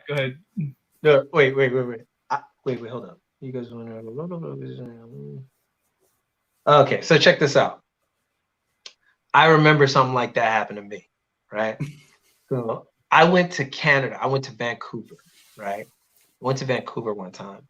And this is me in my head. This is how my mind kind of went towards. I was like, I'm going to Canada, right? So I started thinking like maple syrup, flannels, right? Like woods, like woodland. So I'm literally thinking like the artistic aspects of Canada, right? Like red, maybe I mix, you know, something a little bit grungy. Literally, I went to Canada and nobody, like I went to Vancouver, nobody dresses like crazy like that. So Yeah. I'm looking like I got the oversized hoodie with the wraparound flannel on my waist. I got the distressed denim. I look like a damn, everybody's looking at me like, what are you doing? And I'm so like, you are from here. Like you guys have no idea when you're in that situation. It's actually embarrassing. Like it's more because you're not. It's not that you don't think that you wore something dope. It's the fact that you're just. Element. Yeah. It's like, damn it, I'm not. Here's the key. The key to understanding how we view fashion is like you said, like when you go to a fashion week, you're coming in with the idea that everybody's going to be wearing something that's pretty out there, that's, you know, going their hardest, right? But there are times when you go out like on a regular day where you want to still wear something that's out there. But what you want to do is you want to make sure that you have the ambiance of where you're going to go, right? Like you don't want to go so far like that it just completely is. It's like wearing it's like wearing a suit and tie to a suit and tie event, right? You want to wear the best suit and tie that you can, and you want to have some type of, you know, idea of individualism. It's a time and a place. It's a time and a place. But you don't want to look at a place like you don't belong there. And that's incredibly hard to do, right? Especially when you're into like designer and style, designer fashion and style. So it was hard. It's hard because you're trying so hard to find the balance between nature and nurture, right? And that's my issue with it. Wait, do you guys, I do this where like if I'm gonna film a video for my YouTube channel, I don't want anybody near me. In fact, you can't be in the same room. You can't be in the same building, in fact. You can't like if I'm home, don't come home. I'm finna film this video, then you can come home. Dog, I had to build a whole room. I had to build a whole room in my house so that bro. I have a stop sign on the door that's like, yo. I can't do it, man. I feel that. Do you know why I feel that? Do you know why I feel that? Now I'm confident enough to where like I film videos with loads of people in the background. But when my channel first started, bro, if you go back, I looked so uncomfortable, and people are like, "Your confidence is so high." It's not even that. It's just when I first started my channel, I lived with 3 friends, and they're the type of friends, bro. They're from like the hood, from London, like where I'm from. So they roast you, bro. They're like, yo, they'll just start laughing when I start filming the video. He's on his words right now. So, bro, there's no way. I had to be silent. So I was just like, okay. Like that's the other thing about the channel. That's the other thing about YouTube. It's like my thing about YouTube is like I never like I got to a point where I was like at the beginning I was like, yo, maybe I could wear something nice on screen. Then after a while I was just like black shirt, white shirt. That's like me. I've come down to the same exact outfit on every video. People are like, I want to see your closet, man. I'm just like, it's really funny because nobody ever gets to see my outfits because I don't post anything. So I have like these outfits and stuff. Dude, okay, I gotta go in a minute, but I want to ask you guys one more question. Shopping. What is shopping for clothes like for you guys? Do you guys gravitate towards particular brands, or do you just have a hard time finding pieces? Like you're looking for a particular piece. For instance, my problem is that I don't have a definitive brand that I always go to.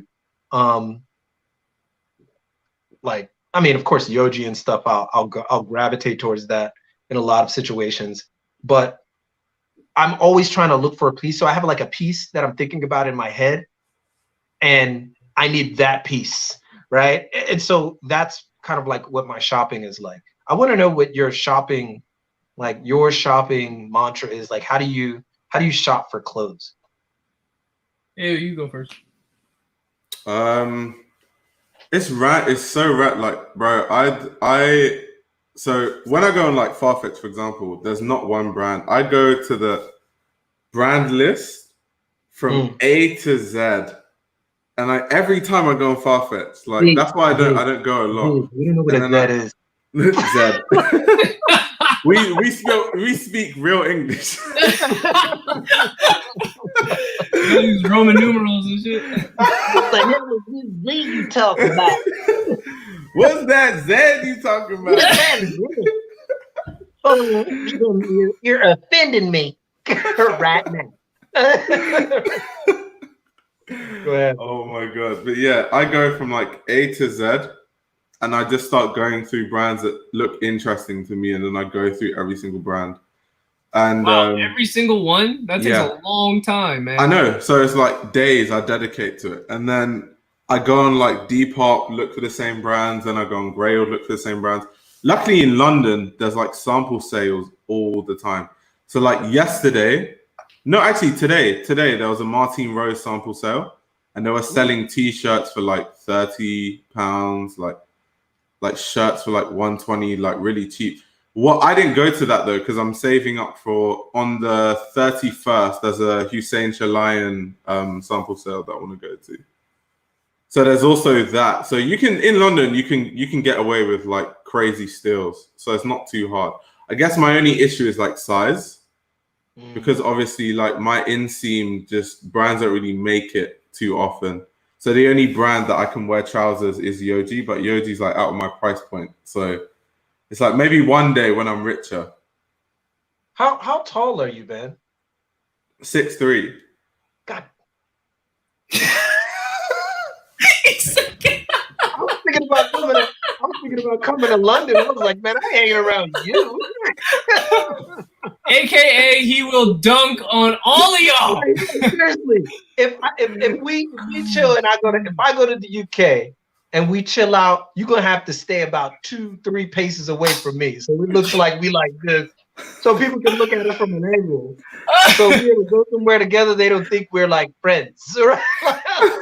You have to scream at me, bro. Hey Reggie, like, and I'm only 172, baby, 173 centimeters. Well, you've seen him play basketball, right? Yeah, man. Yeah. No. Listen, I got a shot. I'm pretty good at basketball. That's great. We can play. If you come to London, we can hoop. Or if I go to Japan.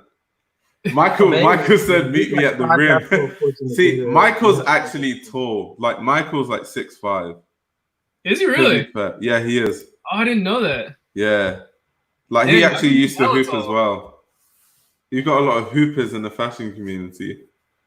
Yeah, no. And Sanjeev? Sanjeev, I don't know about Sanjeev. I know about Sanj. I know about that. Shout out to Sanj, man. You play two keys, right? No, I don't. I used to play when I was a little kid, but I don't play basketball. Like, no, I stopped all that. I stopped playing games, man.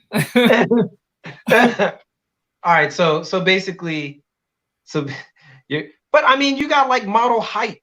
You got like model height, so it shouldn't be too hard to find. But then I'm not model skinny though, so it's like, so my legs can't fit in those tiny ass like narrow trousers. I get it. I get it. So you don't look like those Sense models that look like they're zombies. Or was it just like literally look like they're dead? Like I don't know. Where do they find these people? I don't know how they keep a straight face. And then they squish it. They smash it. I'll literally standing there like that, dog. Like I'll be at Fashion Week, right? And the model will walk past and will catch eyes because I'm like, nah, this is too funny. And I'll like smirk because I just find it funny that they keep that straight face and they don't even change their facial reaction. I'm like, wow, these guys are. That takes some training, man, because my face is too damn elastic to stay in one place. I can't do it. I cannot do it. Right? All right, Keys, man. What's your issue with shopping, bro? I think you asked me this question on your live a while ago. Still the same answer. I'm still catching up to everything I couldn't buy when I was younger. So all the EV shit, all the Red Monkey shit I never had a chance to buy that's still sitting on GRAILED for cheap. I'm buying all that. And when it comes to Bapestas, every time there's a slightly DS pair or an actual DS pair, I'm buying it. You know what I mean? You're the only dude that I respect that gets Bapestas. Like, you're one of the few dudes I'm like, it's okay for Keezy to get Bapestas. Because I mean, this dude, for example, what you think about those Coca-Colas, bro? No. No. That's the only new model Bapesta, and I'm sure you know the difference. The only new model Bapesta I would buy is the Currency one, because I'm a Currency fan, and Currency been putting on for Bape forever. He introduced Bape to Lil Wayne, and there's history there. I would buy it. Did I buy it? No, but I would. But that's the only one. All the rest, those are terrible. Yeah. Yeah, not the same. It's just not the same. But this is what I'm talking about. You can like something and still criticize it. I hate like 80% of Bape. But I love Bape at the same time, man. Right? So there you go. So what about you then? I don't think, what about you? Shopping wise. Man, I have the hardest time. I have the worst. My shopping situation is so terrible because I wear mostly Japanese labels, right? Yeah. That's not a flex. That's just my reality because I live in Japan. Yeah. Right. So, I wear mostly that. The problem is that the height is not a problem. I'm average height for most Japanese people at my height are shorter. Like, so it's not hard to find clothes that are my size, right? Up and down. But Japanese people are about like, they're the skinniest people alive. I swear to God. Like seriously, man, you can't buy Japanese clothes, not because they are tall enough for you. Like, they have the perfect, but every time I buy like a shirt, like I buy a medium and that junk is like the double X fits like a medium. The shoulder line is like right here. I'm like, what who's designing? And they don't make any sizes that big. Like, they just don't do it. They don't do it. So like, you buy like a shirt, you a medium or a small. Then you buy a human made shirt. You're like, why is this fitting like this? So you gotta go. Yeah, those shirts don't. Yeah, man. Yeah, that fit to this bro, day. I don't even Japanese sizes. I don't even consider it, bro. If it's not at least a 4 or a 5, I'm not even considering it. Yeah, no, it's you. A lot of people ask like, "Yo, why don't you have more undercover stuff?" It's like, undercover doesn't make my size, bro. Right?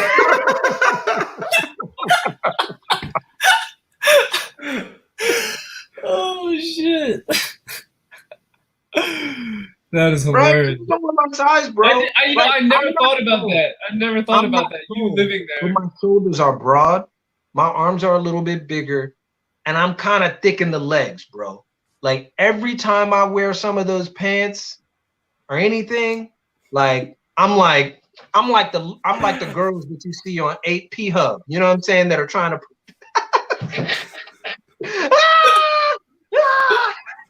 That was a good joke when I said it, right? You know, I'm like the girls that are trying to put this. You know, they be trying to put their jeans on, but they ain't really trying to put their jeans on. Oh right? my god. That's my issue, man. Like, some of my favorite brands, the Viridian, AF Artifact,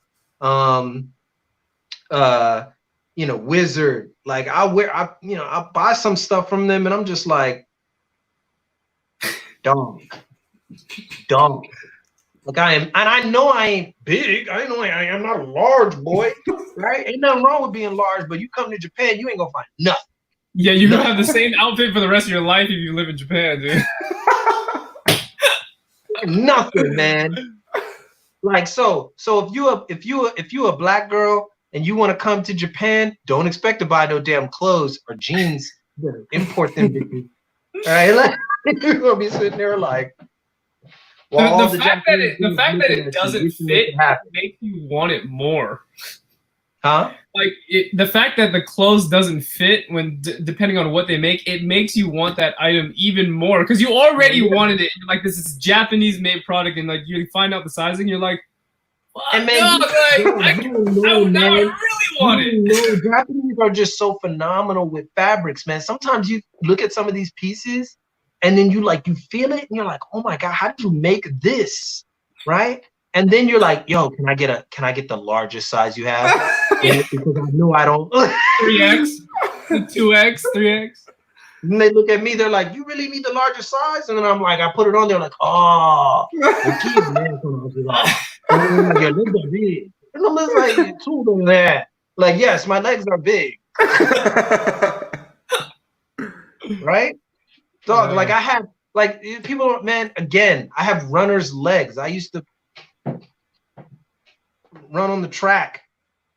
I can't wear that stuff. Out here sprinting, boy. I can't wear it. I can't wear it. And here's the other thing, man. I'm not that tall, right? But I got big feet.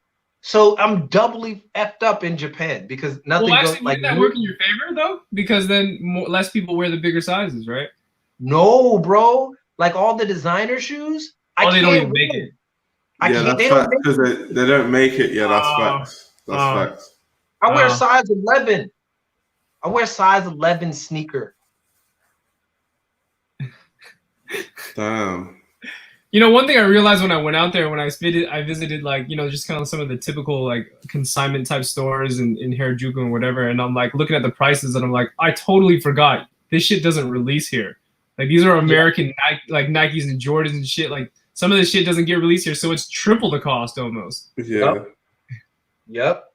Japan gets a lot of stuff, man. Like Japan exclusives are crazy. Yeah. I'm gonna tell you.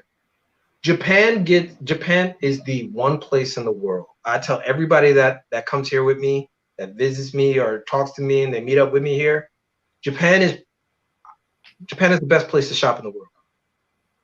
The best place to shop in the world, only because it has everybody else's stuff and their stuff. That's the reason why it's the best. And curated too, though. People are more it's the best. If there was a city like this in like America, that would be the best place, right? But there is no place that has all the Japanese stuff and all the Western stuff in the world outside of Japan and maybe Hong Kong.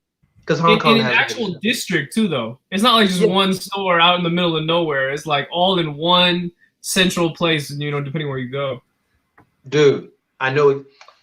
Before I go, I'm gonna show you what I had. I'm gonna show you my problem. I'm gonna show it to you.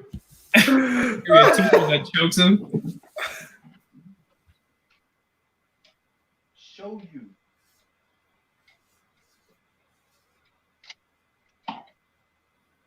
Yo, brick ovens. Yo, you can go to Japan after the quarantine. Oh yeah, after quarantine you can go. I don't wear these pants anymore, but when I bought them, they're some of my favorites. These right here are Yoji balloon pants. Yeah. That I can't wear because why not? Because I had to get the larger size because Yoji and Dickies collaboration means that they're gonna have Japanese sizes, which means I couldn't fit it in the waist. So I had to get a size that was larger. But the thing about it is that the size that's larger is also longer. Yeah, he's going down. So I wear these and I look like I got a whole bunch of junk in my trunk, bro. Yo, it goes down to your calf. That's like the mega drop crotch, dude. Oh my god. Oh shit. Jeez. Oh my. Funny. What am I gonna do, bro? What am I gonna do? I'll be looking out, gonna be going out, make me look like I'm Papa Smurf. No, I'm not gonna do it. Damn. Not gonna do it. Like those clown pants. I can't. What am I gonna do? So I had to start wearing straight and I don't wear skinnies. I wear slims if I wear any type of pants. You know what I find funny though? Some of the Japanese denim brands though, when I went there and to try it on, those were true to size. Like if I tried, I'm a natural 33 to 34, and then I tried on the 34. I'm like, why is this? And then, but then the t-shirts in the store, like the actual Ebisu store, it was like a 3X, and I put it on like this fits, but a small. I'm like, that's totally backwards right there. But I don't know. No, the reason why I'm gonna tell you, Keezy, there's a reason why that is. Because when Japan started making denim, they bought the looms from American companies. Oh, because the wartime, right? Yeah, so all the cuts in Japan for denim are actually all standard.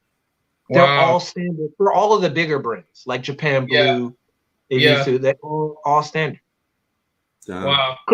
Click clack bangs like, why don't you cut your pants? And I'm like, bro, they're Yoji. They're Yoji Dickies. You just told me to your local tailor. Yeah, can you cut up these Yojis real quick and make it right?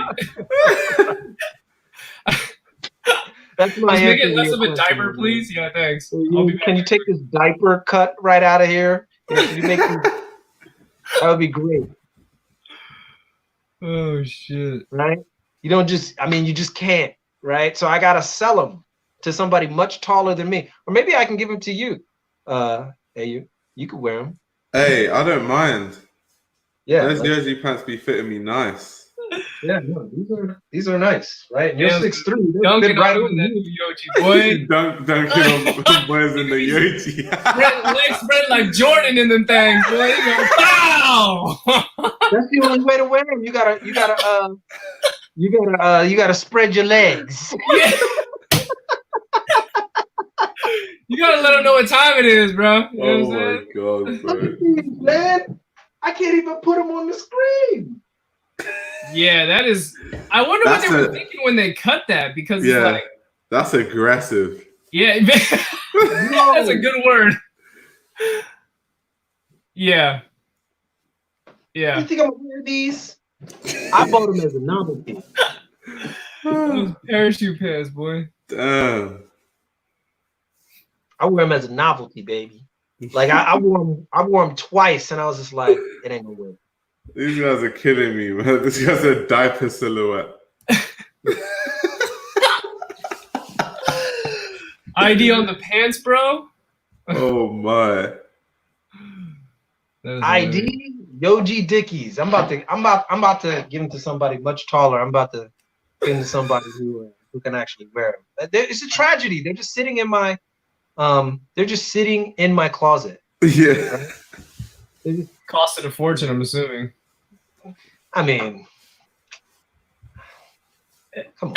We're not wearing it too? Oh man. Oh boy, oh boy. Oh man. Oh buddy. Listen. We spend too much money on clothes. This is absolutely. Definitely. But wait, hold on. In our defense though, almost no matter what hobby you jump into, you gonna spend some money. Well, that's true. Yeah. I just jumped into the whole e-bike thing and doing that, like, bro, like some people it's cars and watches, bro. Like, and that's a whole different level. It's I don't even mess with watches that much. Yeah, same. Right, like I don't even want to know what that world is like. You talk to somebody about watches, and they just be like, "Yeah, you don't know much about watches, do you?" Yeah, you don't know much about watches. Oh man, that's a different sport, man. That's a different sport. So like my idea, man, is just we need more stuff. Like, listen, I'm not a tall man. I'm not gonna pretend like I am. I have I'm okay when it comes to my height being what I am. At least I look good, right? So I'm not gonna make myself shorter with some big ass balloon pants. I'm just not gonna do it. I actually the way. And you know what hurts? What hurts the most is seeing like Japanese dudes who are my height, who are like my size, right? But skinnier. And when you're skinnier and you wear this stuff, you look longer, don't you? Yeah. You look longer. right? So it looks amazing on them. You just like straight up Yoji up and down. And I'm just like, I'm like that baby in the meme, man. Like I literally want to just. You start thinking about the Yoji diaper. You're like, oh, that Yoji diaper. It's killing me. My junk looks like I came out of a box, or I am the box. You know what I'm saying? Like I look terrible. So yeah, man. So the only time I wear like Yoji Yamamoto, like straight up, is like as outers. I wear a lot of Yoji outers, like long jackets and coats and stuff like that. Yeah. So there we go. That's all I gotta say. I'm done. Well, what I got out of this live chat is Yoji diaper and. How was the live chat? Yoji diapers all over the place, man. That shit was big as hell. Yoji diapers. So before I go, man, we need to probably make this a more frequent thing, because I dig this dynamic, right? Yeah. Reggie talking too damn much, right? Keezy laughing at my jokes. Ayo's filming his actual video on the live. Right. So I think we need to probably like do this more. This would be kind of cool, right? Yeah, like, for sure. Because everybody's inside, and make it they like don't know topic based or something like that. Yeah, we could just like pick topics, and then we could do like QAs with these people. Like, we have a whole bunch of people who ask us questions. What do you think about the Jordan 4 off-whites? And I'm just like, we didn't even do like a QA in this one. We just kind of just talked. Yeah. Yeah, like it's like, what do I think about them? I would throw them in the trash if I had them. Like, I think they're trash. They're all trash. Right? And then when you log on lives by yourself, or mine anyway, I'm like 30 minutes behind the questions. Yeah. And then the comments start going, dude, is this guy even reading my question? Like, oh shit, dude. Right. Like I think on YouTube we're almost, I think it's up to date. Like somebody just said, I rate this podcast win. Yes, please make this constant. Did you see that? Yeah. Okay, so I think people see us in time, right? Yeah. So it would be really cool. I think maybe where it might work pretty well is that, sometimes when something happens in streetwear or fashion or sneakers, and it's so fast that you want to post something right now, but you can't, because you're like, oh, I gotta sit down and make a whole video. It's gonna take a day. Right. No, you can just hop on a live. No more of that from the casual. You won't be seeing that anymore, right? This is like invite Bliss Foster. Bliss Foster thinks he's better than all of us now. So I'm not even sure. I'm just joking. Bliss is my guy. Shout out Bliss. I hope people don't think you're being serious before they're like, God, like Reggie's beefing Bliss. Oh my God. YouTube beef. Yeah, YouTube beef. Me and Bliss Foster. Yeah. Right. No, Bliss is the guy. He's good. But yeah, one time when I was trying to do this with Alex, because you probably should have Alex on one of these days, because Alex is like, man, Alex is also one of those dudes who's ornery about the whole streetwear situation. So his perspective is super valid. I was making videos, but I was just getting tired. Yo, Alex has the OG story. Alex made a video. He was just like, man, I don't want to do this YouTube thing anymore. Nobody wants to listen. Nobody knows what they're talking about. Alex is the most upset guy at streetwear. And he loves it. Yeah, Alex loves streetwear, but he's just Alex basically, he made a video of everything we felt, though. Like, you know what I mean? And everything we kind of just talked about like 30, 40 minutes ago. You know what I'm saying? Like, yeah, like Alex is like, I was like, yeah, we need to get Alex on here. And I was messing with him because I was saying his name like Alex Zevallos. It's like, that's how you say my name? Right. So Dude. Yeah. Alex would be hilarious on here because you know he's just about as upset as you are, you. Yeah, Alex is as angry as me. Right? Alex Like, is in the cut though, man. He's in the no, cut. like I really wish, like, does he's still making videos, right? Nah, not on really. his fashion channel, other channels. Alice got shaded by the system, man. That's my guy. I'm gonna be real with you. That was the first. Alex was the first dude I started watching when I was about to get on YouTube. He was the first dude that came up. Same, like literally, yeah. First dude that came up, and he was like, I forgot what video it was, but he was. Oh, let me guess. 5 worst fashion trends or something like that, or like or no, worst hype beast fashion trends or something. Videos.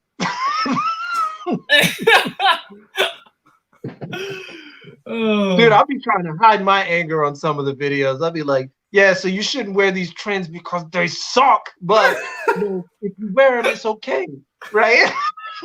You always see in my video like, yo, man, if you like it, then you like it. Don't listen to one person. But in the back of my head, I'm just like, don't. Yeah, I try to balance it. Like, I'll make one positive video, then one negative, then one positive, then one negative. Listen, man, we we have to all give our let's set something up so we can do this more often, right? Yeah. Because I think this is really cool, and maybe we need to set some type of time limit on it so we not just.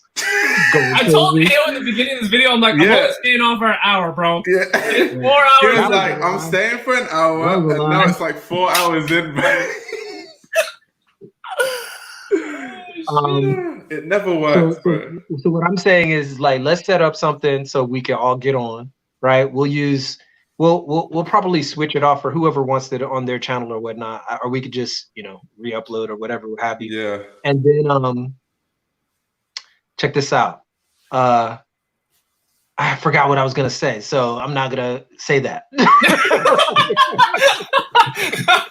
Yoji diaper. All right, I'm out, guys. Peace. Right? No. Yeah.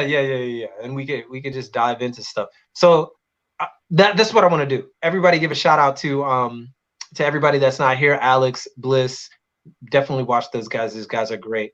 Yeah. Spam their Instagram. Right. Spam their Instagram DMs and tell them to spam their Instagram. To hop in the next one. Yeah, go over there. Spam Bliss Foster. It's AU, Keezy, and Reggie. We're all talking about you, talking trash, and they don't think that you're man enough or woman enough or whoever to get on the podcast with them or whatever we do over here. Also, shout out to you guys. You guys are awesome. I'm happy that you guys invited me on here. Two of my favorite out there in the space.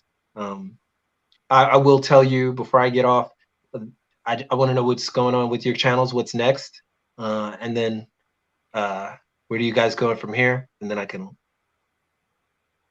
Bliss doing a stream.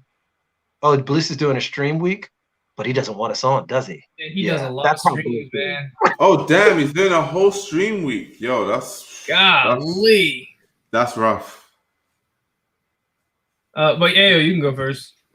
Yeah, when you say what's next, do you mean like next video or something, or like just anything? Like, what's your plans? I made a whole like post schedule of videos I want to post, but in terms of just like fashion in general, like fashion knowledge or what I'm learning, I've been like talking to this professor who really like teaches me about fashion, and like I run everything by her. Like when I even make YouTube videos, I'm like, what's your opinion on this? Because she's just like a fashion mind. So I'm educating myself deeply on fashion because I think when I started my channel, I had a lot of knowledge, but it was very contemporary. It was very like Ray Kawakubo, Helmut Lang, Jill Sander, like very from like the 80s, Vivienne Westwood further. And then this professor just came in like, you know fashion, but it's very contemporary. Like there's many designers that came before them, like Mary Quant and Sonia Rykiel and Paul Poiret and Charles James, and so then and Elsa Schiaparelli and people like that. So I'm going back and really learning about just a different set of designers that like came before them. And then I might make some video because I've realized all those designers, I checked YouTube, there's nothing about those designers on YouTube. So I might start a series of like pre-1950s, like great fashion designers. That'd be awesome.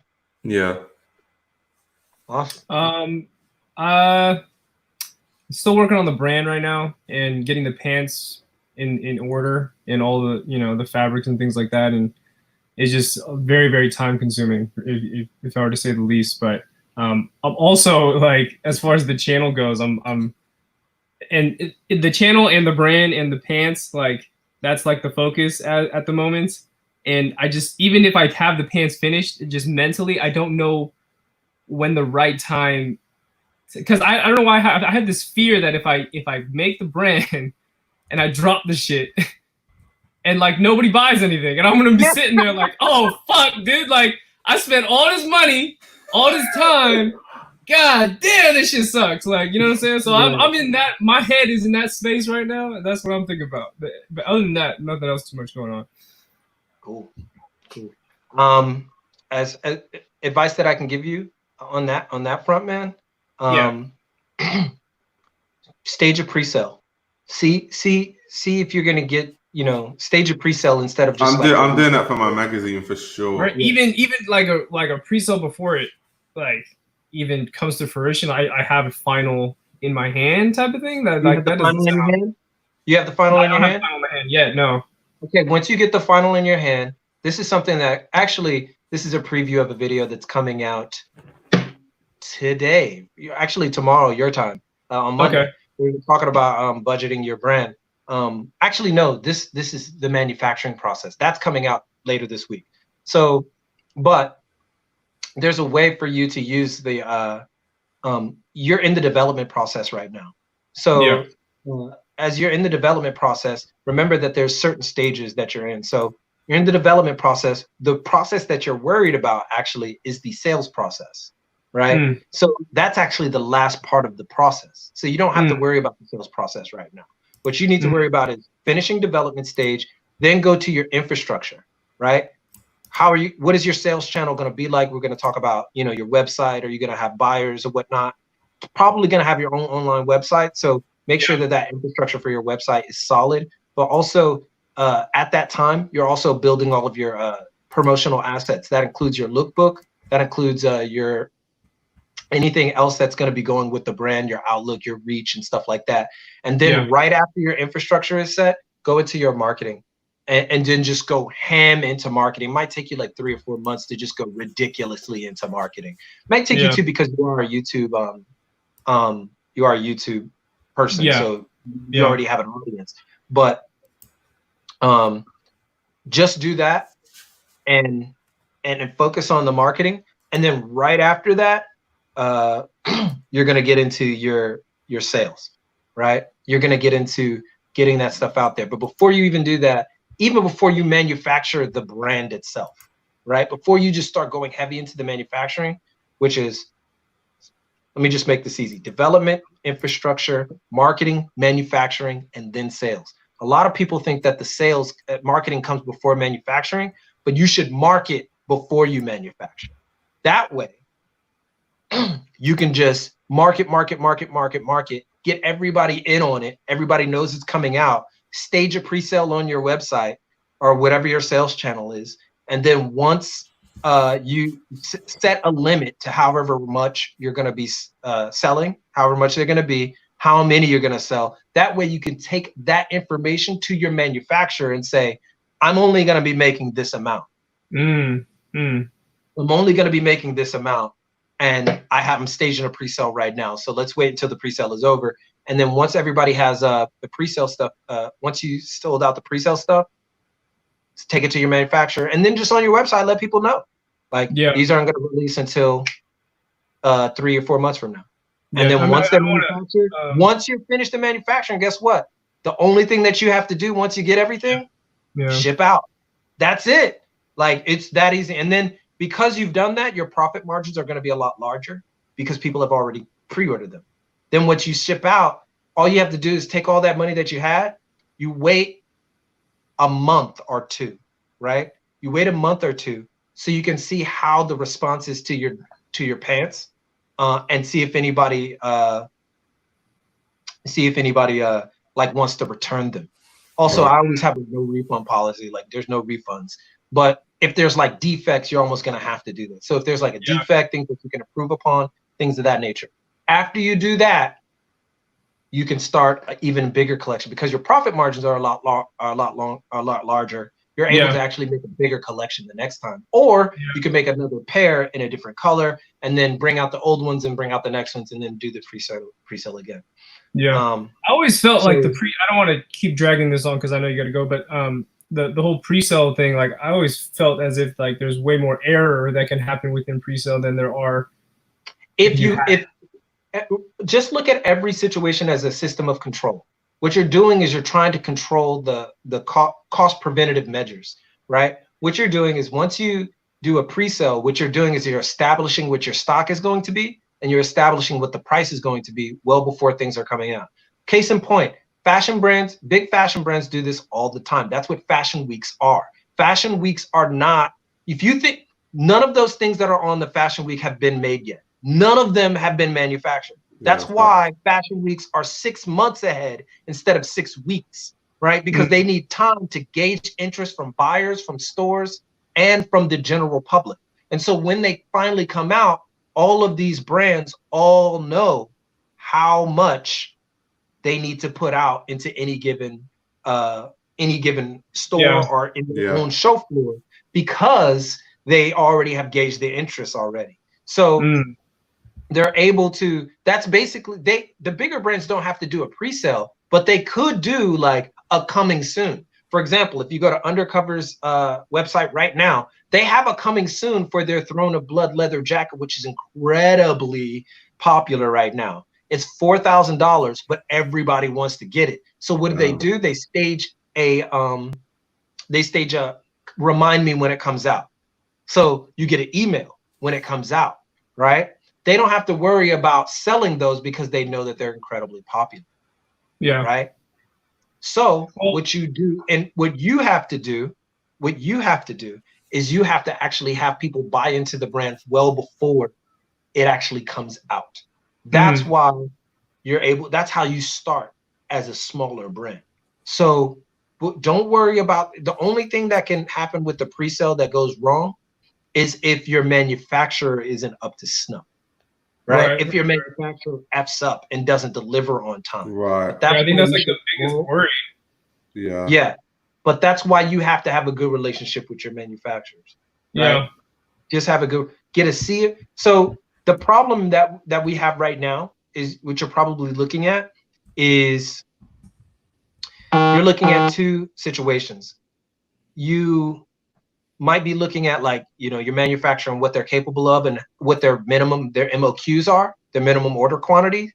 Well, that's because you're looking at full factored manufacturers.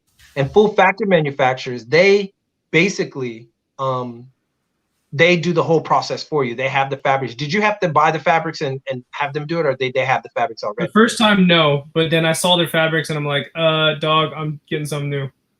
Like, so you bought the fabric. So they're a full factored then. So they're a full factored manufacturer. They can do the whole entire process, right? Yeah. What you could do is you could get a CMT manufacturer.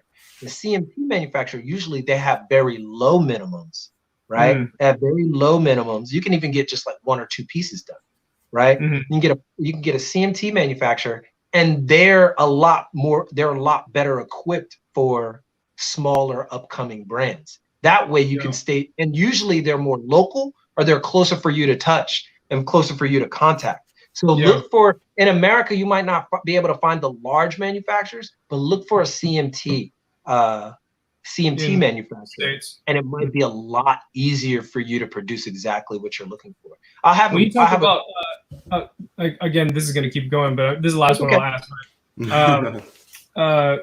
A final product, right? Okay, let's just say there's 8 sizes. But final product could be final product for one size. So would you final product 8 sizes? And then this is the hard part, because you are doing pants, right? You're not doing a piece that's, you know, whatever, what have you. But however, they're all made with the same construction, right? Yes. They all use the same process. So all you have to do with the manufacturer that you choose, you just say, we're going to have this amount. We're going to have this amount of the smallest size, this amount of this size, this amount of this size. And I would say keep it at 200. Keep it at 200. And just make sure that every style is equal to however many like you think will be sold at that particular size. Because it's still pants. People can get them tailored. Yeah. Right. Well, I mean, also it's raw denim. That's the whole purpose too. Some people just tailor it anyway, so that makes sense. Right. Okay. So just think about going CMT, making it easier for yourself, so you don't have to worry about those minimums, right? Because some of these minimums are high, like 9,000. The only problem that you might see with a CMT is like quite often a lot of their, unless they're a really good CMT, quite often you have to supply the fabric, which you've already done, but 2, quite often their staff is not as experienced in the big fashion industry. So you're gonna. But the good thing is that you actually have a lot of creative control, right? Shout out to Jacob Starr for giving. Shout out Jacob Starr. Shout out to the broski. Broski. So yeah, man, that will alleviate some of the pain for you. Don't be afraid. The best way for you to gauge interest in your label is to do that, is to actually stage the pre-order. So you're not obligated until, like, you could say, if you didn't sell that many, you could just say, listen guys, we didn't make enough for this to happen, but until this happens, we will do it. So let's give it, we'll start making them, but we have to hit this pre-order amount before we start shipping. You have some leeway with true fans. True fans will stay with you as long as you are straight up with them. Yeah. That's it. Don't worry about what's going to happen, you know, if I'm going to sell or not. What you're going to do is you're just going to make sure that the fans that you do shore up, just be cool. Just be straight up with them. Listen, we haven't hit our pre-order goals. We're still working. And if you think you can front the rest of the pre-order goals, then fine. A lot of people talk smack about my boy Ken, right? Ken is going through some stuff right now, my boy Kenny Jima. But this is exactly how he started his label. Oh, those are pre-orders as well? I didn't know that. Yeah, man. He pre-ordered all of those. He pre-ordered everything. And he started off with 2 hoodies. That's it. And it shaped the rest of the brand. I mean, I kid you not. Like, I know, the reason why I know this, because there's no so many people who've done this, who've done it this way. It's that much easier to kind of scale your brand that way. As you get bigger, then you go to fully factored manufacturing. Yeah. And it's something that a lot of even smaller brands don't know yet, is that there's CMT and fully factored manufacturing, and they have options rather than just, you know, get your stuff made in China because it's the only way. Like, you can, you know who a big person who started this way, Jerry Lorenzo. He started with CMT manufacturing with Fear of God. That's how he started. All the t-shirts, right? The t-shirts he started, and his denim was actually his first pairs of denims were CMT manufactured. He didn't have to have that's why he was able to sell them for like thousands of dollars, because he wasn't making that many. Yeah. He literally was like, when he first started, he was only making like 100 pairs. Damn.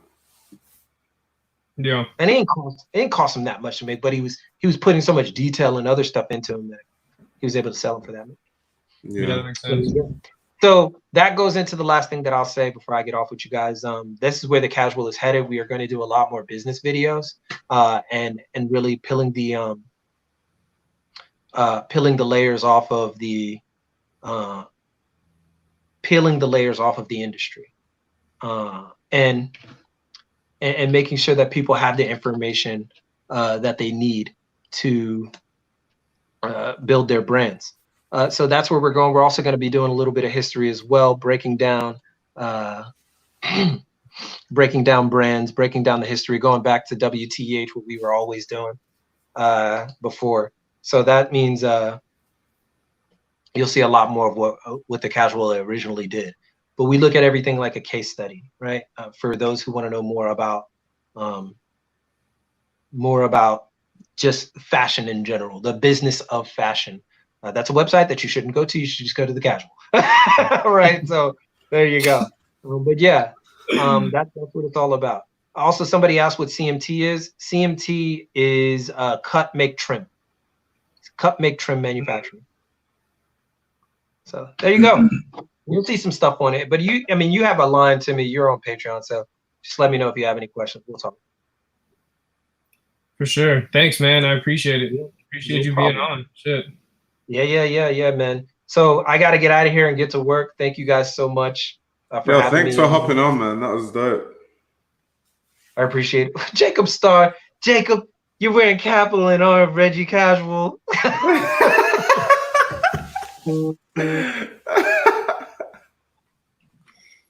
Yo, Jacob got a collection, man.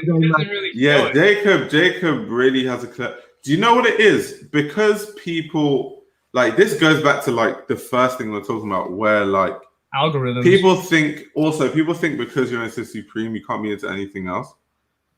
Whereas, Jacob's collection is crazy. I don't want to talk about his collection is insane. When I saw Jacob's collection, I literally fell on my face like those Japanese animations. Like I like.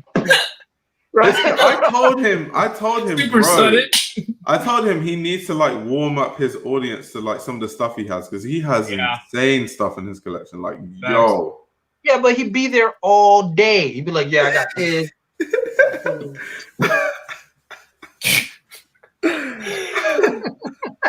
He should just do a slow motion of his stuff. He's throwing up his stuff like that. Well, that's what, I'm gonna close with this, but like that's what it is though. Like Jacob, and he gets more views talking about Supreme, right? Yeah. So, I mean, if he jumps in, all of a sudden it's like Undercover, right, or Mastermind collection, or something like that.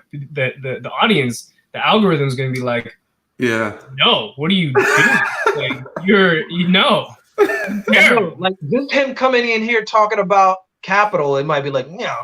yeah, you know what I'm saying? Like, nah, say, Jacob, what? Start talking about, talking about, you should be talking about Supreme, I don't want to see any Yoji diapers. Get out of here. Reggie Casual and his Yoji diapers, Oh my god. You talk about Virgil, Reggie. You talk about Kanye, Reggie, Hell out of here. Anyway, guys, thank you so much. I'm out. I gotta get out of here. Peace, man. Keep it casual. Keep it casual. You're doing my Keep it casual. I'll see you guys in a minute. Peace. I gotta head out too, man. I don't know if you're staying on or not, but I'm probably gonna end it, bro. But this was dope. Are you saving this one? Yeah, I'll have to save it because it was too iconic. I'll let people watch it back. For sure. All right, I'm about to head out. Peace, everyone. All right, peace, guys.